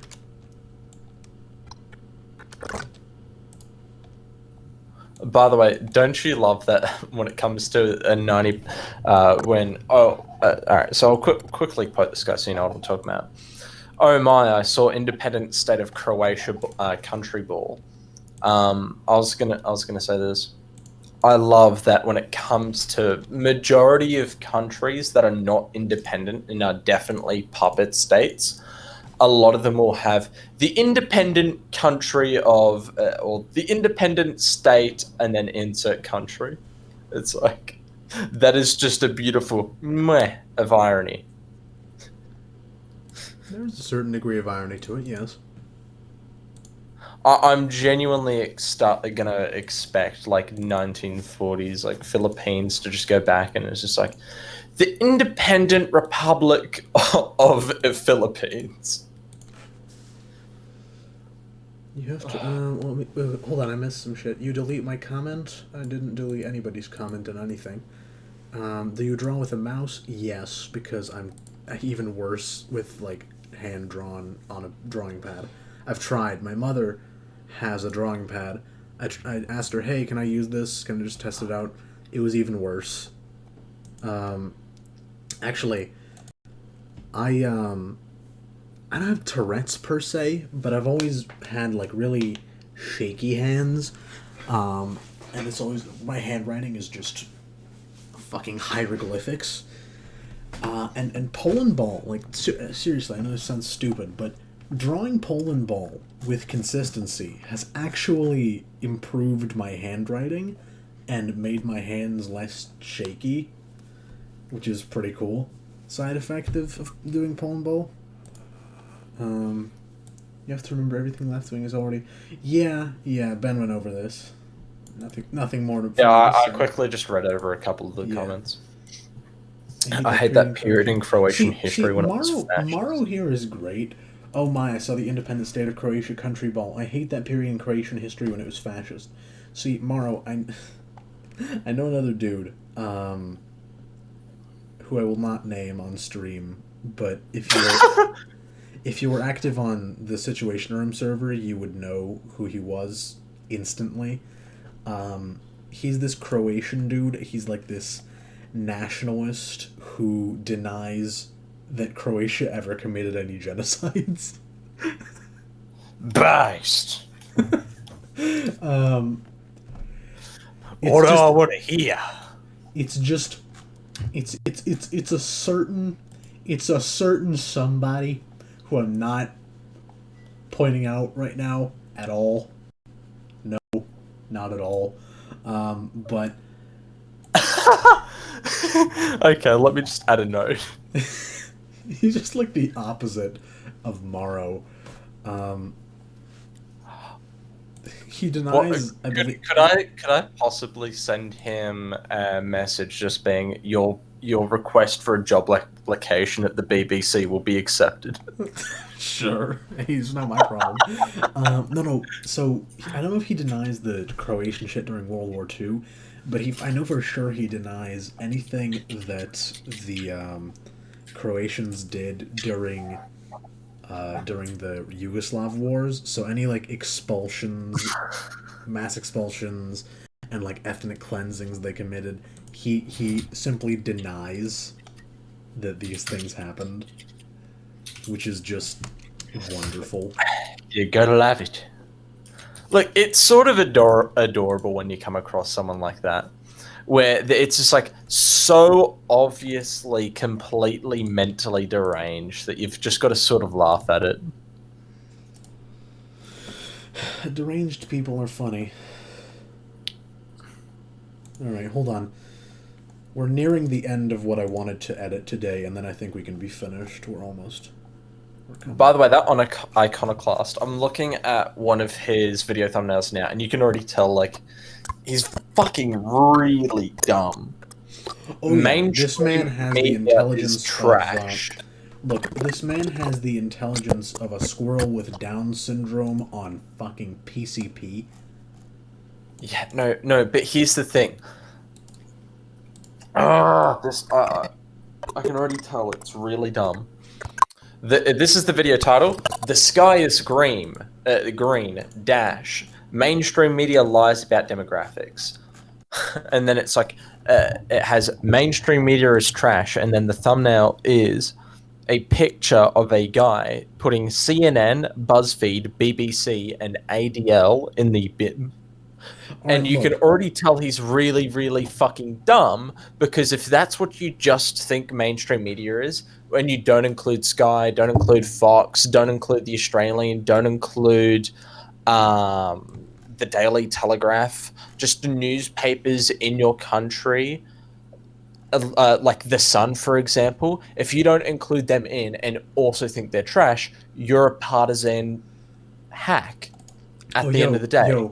Here's one that aged just fantastically. The Price of Telling the Truth. Oh, no, wait, no. Different one. Sorry. One after it.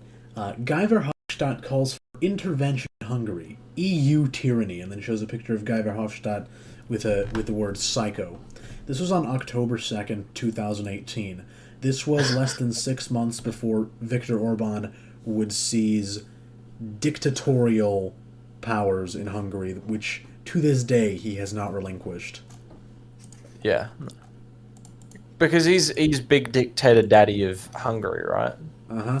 Here. Yeah. He's actually, it reminds me a lot of Definitely Not Black Pigeon Speaks. Let me find this. Also, he uses Poland Ball in a couple of his thumbnails, which is just insulting to me as somebody who just spent 3 hours drawing Poland Ball. To fucking pervert the medium this much. Oh! Look at this. While we're talking about Hungary, Biden and Big Tech's fear and loathing of Hungary 9 hours ago. Oh no. How can you be that dumb? For real, man. Here, let me see if I can find the video he did on Hungary a few years ago that aged just wonderfully. EU strikes back at Hungary strikes back at EU overreach. God. Fuck. Jesus Christ. Hungary mansplains gender studies into oblivion. Viktor Orban equals wannabe Vladimir Putin. I like how Kraut described him, actually. Goulash Putin.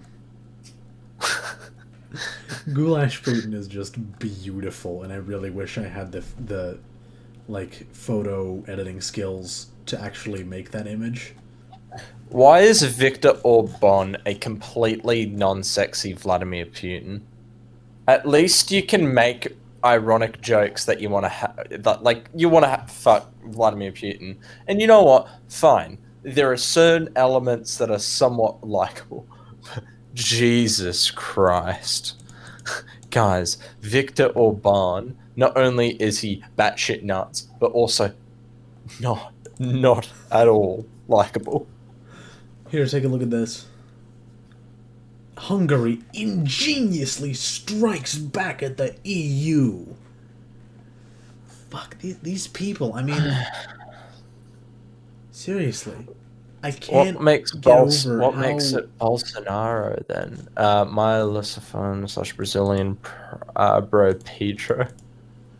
Erasmus Gustav says, getting a job and moving out of the basement is a Jewish ploy. Christ on a fucking cracker. I can't see that for some reason. I could actually see these people saying that. No. I legitimately can't see the comment. Like I physically cannot see it on my screen. Oh wait, let's see. Is it like marked as something? No, probably is. I'm not surprised. Can you be surprised? Wait, hold on. So I want to take a look at this again. I saw video game companies cave to demands to have female protagonists. Oh no! Is he talking about the Funny Man Battlefield 5? Yes, he is. Oh, yes. No. People Kraut made a Y video chromosomes. On this. Yeah, Kraut made a video on this. That was a pretty good video. That's one of the only ones that I haven't seen actually. Yeah. Should I watch it? Oh yeah, it's decent. Yeah. All right. I really like Kraut. He's very good, and you can tell he actually puts one effort into his videos. His content is fantastic. Yeah. His information's genuinely correct. One, his content is incredible, just like editing wise. Here, I'm gonna just say all the things about Kraut here. One, just the content with editing, with the commentary, with the history, with the facts is really, really good. Two, his voice is like chocolate. And three, that's like the least important thing. Wait, what is this? Oh, that's weird. But three, that's like the least important thing. But three, like I've spoken to him, right? And he's a really like decent guy. He has the memory of a goldfish, but he's a really just genuinely decent guy. Like, all the shit that you see from typically the far right and or more rarely communists about how he's like, ew, either he's like a Jewish puppet who like evil docs does blah blah blah, or he's some dumb liberal who doesn't understand anything. If we ask the communists, I'm pretty sure he's not partisan. I've struggled to get an actual. He's a social democrat. He's just a social democrat. Okay, because I was like trying to disseminate, where he kind of stands politically, and I don't think you can actually do it through any of his videos. He very rarely actually genuinely addresses the not only like. Nor in fact can you, by the way, with me, I think. I mean, unless you watch the streams, because we both just come off as generally liberal people. Yeah. I already have an idea from talking to you. And I feel like from me, if you really don't get irony, then you're either going to think that I'm A, extremely far right, and you'll probably think that I really like Reagan, or B, you'll think that I'm a fucking tanky. Like, if you don't get irony, then you'll think I'm one of those two. With me, you can generally tell I'm some kind of liberal, but... What's this? But yeah, I've talked to Kraut, and because I heard before I talked to him, before I got a chance to work with him, I heard all this shit about how, he doxed people, he's this evil, horrible, stupid person, and so then I got to talking with him, and like none of it is fucking true. He's just a normal, definitely flawed. He's prone to anger. Like I said, he has the memory of a goldfish, but he's a generally decent person. Mate, firstly, you mentioned, the first thing you mentioned is a complete non-issue. If you get angry, good. I like that someone has a bit of fire. I mean like irrationally angry. Ooh, even better. But if it's like memory, okay, sometimes I want to headbutt him, and then that'll definitely help it. Oh, definitely. But like memory's probably the only annoying part. Yeah. No, but he can be kind of obnoxious sometimes. He has horrible memory. He's very prone to anger in certain instances. Like, especially when dealing with any extremist, he's very prone to just irrational anger. But other than that, I mean, he's just a generally decent person. No, I like that. Have a bit of guts about you, boy. Yeah. Okay, wait, I missed a bunch of shit in chat here. BitChute is a cesspool of Nazis and degenerates. Yes, on both counts. Bolsonaro's time will come to an end in 2022. Well, let's pray. Let's fucking hope so. Let's The left is slowly resurging in Brazil. Okay, let's hope not, because the left in Brazil has typically been full-on commies. Not the one of, I think, 2010. At least on environmental record, they were very good. They actually started regrowing back a lot of the Amazon rainforest, and we actually saw that it wasn't just a burning fucking oil pit, you know. It wasn't just this burning farmland. So that was actually good.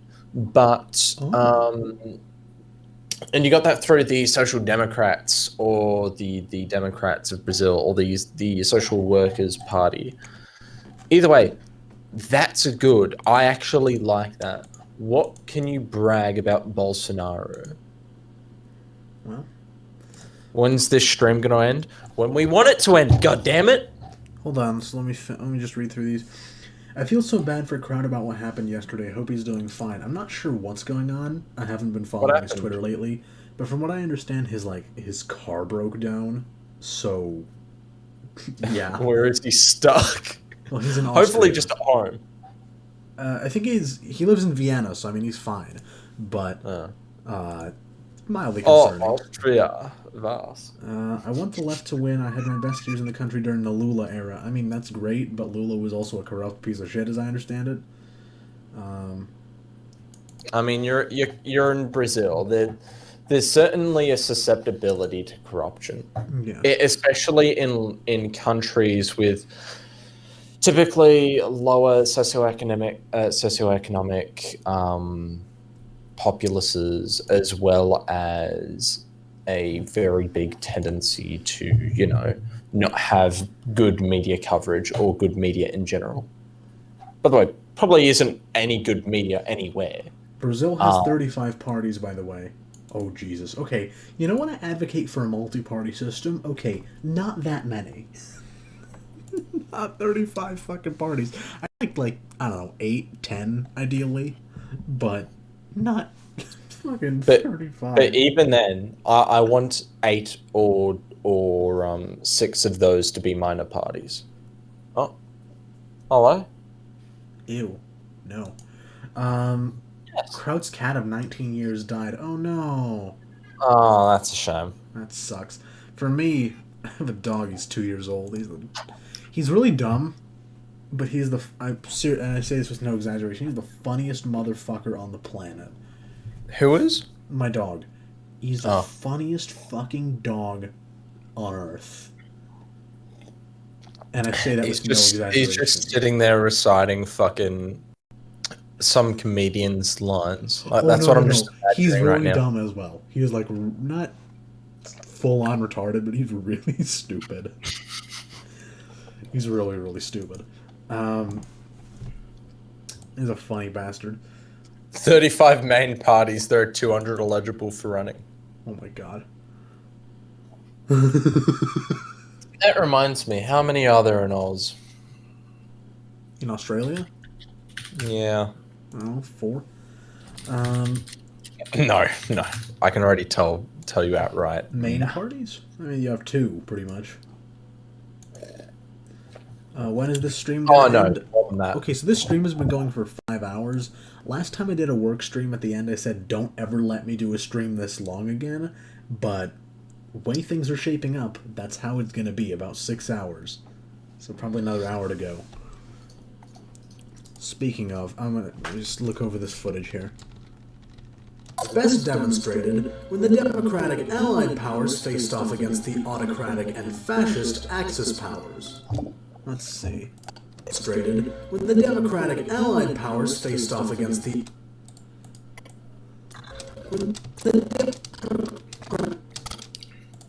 So 8 parties, by the way. With seats, you mean? Sorry? You mean with seats? No, not 8 seats, but... No, oh, yeah, 8 with seats, 8 with seats. Alright, hold on, let me take a look at this. When the Democratic Allied powers face... Okay, what if we did that?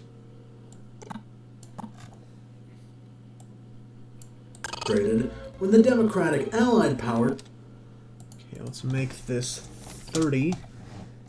And then go up here. Demonstrated when the Democratic Allied powers faced off against the circumstances that present themselves. This was perhaps best demonstrated when the Democratic Allied powers faced off against the autocratic and fascist Axis powers. Let's see if we can do a little bit of a transition here. A transition to greatness, ha ha ha. No. When the Democratic Allied powers... really shitty page peel. Huh? Just make it a really shit transition. Someone in your chat has just popped off with facts. You need a dual screen, please. I don't have space on my desk for one. Make space. I literally can't. If I cleared every single object off my desk minus, you know, the video setup, I still wouldn't have enough space. Alright, guys. It's game, fellas. Okay, hold on.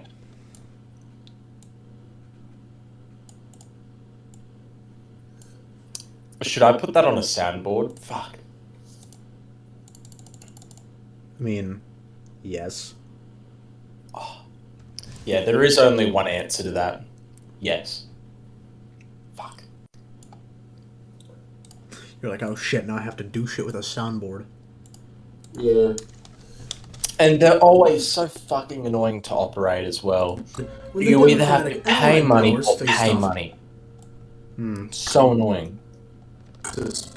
Hold on, so let me see this. Demonstrated when the Democratic Allied powers faced off against the autocratic and fascist Axis powers.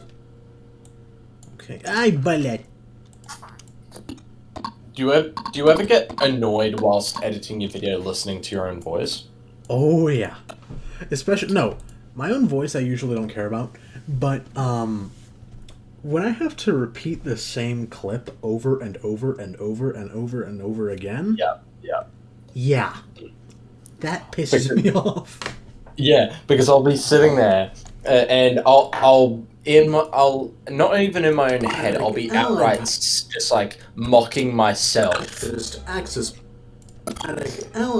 You know that like really catty thing of just like, yeah, you suck. Like just like repeating something that they said. I'll just start doing that to me whilst I'm editing something so that everyone can fucking watch it. Nice.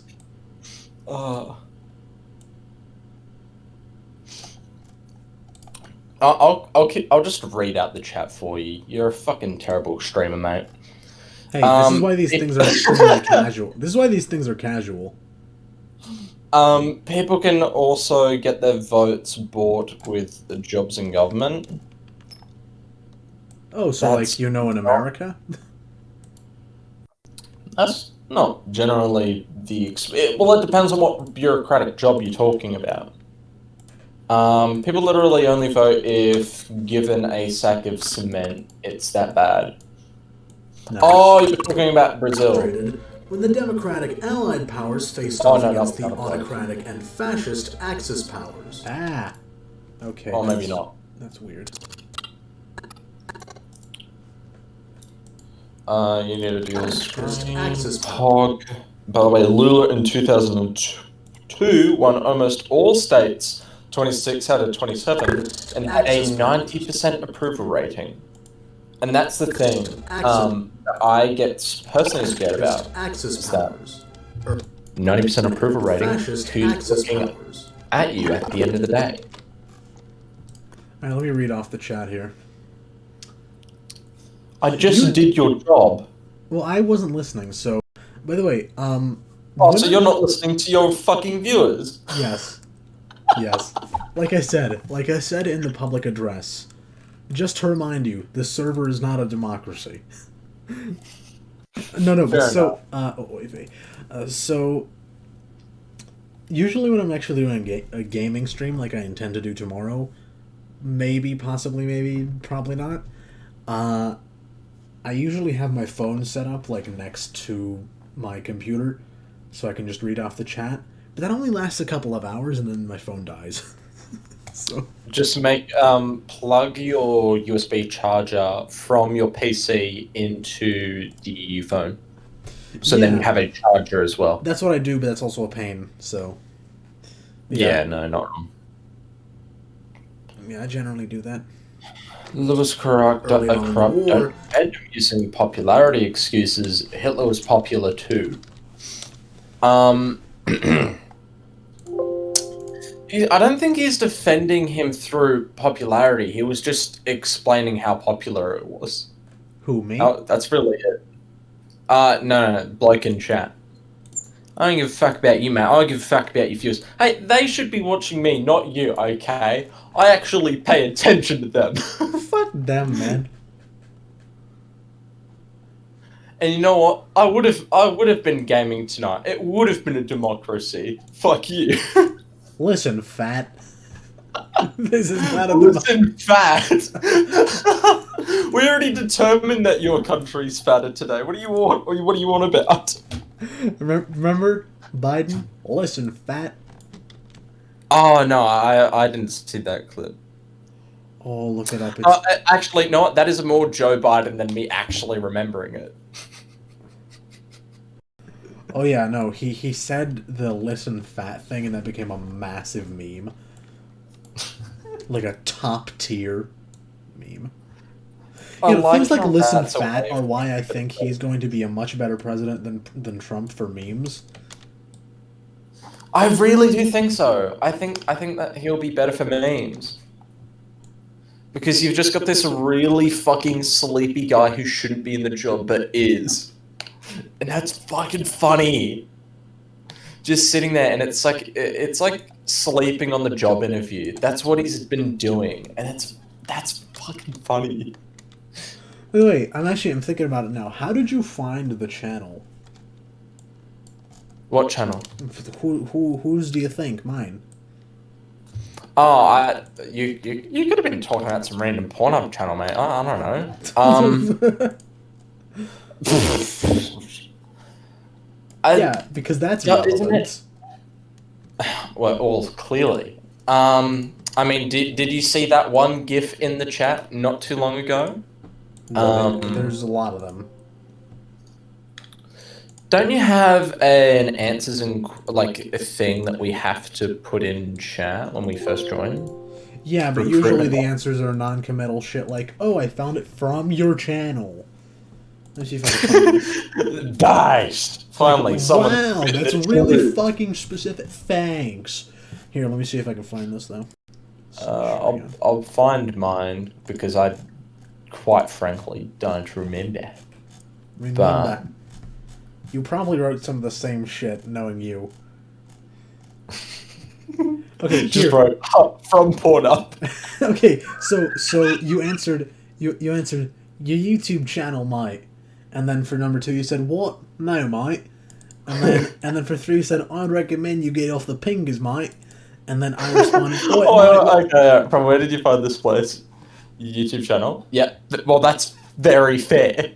Of course, I found the Discord from your YouTube. Oh no, but you're asking where did I find the YouTube channel? Yeah. And then I responded to you. Alright, mate, welcome aboard this here server, mate. Yeah, that pretty cringe, bro. Pretty cringe. I know. Dude, do you have a big iron on your hip? What the fuck are you talking about? Okay, I need to educate you. I need to enlighten you on the cult of Big Iron. God, no. Someone save me! Trump had fun memes for like the first year, but then the comedians took over the joke and kept repeating them. To the town of Alfreel rode a stranger one fine day. You may know this is the picture. Hardly spoke to folks around him, didn't have too much to say. Just a massive meme on this. No one dared to ask his business, no one dared to make a slip. The stranger there among them had a big iron on his hip. Big iron on his I didn't see the meme. Yeah, I'm gonna be honest. I think this guy's banging. It was out early shit. in the morning when he rode into the town. He came riding from the south side, slowly looking all around. He's an outlaw, loose and running, came the whisper from each lip. And he's here to do some business with a big iron on his hip. Big iron on his hip. Okay, ridiculous. What's the big iron on his hip have to do with anything? Big iron is a fucking revolver, dude. Yeah, no, I get it, but why has a gun being on his hip got anything to do with him making out? He didn't make it. What? I mean, doing business. Fuck, really? Pornhub's distracting me. Hold on, let me read this. Arkin is using this as an excuse to say might. No, man. No, might. No, it's an actual word I'll use in regular conversations sometimes. Finish. Listen, mate, I say that word in regular conversations sometimes. But, won't you get striked for this? Yeah, probably, but I'm not making money off it anyway, so who gives a shit? No, okay, time to complain about YouTube. I thought you were just going to say about me, and I was like, alright. No, time to complain about YouTube. So I have this video called... No YouTuber's ever done that before. Called The Futility of Comparing Dictators, and it's just a very simple 3-minute video I made back in July about how, like, you know the whole thing of, like, oh, who's worse, Stalin or Hitler? Or Mao, or one of these other people. And I hate this argument because it's pointless and stupid and ignores the point of why these people were bad. And so I just made a very short video disseminating my thoughts on this, right? And it was going to be just a kind of a backup video, so if a video was ever taking too long, I could upload that one. Now, I need to make that video anyway before I was going to upload it, because my editing has gotten different and better. My audio has gotten better since then. So I was going to remake it anyway before uploading it, right? So then last week, it gets removed by YouTube. Only I can see it. This video has been removed for inappropriate content. What inappropriate content? I'm curious. So I go to submit an appeal. Before you appeal, please review your content to ensure that it abides by our community guidelines. Okay, we go to the community guidelines. Oh, that's a lot of guidelines. And it doesn't specify which. Provide supporting details in the box. And so upon reviewing your content, we've determined that your content violates our guidelines, and we've removed it from YouTube, blah, blah, blah, blah, blah. Don't break rules. Okay, but it doesn't tell me what fucking rules I broke. So I have no idea, I have, like, no way of knowing what to appeal for. That's the power of a rubber law there. Really. You know what gets better? Because I did some digging to see why this might be happening. And apparently, YouTube updated their terms of service on November 18th, right? And this video just so happened to be taken down on the same day. So, my working theory is that basically they, input the new code into the algorithm to enforce the new terms of service or whatever, and it kind of went haywire, right? Started taking down videos left and right, and I got hit in the crossfire. That's my working theory. And this shit, look, I actually usually defend YouTube.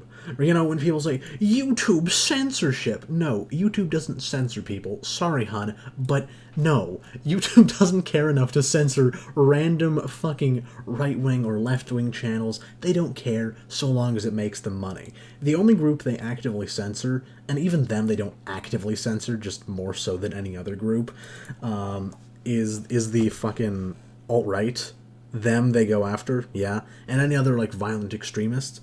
But I'm fine with them being taken off the platform because I understand. Sometimes they actually bleed over. There are a couple of moderates that I see consistently fucked over.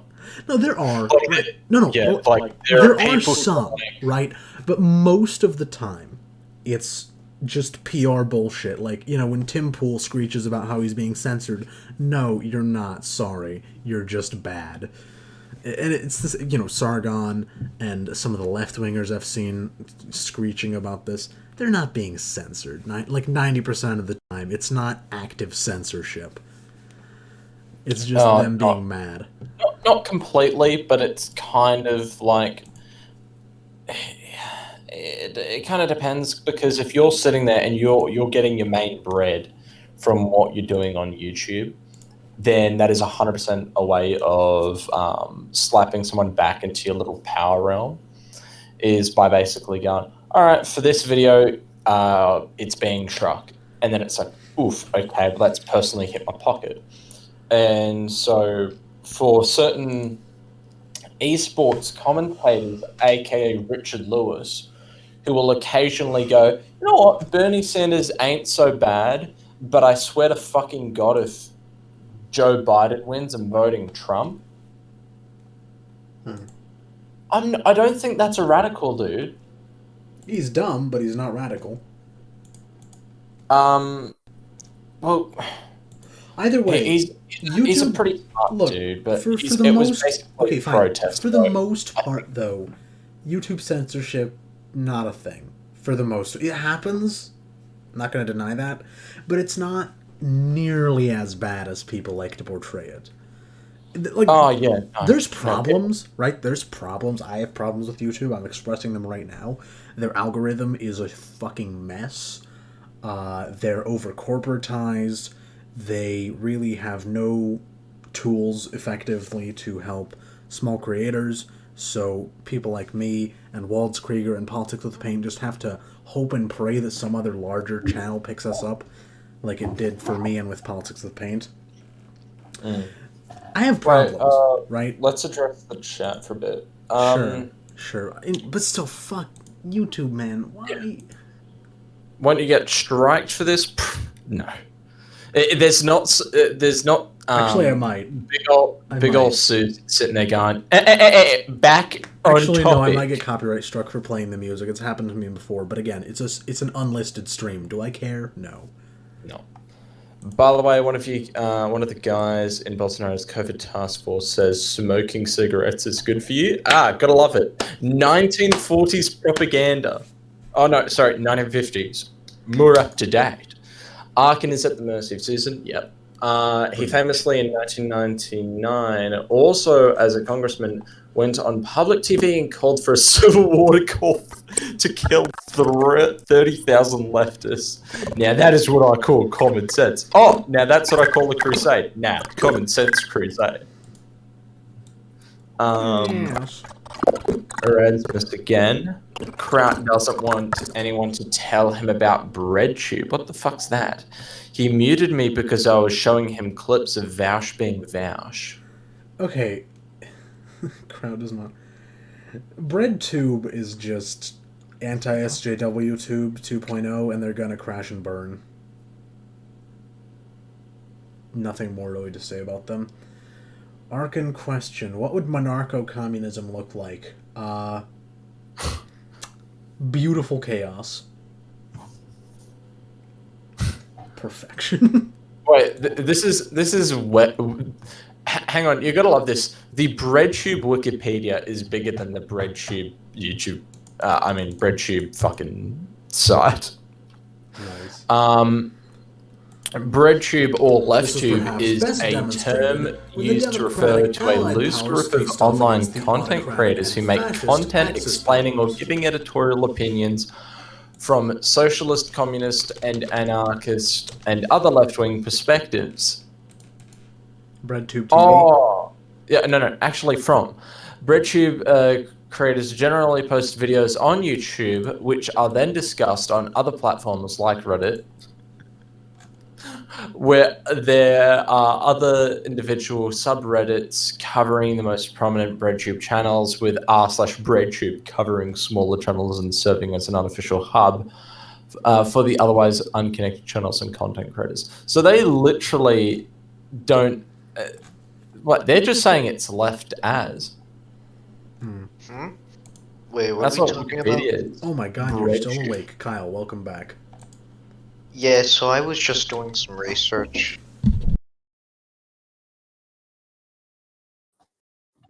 Democracy Now! Is on here. They're left. The Progressive Voice.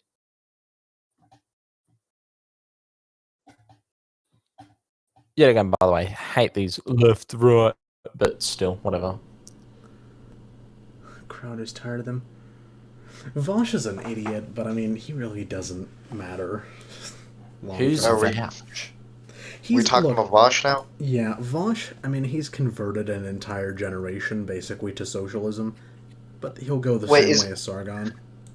Isn't he the guy who came up with Alden's number? Uh-huh. Okay, he has some good moments, I'll give him that. I just can't get over it. Alden's number is brilliant, and I will use it in the future. Yeah, no, I'll definitely use it as well. Oh my god, what have you done to Poland? Or, never mind, no, you didn't make that. Jimmy made that. No, well. Dude, this fucker is making up to 2 fucking videos 3 fucking videos a day. Vosh? Yep. No, he's not making By the way, videos, he's a streamer. Oh, so these are just clips from his channel. Yes, anyways. You know, very irrelevant thing, and also on a very unrelated note, but you know the movie The Lorax? Like, the one made by Illumination Entertainment, not the original.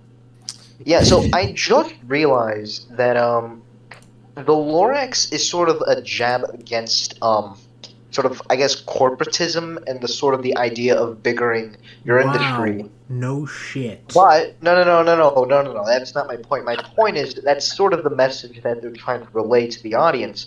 The irony, however, is that in the behind the scenes, Illumination Entertainment has actually scrapped multiple things, including a song called "Biggering," in hopes that it would quote unquote expand the company, or not the company, the movie, to a wider audience, which again negates the very message of the film that they're trying to convey to the viewer. That's don't you find that very ironic? Yeah. Yes, but I also do like how they were like, Donald Trump would cry at watching that movie, as it would be seeing a company that is a fucking monolithic company being destroyed, and B, there would be a bunch of socialists praying and praising that fucking film, which I find really funny. I honestly have no idea why Wisecrack is on the BreadTube site. They're just a movie review channel. But, okay. What the hell is this? Channels? Who's Secular Talk? He's Kyle Kalinske. Next question. Yeah. Who's Kyle Kalinske? I know he's left, but that's about it. He's the Young Turks, but white. Yuck. Yes. The Young Turks. Oh. Let's see, who here do I recognize? Very stinky. I don't recognize any of these people. Bad Mouse I recognize, but he deleted his entire fucking channel. It really does seem left. Yeah. For the most part, at least. Azure Scapegoat. Oh, I know this guy. Yeah. This is the tanky. Yeah. See, it's a bunch of commies. Chomsky's philosophy, that's yeah, it's probably not bad. BreadTube. It's fucking communist YouTube. What do you expect? You said it was right wing. No. BreadTube is like the lefty tube. Ah, okay. Well, what's the right wing fuckheads? What? Something JW, but I mean, they're pretty much gone. What was it? BitTube or whatever they're called? BitChute is a separate site, but yeah. Big Joel is another one. He's definitely a leftist and I think a socialist, but he doesn't really talk too much about politics anymore. He talks more about movies and shit. I actually still watch him. He's interesting, even if I disagree with him on absolutely everything. Chop Audible Anarchist. Christ. Okay, why is Creationist Cat on here? Seriously? It's the fucking... Who's Creationist Cat? He's just this ridiculous but hilarious creator. I watch him. He just shits on everyone and everything. in a very comedic manner. I don't know why he's there. Claudia Brown I know, or know of. Again, not really sure why she's on here. She's just a Biden supporter. Actually, I think I recognize her from...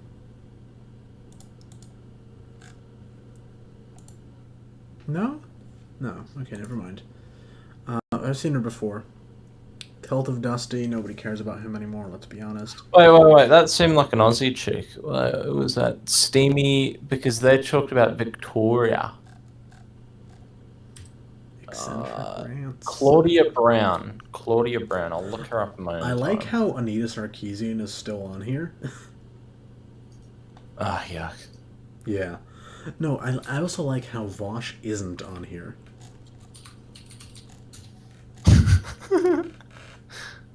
Claudia Brown, BreadTube.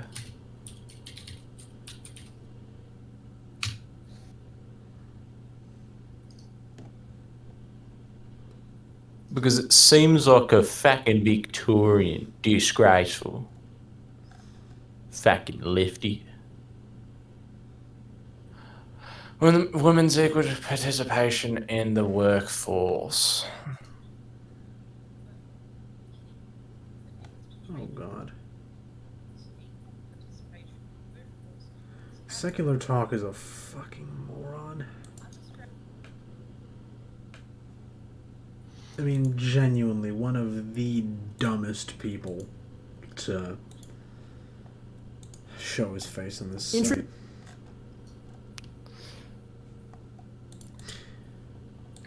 He's one of these, like I said, he's one of these young Turks people. Yuck. Ugh. Talk about fucking jobs. That's what I care about. No, but seriously, talk about jobs.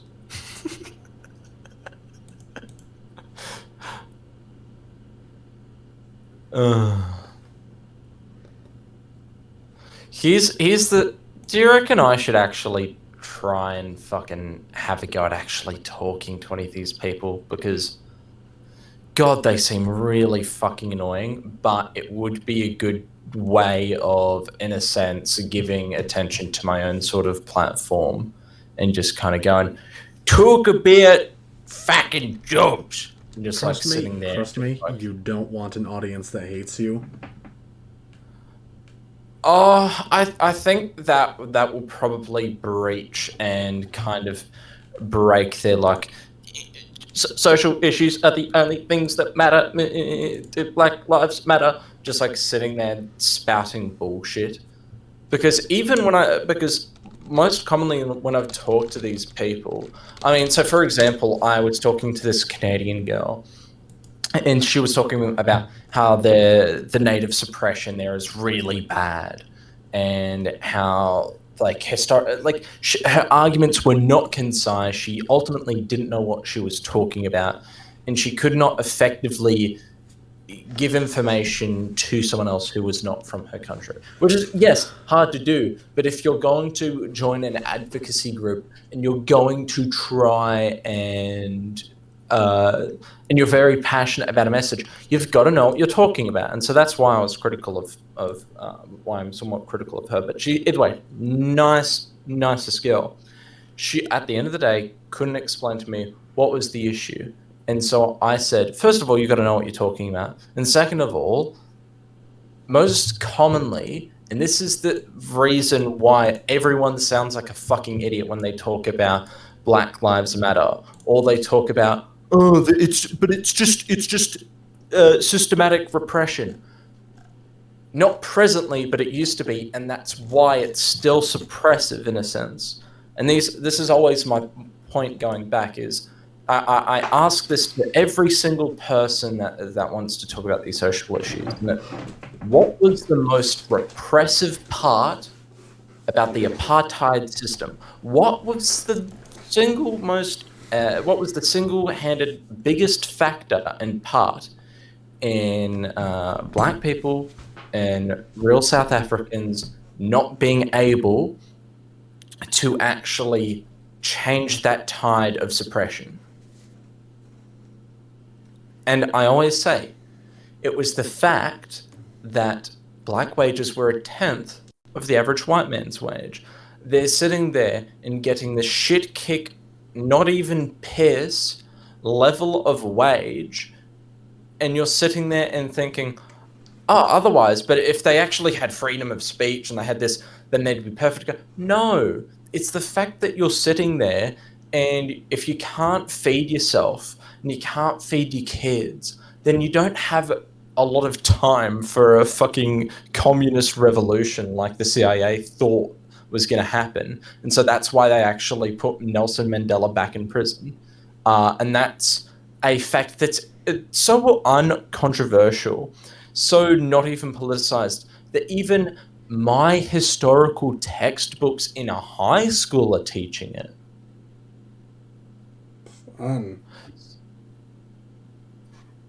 So it's the fact of, because that's the biggest liberalizer, giving someone money, because that money can, guess what, actually put them into a new realm, and actually money is material wealth, and material wealth is not freedom necessarily, but it is what's the word? Fucking. It's habilitating. Yes, that's the word I'm looking for. It's habilitating because it means that you can get an education. It means that you can get healthcare at the end of the day. It means that you can actually feed yourself. It means you can put a roof above your head. These are the actual important things. And so when you're talking about money and you're talking about economics, that's the most important part. Not just this, but he said the N-word. It's like, no, that's not the most important part. The important part is whether or not they get paid the same amount. And that's what is going to lead me back into this. Why are they historically ill off? Why is Detroit a shit show, for example? Because there aren't a lot of businesses that are sitting there and being like, oh, I'm going to invest in here. And why would they? If there is a real issue and a real factor of, hey, this could get broken into, why would you want to? Then you've got to have a really good insurance company as well, which it's an insurance companies aren't exactly brilliant. Sorry? Which is costly. Costs money. Yeah, also costly regardless. So that's the thing. If you don't have businesses investing there, that means that also probably the government isn't going to be investing in it as well, because it's like, well, it's a low socioeconomic area, businesses aren't investing. Why would we put the infrastructure to go in there unless we're an actually benevolent government? In which case, if that does happen, even then it's harder to do it, because guess what? There's a level of, hey, so we are actually having to commit lots of money into this area just to put in infrastructure, which is good and it will always help, but it's not guaranteed that just like that'll instantly fix the issues, because then you've also got to deal with education. And because of the fact that a lot of the teachers will sit there, and a lot of teachers talk to each other. That's a surprise to some people. I don't know how, but teachers talk to each other and they go, oh, that kid in that class in this area are shitheads. They're really hard to teach. And so then they'll go back and they'll go, oh, okay, well, and then over time there is a shift, a majority shift. Not everyone, but they'll kind of go, oh, I don't want to teach in this sort of regional area, or I like to teach in this area. Northern Sydney's better. And also, guess what? The private schools pay better, so I'll go to the private schools. And so there's where you reach a fundamental issue of suppression within these areas. Is, first of all, low wages and there's a low amount of employment within the area because there's not a lot of businesses investing in there. And why? Because there's a lack of education within people. Why? Because guess what? The education within there is bad, because also you're getting bad teachers because they're all talking to each other going, that's a shithole. Yeah. I've considered doing a video on like black poverty and kind of how segregation almost never ended. I mean, legally, of course it did, but in practice, it's only gotten worse, I think. Or in terms of culture, maybe not in terms of institutions, but in terms of culture, we've become only more segregated. And I actually I might use you for that video because you seem to be knowledgeable on the topic. but I've wanted to do a video on that for some time. If I may interrupt here. So Pedro Albuquerque is asking if I can talk about the school funding system since we are on this topic in America. I mean, I don't know too much on this particular topic, but what I do know is that we've been raising the funding for public schools consistently for the past 20 years, but graduation rates, test scores, none of this shit has been increasing for the past 20 years in any statistically significant way, which indicates just throwing more money at it is not going to fix the issue. There's systemic problems that cause our increasingly, third worldy education system. This is another video I could do, actually.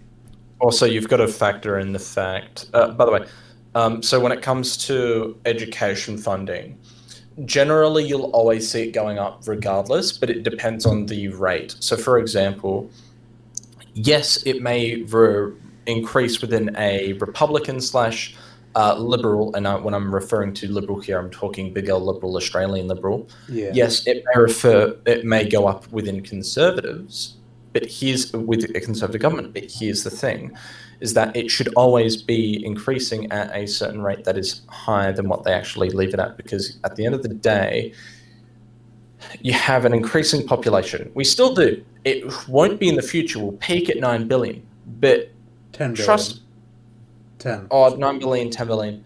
Regardless, we kind of know what we're talking about here. So, and even then, just because generally school funding is going up doesn't mean that it's going towards the public schools. Here's the thing.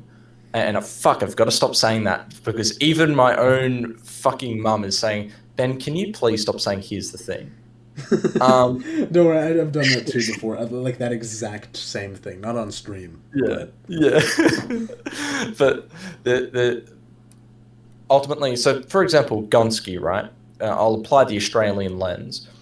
Gonski is a school funding system that will ultimately give funding to regional schools. It was created in 2011 or 10 by the Australian Labor government, a Labor Party government.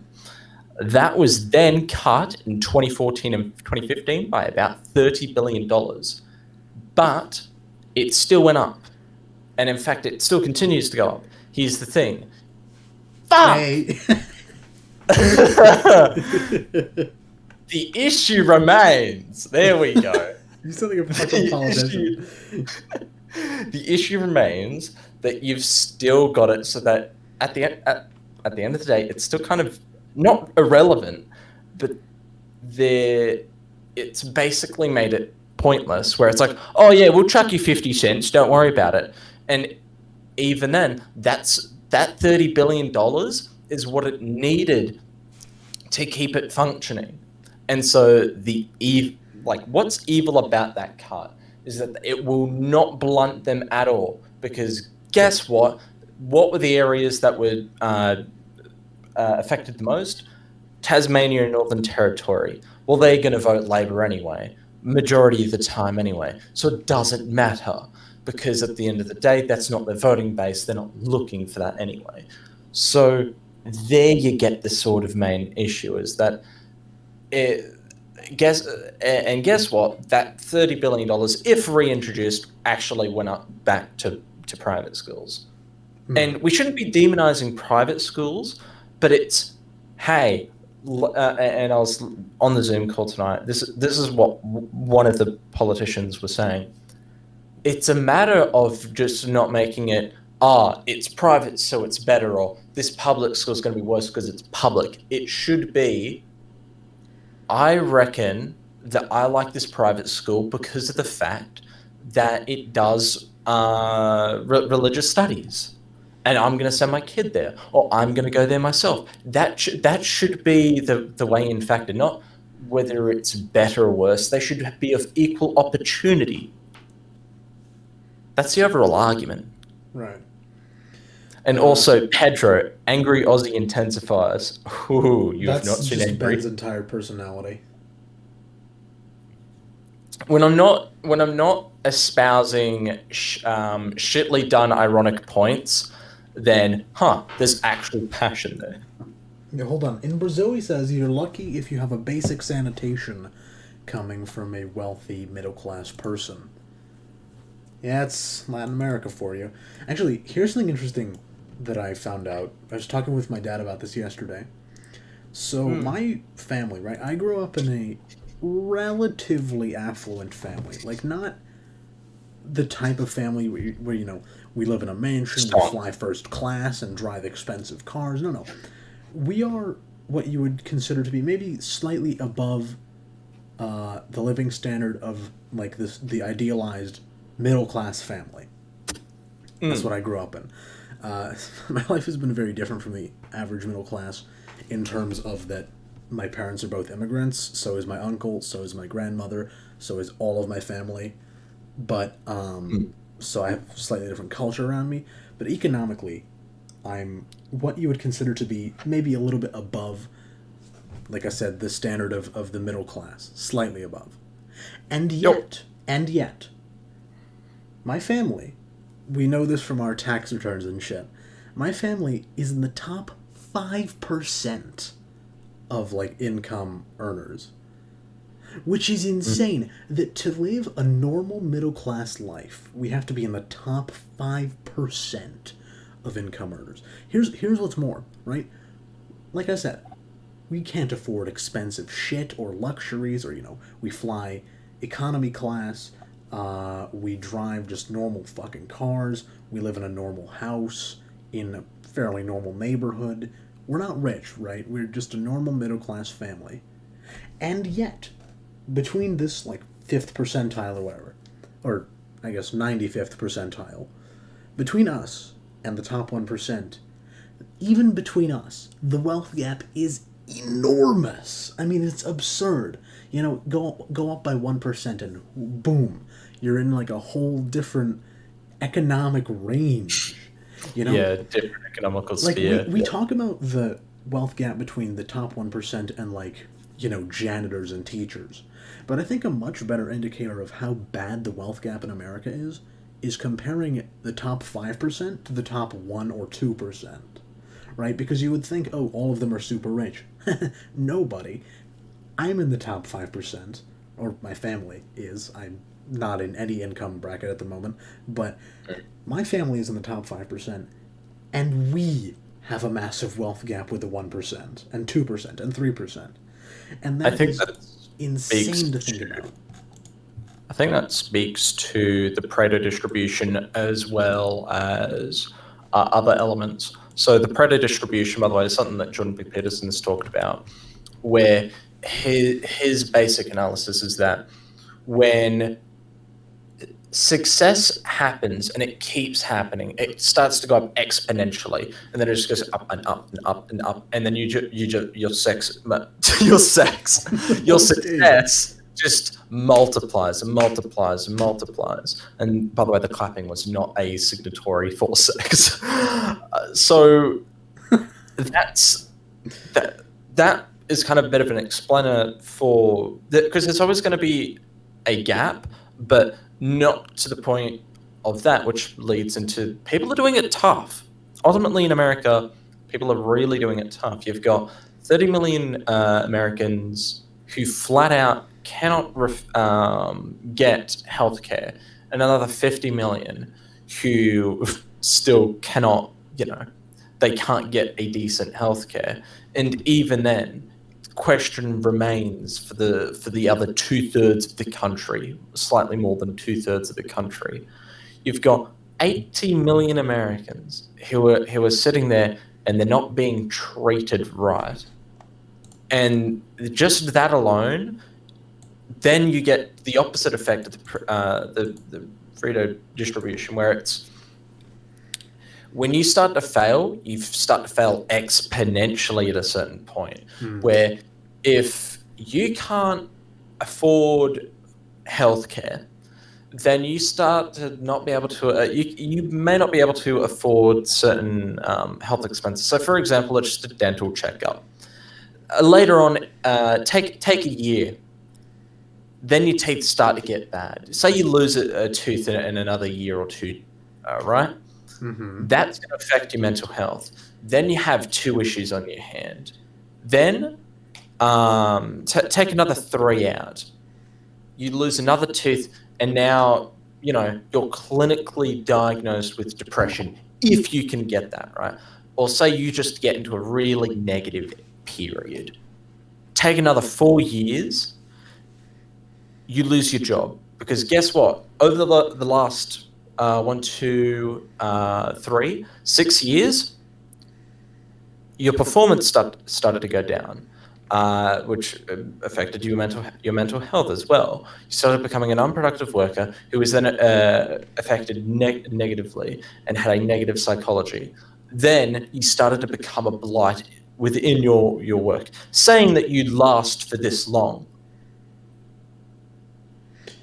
And from there on out, you can't afford any health expenses. You can start to barely afford your own fucking food, your own shelter, your own water. I mean, this is what we're talking about, is that when you start to fail as well, you start to fail exponentially. So it's, and that rut is once you get into that rut, it's hard to get out. And so that is why public health care and expanding on that is very important, because it's ultimately linked to everything else. Same with dental care as well, which is a push that's happening within Australia. Of course, not by the fucking Liberals, but yeah. Yeah. Honestly, I need to do a lot of videos on economics. I just need to educate myself about economics a bit more. By a bit, I mean a lot, because I really, beyond the macro scale shit, I don't understand anything about economics. Like, I have a video planned, probably for next year, about like the economics of the drug war, because when you actually look at it, the American drug war, every argument for it is just torn apart by a basic supply and demand analysis.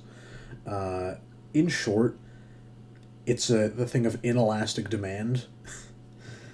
How do I put this?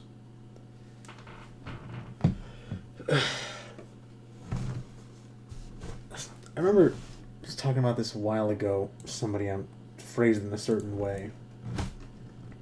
But when there is a demand that is unaffected by supply, then this drug war model just is not going to work. Because, you know, it's all down to addiction psychology. People are going to, you know, get their drugs regardless of whether or not it's legal, regardless of whether it's easily accessible.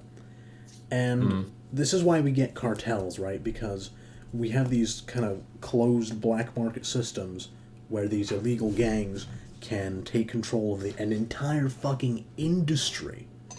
And as a result, you know, for example, in Mexico alone, we have, as of 2006, over 100,000 dead people due to the Mexican drug war. And it's even more in America, of course. You know, we have the highest prison population in the world. It's ridiculous. But more than any other country, and I think Yeah. even combined at a certain point. Yeah, yeah. We hold like 22% of the fucking world's convicts, which is ridiculous, right? So let's say you legalize and or decriminalize all or most drugs, right? Not even necessarily for, you know, things like cocaine. Yeah, maybe those shouldn't be legal to sell, but to consume, sure.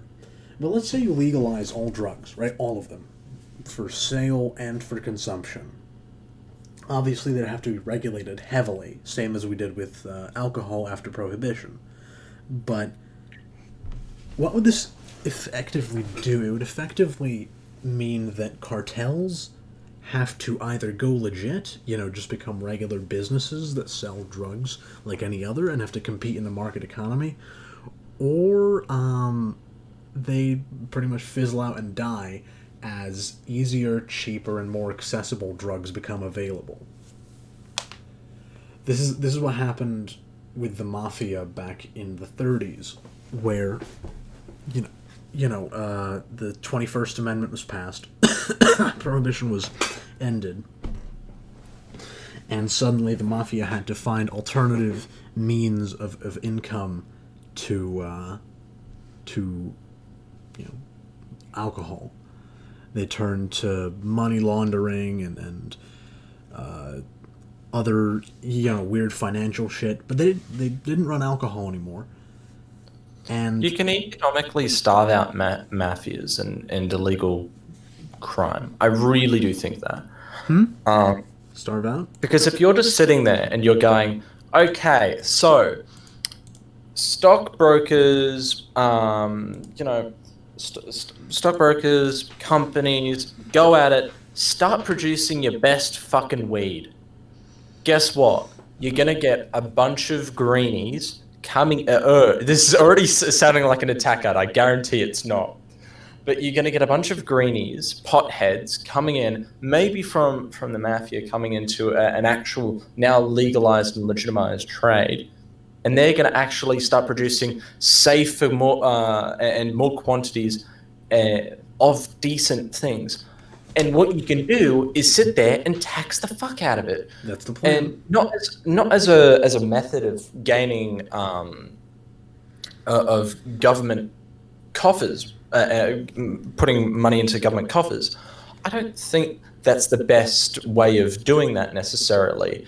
I think rather that it's a way of deferring it that will be deterring it, which will be better, specifically when it comes to drugs. Because you're getting rid of that veneer of, first of all, you're getting rid of the veneer and the rush that someone has of, oh, I'm buying drugs. This is risky. Instead, now it's like, oh yeah, you fucking bought that over a counter, aren't you tough? And also, now you're going, yeah, it's fine. Just you're gonna be. It's the route of an idiot. Not only do you not get the rush of beforehand, but also you're now going to economically starve yourself out and prove to be a fucking idiot. And that's what we've done here with cigarettes. And that's by raising the price through taxing it and through actually, putting safe label laws. Label, not labor. I just can't pronounce things. That'll actually have a negative effect of the sales of marijuana. And even then, if it increases it, then ultimately, good. It doesn't matter now. It's safe. It can't be spiked with anything. Make sure that they have to have the ingredients in the back. The amount of, I think it was, what's the specific PDT, or it's a 3-lettered acronym that they have on marijuana that they call it. I believe it starts with T. I don't remember. Shit, I should know this. I'm Californian. I thought it was PDT or... It's not PDT. It's TCB or something like that. Well, that's tablespoon, but go on. No. TCB. B. Yeah. Oh no, fuck. THC, I think it is. THC? Yeah, THC. Yeah. THC. If you're sitting there and going, okay, you're going to have to state how much THC, etc., is actually in each of your things, and saying how much of it is actually made here and where it's made, then that's legitimate. I don't have an extreme problem with that being a functional business or a trade, because we're talking about whether a trade is good and equitable and whether it should happen, and where it is safely legislated, where it's actually made. I mean, fuck, if you're going to allow people to eat daily McDonald's and Macca's and Hungry Jack's and Burger King, and you're not going to allow weed and shrooms, then fuck me. You've got questions to ask. I mean, I know people who have smoked weed every single day since they were 14.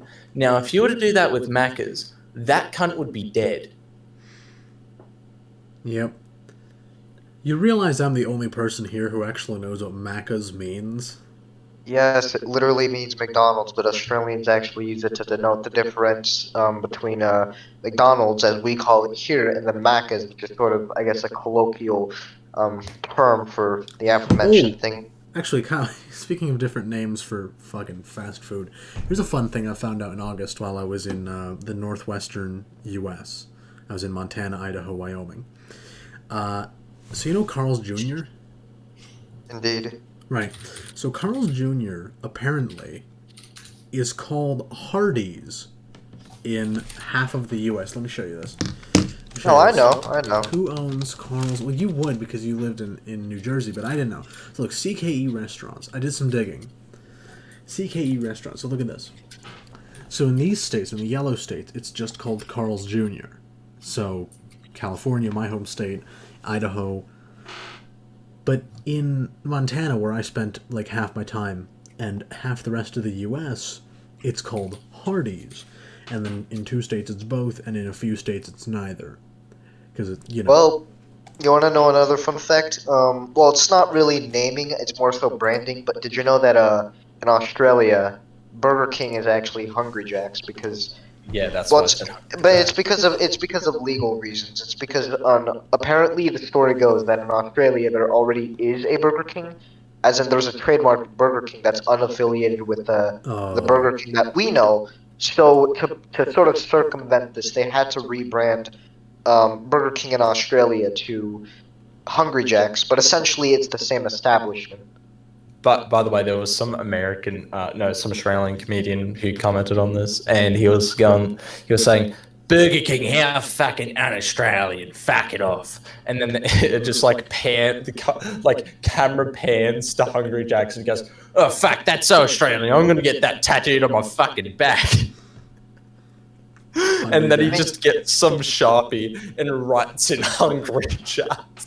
No, dude, Hungry Jack's sort of rolls the tongue more, I suppose. There's this, Hungry Jack's is a better name than Burger King for sure. There's this restaurant, it's called the Black Bear Diner. So, Kyle, I don't know if you're familiar with this, but I am because I travel a lot. Relatively a lot.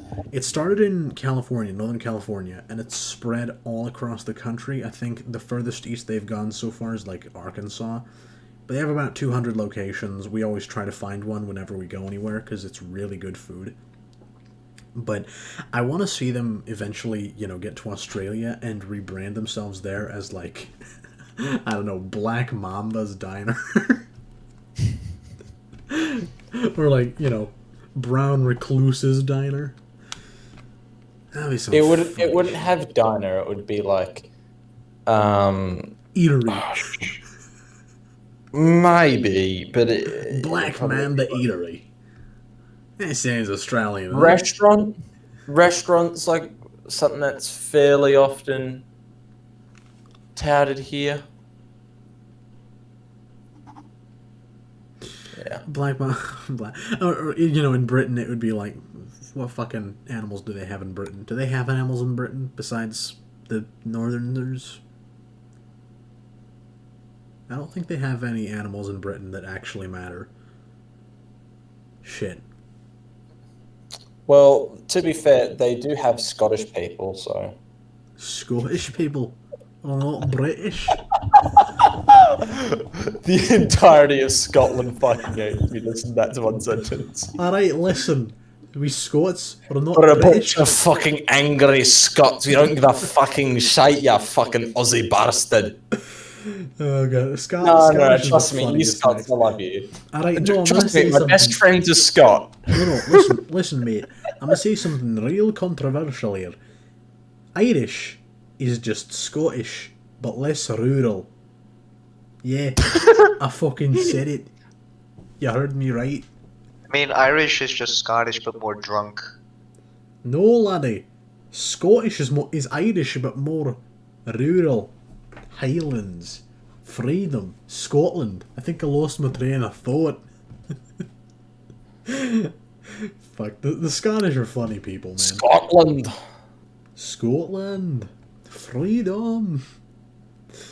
Oh, there's this really great skit on Mr. Bean where it's like two Scots stuck in a voice-activated elevator that was made in America. And they're stuck in this elevator because it can't understand what they're saying. Yeah, I've seen that, yeah. I need to have a look at that. Here, let me see if I can find it. Here we go. Take a look. By the way, I do like how people think that iDubbbz is a political commentator. What? Like, people genuinely think that that's politics. They regard politics and iDubbbz within the same manner. Alright, anyway. What's worst? Okay, what's worst, a Scot or a triggered Australian? Same thing. Fuck you. Oh, by the way, What's worse, an American or a piece of shit on the side of a road? American.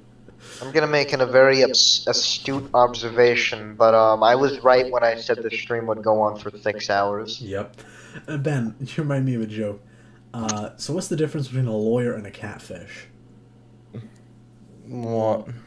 Both fake? One of them is a shit-eating, disgusting, filthy bottom feeder, and the other is an aquatic animal. Oh, well, okay. That's not really what I was expecting, but works. Alright, what's the difference between an echidna and a cop car? I'm not even gonna try to answer that. All the pricks are in the inside. There you go. The true American in you likes that, at least a little. I love that shit. No. Oh fuck. It's unrelated. It's really crude, insulting, broad parts of society. So there's two unrelated but really good jokes I heard over the weekend. Over the last few days. We were in San Jose. We were meeting some friends. And I just heard a couple fantastic jokes. First one. So it's a father and his son standing on the coast, and the son says, "Dad, it's so far to America." Dad looks down at him and says, "Swim, son, swim." No, so the other one, and I'm going to start using this whenever somebody asks me the difference between a strategist and tactician. So you have a group of mice, right? They go to the wise owl, and they say, "Oh, wise owl, everything hunts us. Snakes try to eat us, birds try to eat us, some other animal I forgot tries to eat us. What can we do? Please help us." And so the owl's like, "Okay, I have to think on this, come back to me tomorrow." And so they leave, and they come back the next day. And they say, "Oh, wise owl, what have you come up with?" And the owl says, "Okay, so I have a solution to your problem." They say, "Okay, what is it?" And he says, "You have to turn yourself into hedgehogs." And they say, "Well, how are we supposed to do that?" He says, "I don't know. I'm a strategist, not a tactician." I feel like they should start telling this in. I only mention this because I feel like they should start telling this in military schools, officer schools. Because I feel like way too many people don't understand the difference. But so, alright, listen, we're gonna watch a Scot get irrationally angry at a fucking elevator. It's gonna be beautiful. So take a look at it. No, they installed voice recognition technology in this lift. I heard about this. Voice recognition technology in a lift in Scotland. You ever tried voice recognition technology? No. They don't do Scottish accents. 11. Could you please repeat that? 11. 11. 11. 11. Could you please repeat that? 11. Whose idea was this? You need to try an American accent. 11. 11. That sounds Irish, not American. What, doesn't it? 11. Where in America is that? Dublin? I'm sorry. Could you please repeat that? Try an English accent, right? 11. 11. You for the same part of England as Dick Van Dyke? Honestly, yours then, smart ass. Please speak slowly and clearly. Smart ass. 11. I'm sorry. Could you please repeat that? 11. If you don't understand the lingo, away back home to your own country. Ooh, is that talk now, is it? Way back to your own country? Oh, don't start, Mr. Bleeding Heart. How can you be racist to a lift? Please speak slowly and clearly. 11. 11. 11. 11. You're just saying it the same way. I want to keep saying it until I understand Scottish, alright? 11. 11. 11. 11. I'll just take his anywhere, you cow. Just open the doors. This is a voice-activated elevator. Please state which floor you would like to go to in a clear and calm manner. Calm. Calm. Where's that coming from? Why is it telling people to be calm? Because they knew they'd be selling this to Scottish people who'd be going out for nuts at it. You have not selected a floor. Aye, we have! 11! If you would like to get out of the elevator without selecting a floor, simply say, "Open the doors, please." Please? Please? Suck my wally. Maybe we should just say please. I'm not begging that for nothing.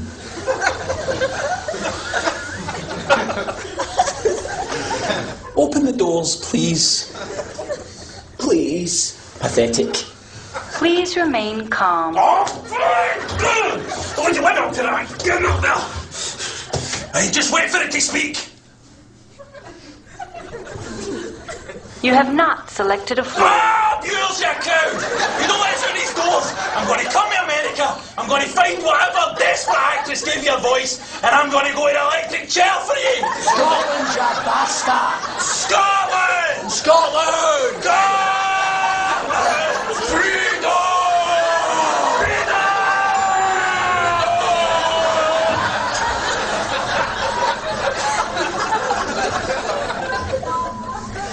Going up.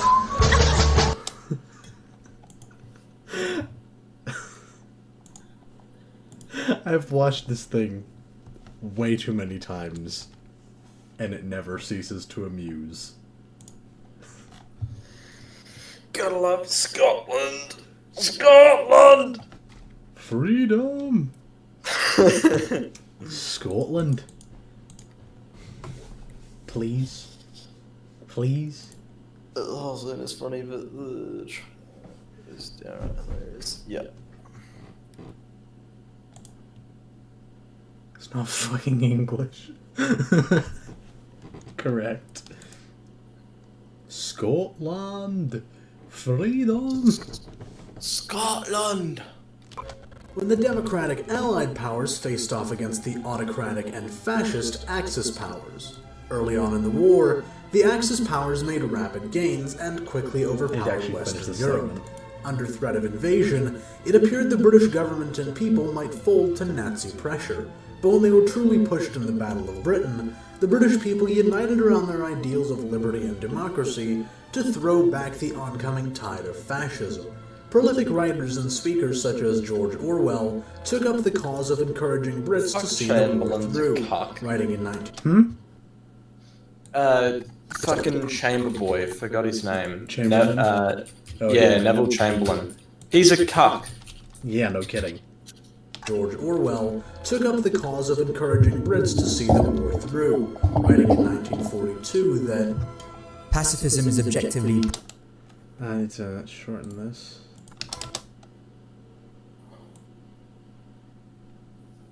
This is Logicus, by the way, the guy I recommended earlier. That pacifism...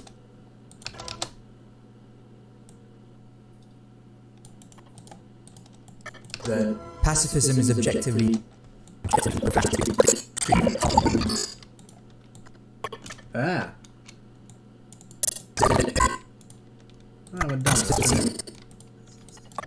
Pacifism is objectively pro-fascist. This is elementary common sense. If you hamper the war effort of one side, you automatically help that of the other. Nor is there any real way of remaining outside such a war as a present one. In practice, he that is not with me is against me. In a time of crisis... Let's see, I can move this. I'm not entirely sure about that George Orwell quote. I'm generally a hawk, so I'm cool with it. Because I was arguing not too long ago for passive Australia in the event of World War III, aka US v China. I was saying, no, I don't want Australians to die for an economic war, that we should be focusing on the economy of Australia for that time period because we'll have an economic crash. And so, fuck, your propaganda is so strong that even I have Australians within my own party who are arguing with me, no, we should be going to war. I mean, I'm sorry, but the Emperor has no clothes here and has not done much for Australia. Yes, you've been the naval guarantor. Yes, you've provided us with some trade. But guess who does that better now? Not in terms of Navy, by the way. No one does Navy like you guys. But when it comes to China, economics is their stronghold at the end of the day. Well, it now is. Bigger GDP, more investment. They've come up with not a system, because fuck me, their system is terrible. But they've lifted 3/4 of all poor people who were previously lower income, rice field families into upper middle class families who well and truly can actually have a proper and well functioning family. I mean, what's America done? Started war with Vietnam and then we've had to fight it? Hey, I don't know much about Australian foreign policy. It's not notable in any shape or sense of the word. Hey, Galaland is watching. Welcome aboard. I'm trying to figure out how to do this godforsaken quote. Hi there. You go to war because America, fuck yeah. That's a pretty good... Yeah, that's basically a summary of our foreign policy. Fuck, I'm trying to remember the guy's name. He put it pretty succinctly and put Australia's foreign policy in very effective terms. Holsworthy Live, that's his name. If you ever want to learn about anything Australian policy, Australian foreign policy wise, he's effectively the person to look at. I disagree with some of his points, but I think that he's right when it comes to the origin and the history of Australian politics. Australian foreign policy, which is we'll look for a naval guarantee, and once we've looked at the naval guarantee, that's basically it. Fight their wars and we're done. Because when we tried to not do that, then we got fucked over. When we tried to not do all the stupid shit for America, then we got fucked over for that. And so it then came across that, well, now we have to do this kowtowing to America. Oh.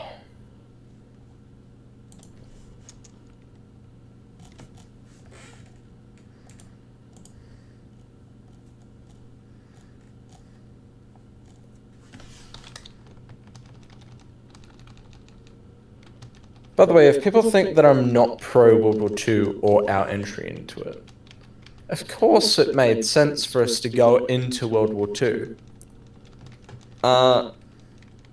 You, first of all, have, yes, our naval guarantee entering into it, but also, if we didn't...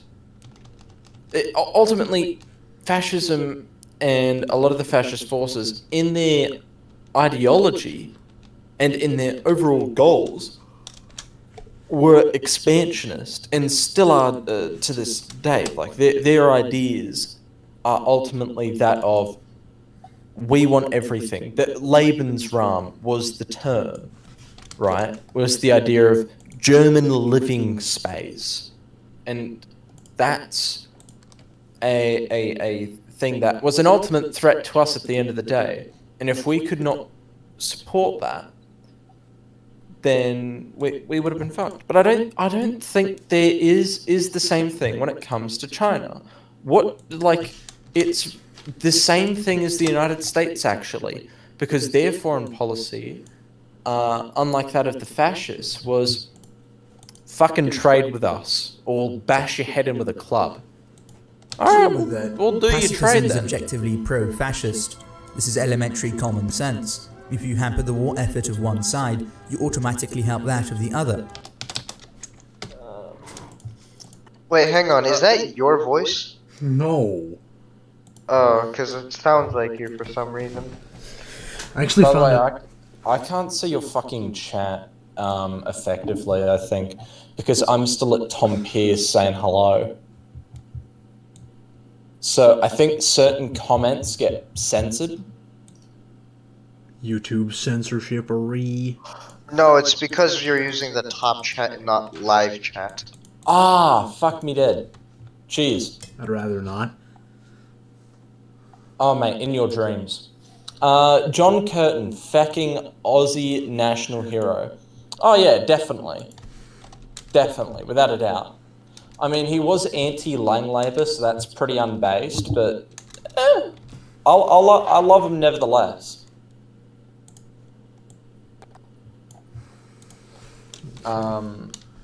Yeah, John Curtin also had pretty fucked eyesight. Entered World War II. Writing in 1942 that Shifley was the person who actually, who was his Pacifism is objectively successor. pro-fascist. This is elementary common Shifley sense. started If you the hamper Snowy the war Hydro effort of one project, side, so you thank automatically you for help that. that of the other. Nor is there Also looked into reforming the banks, but never got around to it due to fucking... Gotta love it. So, due to the fucking libs. fucking libtards. Oh, 100%. Imagine winning World War II but losing to a flightless bird.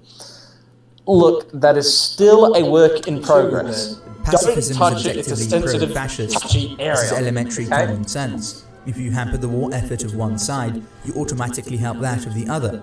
Nor is there any...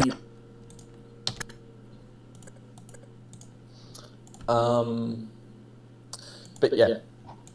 Nor is there any real way of I don't think we committed much into that.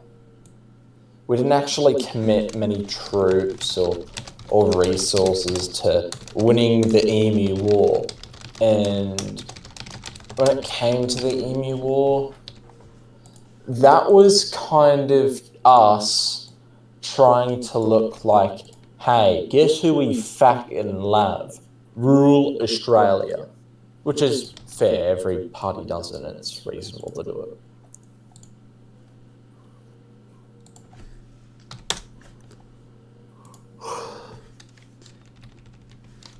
Oh, and when it comes to the George Orwell comment, that was regarding, first of all, it was regarding fascism. Say you're just saying pacifism in general.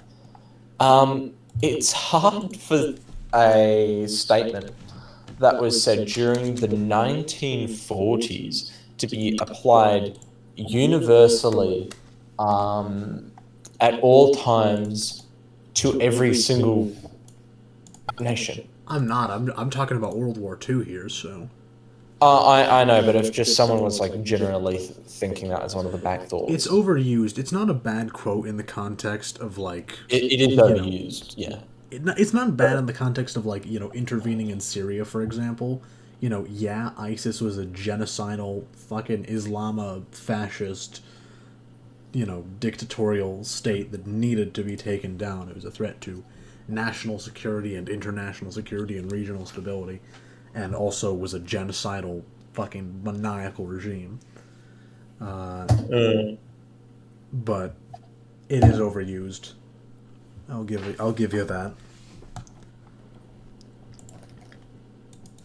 Crits to see the war through. Right. And by the way, when it comes to Syria, Assad was actually installed by the United States. It just turned out that, hey, wait, what's this thing about him wanting to... Pacifism is objectively pro-fascist. This is elementary We common didn't sense. install him to do If you that. hamper the war effort of one side, you automatically help that of the other. Nor is there any real way of remaining outside. Nor is there the gun, machine guns. Of course we did it. They were slightly annoying, and also we're fucking up the crops. That was the Nor actual is there reason any why we real way of launched the remaining war. outside such a war as the present one. Also, what a very noble war.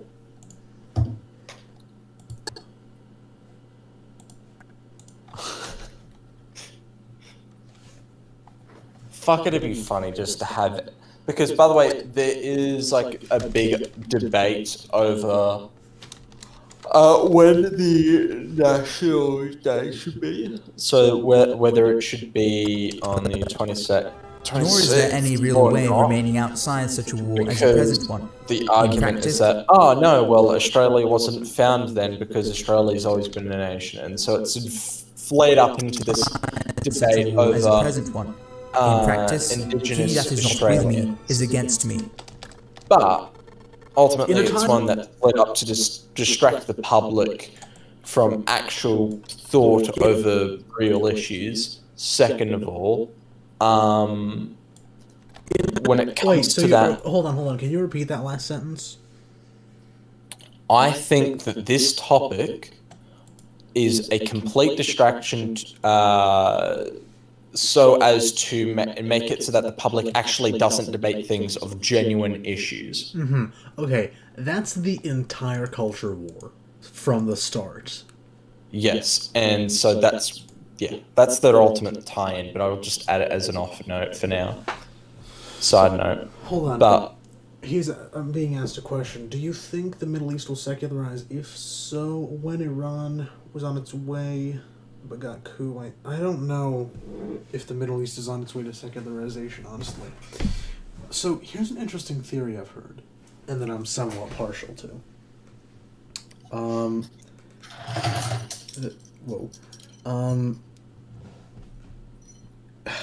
So we have, let's take a look here. I had this somewhere. Of Syria over time. Right? So if we, Jesus Christ. If we look at the Syrian population starting in 2007, but especially in,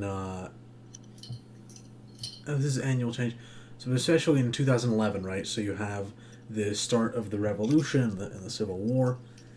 Millions of people, like straight up millions, left Syria or were killed. Right? Here it is. In 2011, the population of Syria was 21 million. By 2018, it was 17 million. They lost 4 million people from their country. yeah, isn't it one of the biggest refugee crises from a single nation in centuries? But a lot of those people who fled, for the Western world are coming back now, right? If we're looking in 2019, their population increased for the first time in almost a decade. They increased by like almost 100,000, and then this year it increased by another like 400,000. And so the future for population growth for them is looking bright as immigrants to the West return back to Syria. But those immigrants now have been inculcated with Western ideas of like secularism and liberalism and all this shit. And so I'm thinking this might actually drive a change in Syria and in all these other war-torn places towards a more liberal form of government. We can see a similar You're thing right. in Iraq, for sure. Because here's the big mistake of trying to create a democracy in, like, Iraq. And this is exactly what the next video is talking about. You can't force a democracy on somebody. They have to, on a people, they have to want a democracy. They have to want it and be able to uphold it. Which is why... Not completely. No, you can't force a democracy on a country and expect it to work. It just won't. It's the same... I'd argue that it's borderline forced here. Yeah. It's the same logic of, like, the leaders of the Soviet Union at first, who were like, oh yeah, we have to educate the people into wanting socialism. Yeah, sorry, that's not going to work. The people have to organically want it themselves. You can't force it on them. It's the same thing here. But I think now we're going to see a natural surge of pro-democracy, pro-liberal activity in these countries. And, you know, I don't know how successful it'll be, but that's my prediction. Iran, they're going to be a thorn in our side for quite some time. Somewhere in Europe, the alt-right is celebrating. Yeah, all 5 of them got together in somebody's basement and are drinking champagne. So, like, honestly, refugee crises are what every single conservative fucking party will always celebrate, because automatically it means they have a scare campaign up and running. Yeah. Without a doubt, and that's the only way they well and truly get into government. At least in Australia, the only way they ever get in is scare campaign, scare campaign, scare campaign. And it doesn't matter. It can be fucking immigrants. It can be fucking refugees. It can be higher taxes. Or the other alternative of fucking loony lefties, all of them with their soy lattes and fascination with the environment. Like, what's this shit? You don't want to just make the entire country a fucking coal mine? What the fuck? Like, that's their entire scare campaign. Tunisia managed to install an Arab Republic in the Arab Spring. Maybe the rest will follow. Yeah, I've actually talked about this before. Not on stream, but I think Tunisia could very much be a kind of a launching point from which to spread democracy to the rest of the Arab world, because, you know, it installed democracy in the Arab Spring, and their republic was just, they had a big test of whether it would actually stay a republic or regress into authoritarianism like Egypt did. And they passed the test. They are considered by most now to be a functional, strong republic.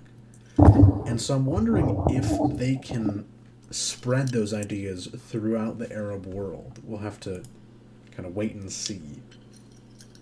Exciting times. Exciting times. Do you not think that Turkey, essentially going to an illiberal democracy, will not recede back? Oh, yeah. Well, Turkey was never a liberal democracy, let's be honest. Was for a while, wasn't it? Not for long. Not for a while, too.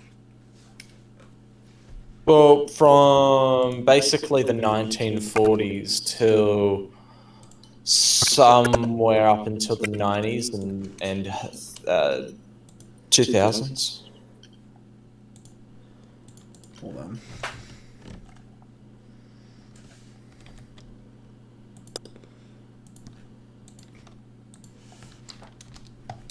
Yeah, Turkey's kind of a mess. As someone who was watching that series with In practice, of he Crown, does not. I was hoping and waiting for that to be like, oh yeah, and Turkey is this peaceful republic at the very end, which because I'm someone who does not pay a single bit of attention to Turkey, because first of all, it's not within anyone's sphere of influence, even close, basically within Asia. So it just means that, you know, I don't hear about it mainly of my own choosing, but also it's like I just wouldn't anyway. Then just hearing, anyway, so they had Ataturk, yeah, he's pretty fucking based, and then you had someone who was pretty fucking based, and now they're not based. See, it was pretty upsetting, man. I have a friend living in Turkey. He's an expat from America. And so I hear news coming out of there all the time, and it's just bad. Let me show you this. Take a look at this. USD to Turkish lira. The fucking inflation in Turkey right now is absurd. Wait, is Turkey oh yeah, Turkey is going through an economic crisis, aren't they? They've gone just... They're having bad time. Bad time. The inflation has just... Inflation rate in Turkey.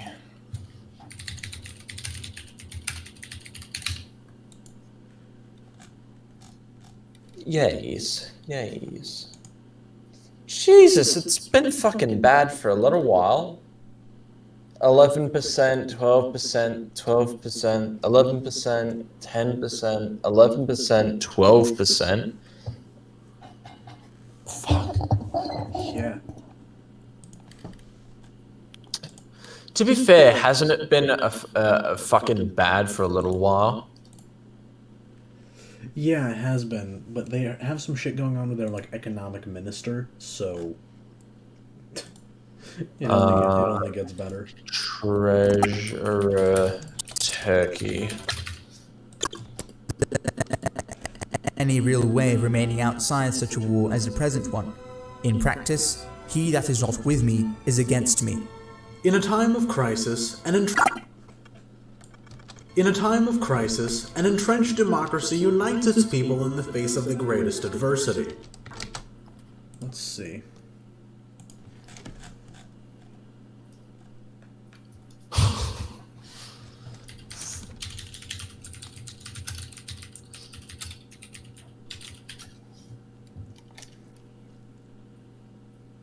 Ministry of Economy, okay.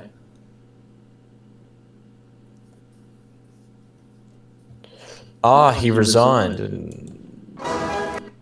a couple of weeks ago. Mm-hmm.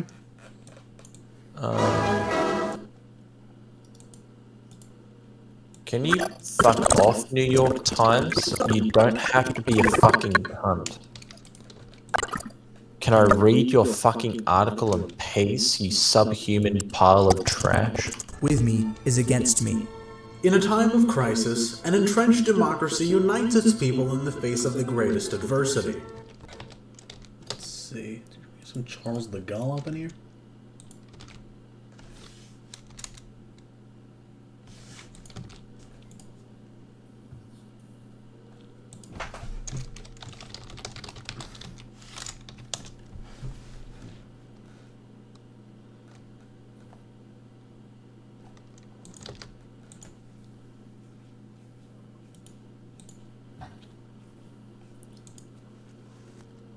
Et terrestre de l'ennemi. Elle menait à que nous avons prise, mes compagnons et moi.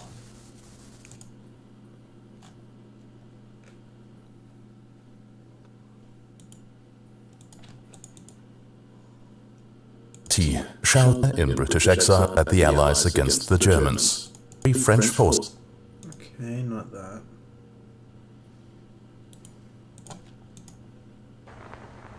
Paris, libéré. Libéré par lui-même. Libéré par son peuple avec le concours. Les armées de la France avec l'appui et To be honest, nobody knows who Charles de Gaulle is.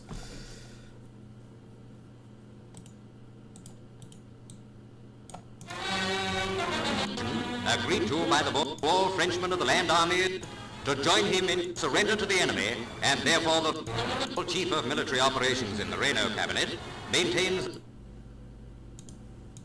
en connaissance de cause de quel effort il s'agit, mais convaincu qu'actuellement de l'État et des volontés la République française, de noyautage en noyautage sous une certaine dictature, jusqu'à l'indépendance. Yeah, no, fuck that. Is against me. In a time of crisis, an entrenched democracy unites its people in the face of the greatest adversity. Meanwhile, in Germany...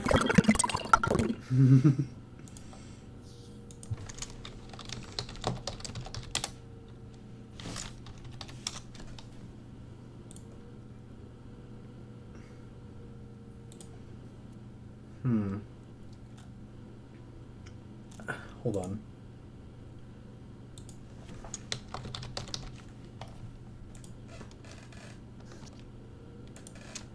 Where's the thing?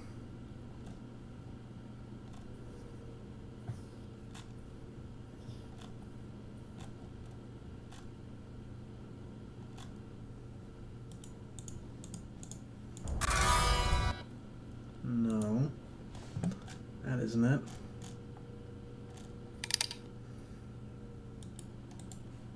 Which would you prefer? Socialism, equal amounts of poverty. Capitalism. Everything that exists is owned by Obama Prism.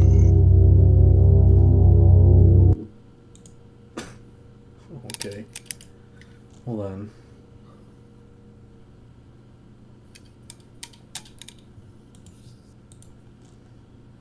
I would like to thank Mr. Sanchez's. He turns himself. The universe is big.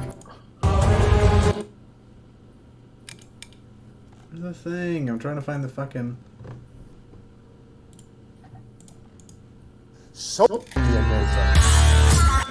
No. That ain't it. Okay, let's take a look. I'm significantly more attractive than me. Here. Oh no. Okay, well I'm too lazy. Wait, what's this? I'm trying to find a piece of music that I want to use in the video.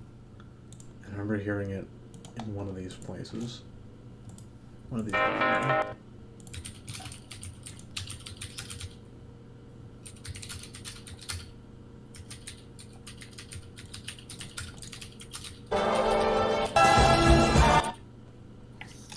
Okay.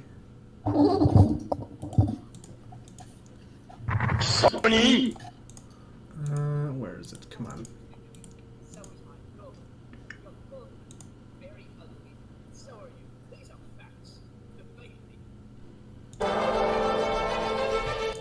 No.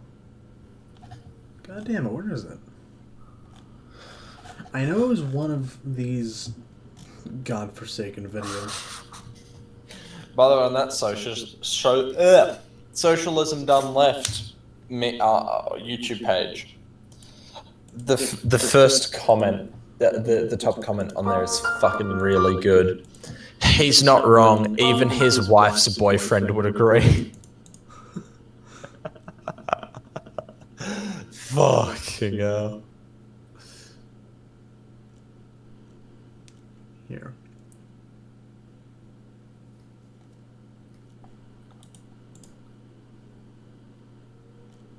A lot of these are just the exact same thing.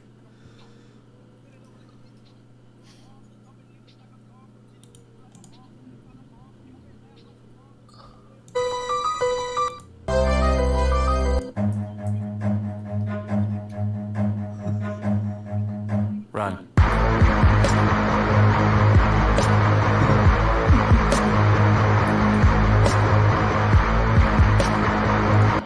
Not bad, not bad. It's the fucking Earthbound meme music.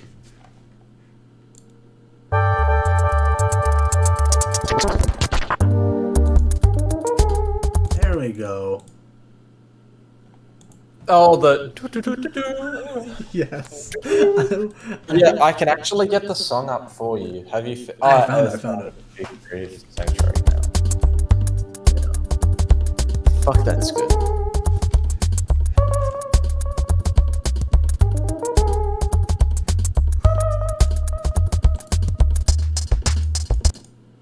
That's not even that bad of a song. Yeah, it's an Earthbound game. Of course, it's good. I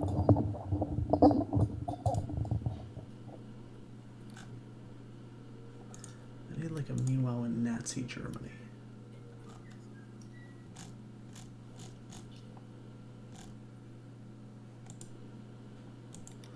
So like, I can do this.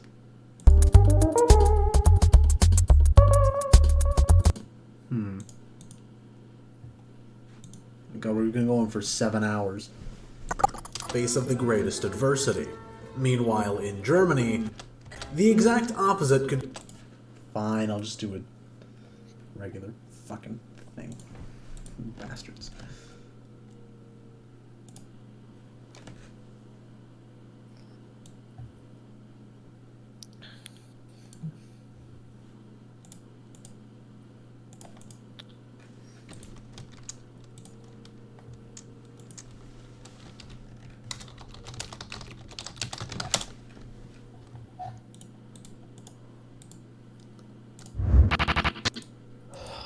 Steiners war Befehl!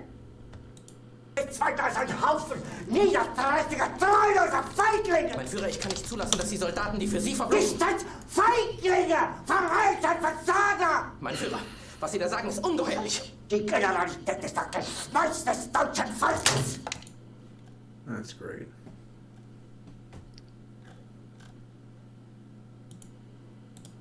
Okay, is there any version of this without subtitles?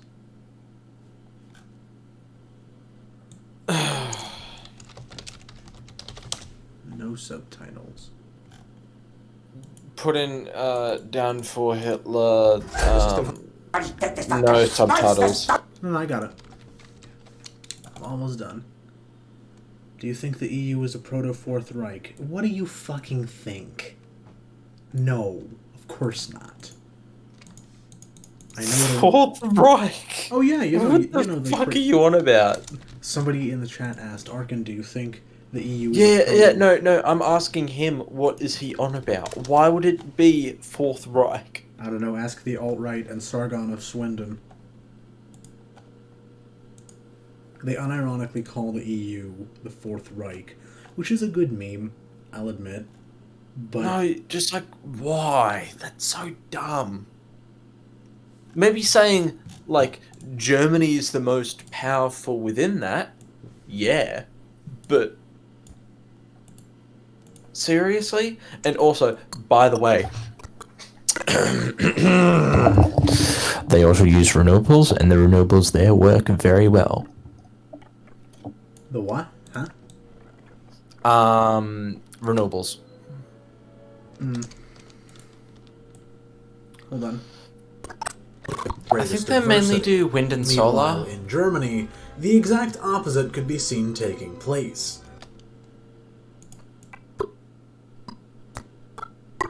Why does the Hitler actor in that frame look like a fucking dog?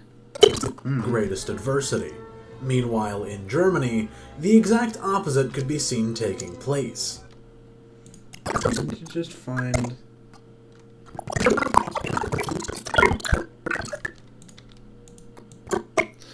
Yes, I wanted to trigger in Australia, and that was my main goal.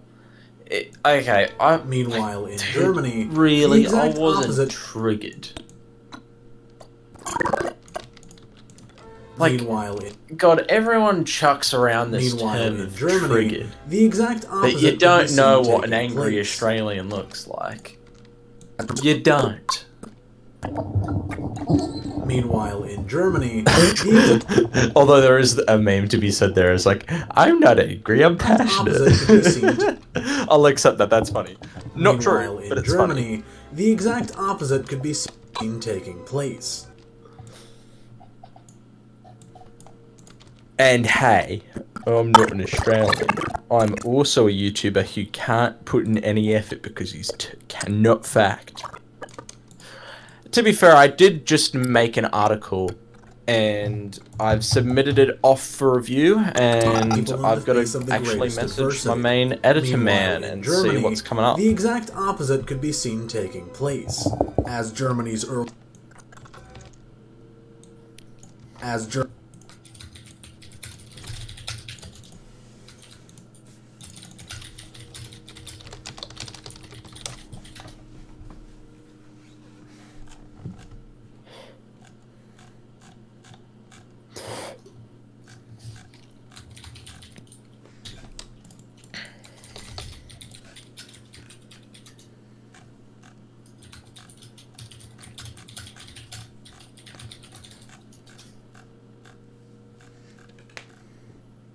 It's 3 a.m.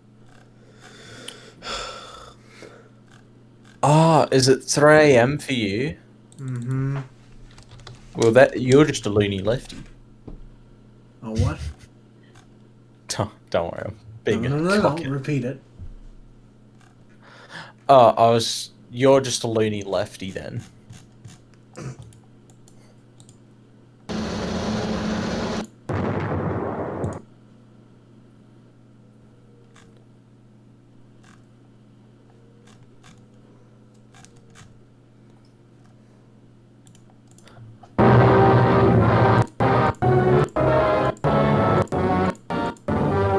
Years in British and French army, well, for all its declared sea, blockading Germany.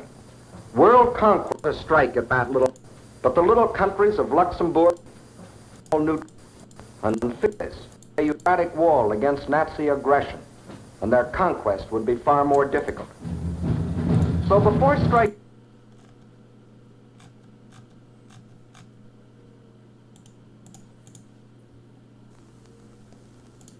Knew they were few in number. Failure of the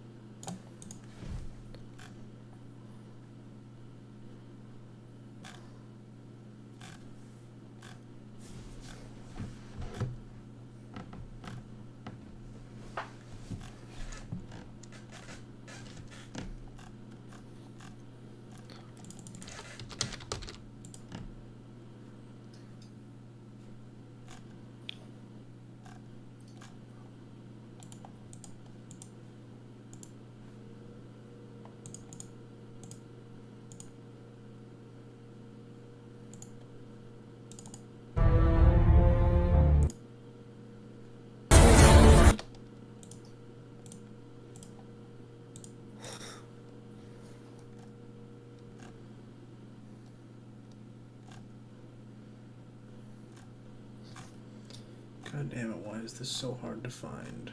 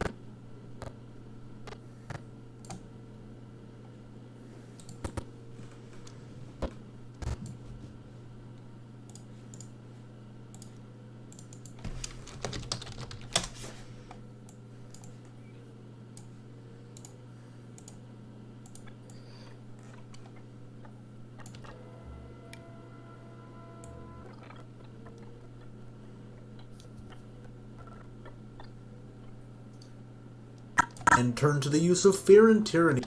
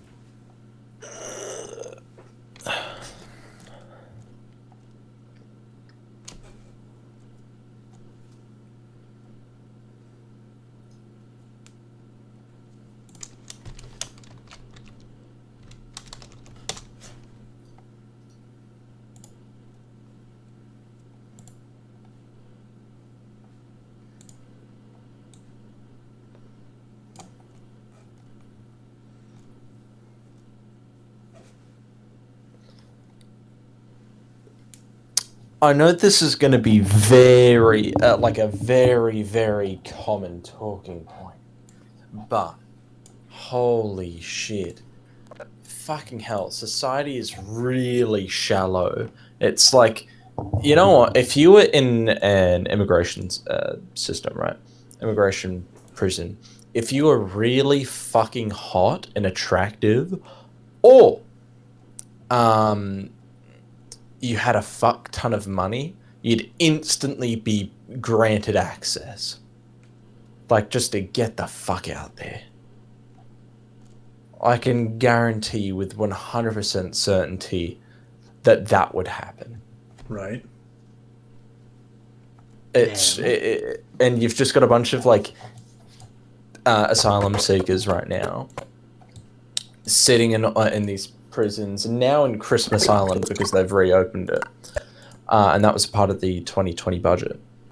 And they're sitting there and they're just like, please, I just don't want to be killed for my religious views.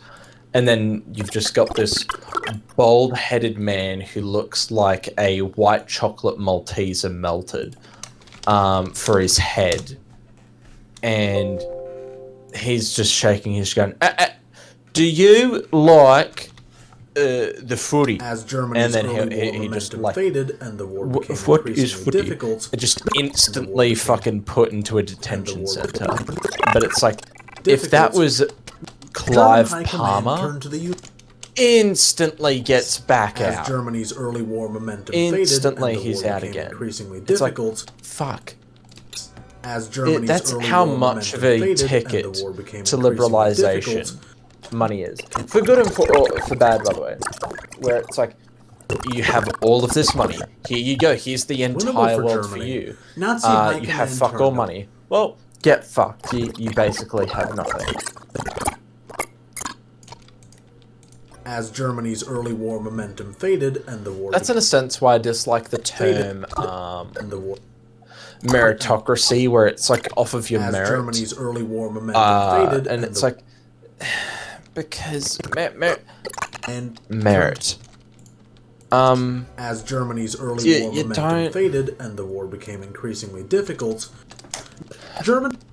in a sense, that you can't get merit tyranny to maintain control off of your work if you can't get work, which isn't off of, and the war became which is also off of credit and merit. Command. So it leads into a drum and a circle of, or how do I get a job? Some people just get caught outside that loop, never employed again. Turned to the High faded, and the war became increasingly difficult. Which can also neglect what would be skilled workers. And by the time they get in, well, they actually haven't been taught anything, so they're not skilled workers. Therefore, they're not skilled, and therefore the job sacks them. The employer sacks them. German High Command turned to the I saw this fucking chick say the other day. Of the people. Oh, the war progressed, and it became... It was ridiculous. They said that unskilled work is a term used by the upper middle is used by the upper middle class to as the war progressed is used by the upper middle class to as a myth to destroy workers and grant an excuse for unemployment, which is awfully strange because there is such a thing as a really shit plumber, and there is such a thing as a really shit nurse and a really shit surgeon. Like, fuck, there are really dumb cunts out there, and so sometimes you may want them to not have a job. That's quite reasonable. Sitting there and going, hey, are you shit at your job? Okay, I don't want you to have that job. You know. As the war... but that's also as the war not progressed, and it became more and more employed obvious people that it was unwinnable for Germany. Shouldn't... like that... you know, unemployment's mad. No, it's not mad. Obviously not. All people should have a job, but it's to what regard that job is, or what skill that job is. So, for what skill is required. So, for example, if you're sitting there and you're some, you're some plumber that's now unemployed, I think you can be a shelf stacker. Why not? I don't think you're harming society at all by stacking shelves. Alright, listen, we have one person left, and I have... Oh, no, it's probably me. Probably, and we have like one sentence left to finish. It's 3 in the morning, so I say we call it a day here. Yep, definitely. I don't think I'm going to be streaming tomorrow, but maybe. We'll see. We'll see. Give me a notif. Hold on, let me just end here.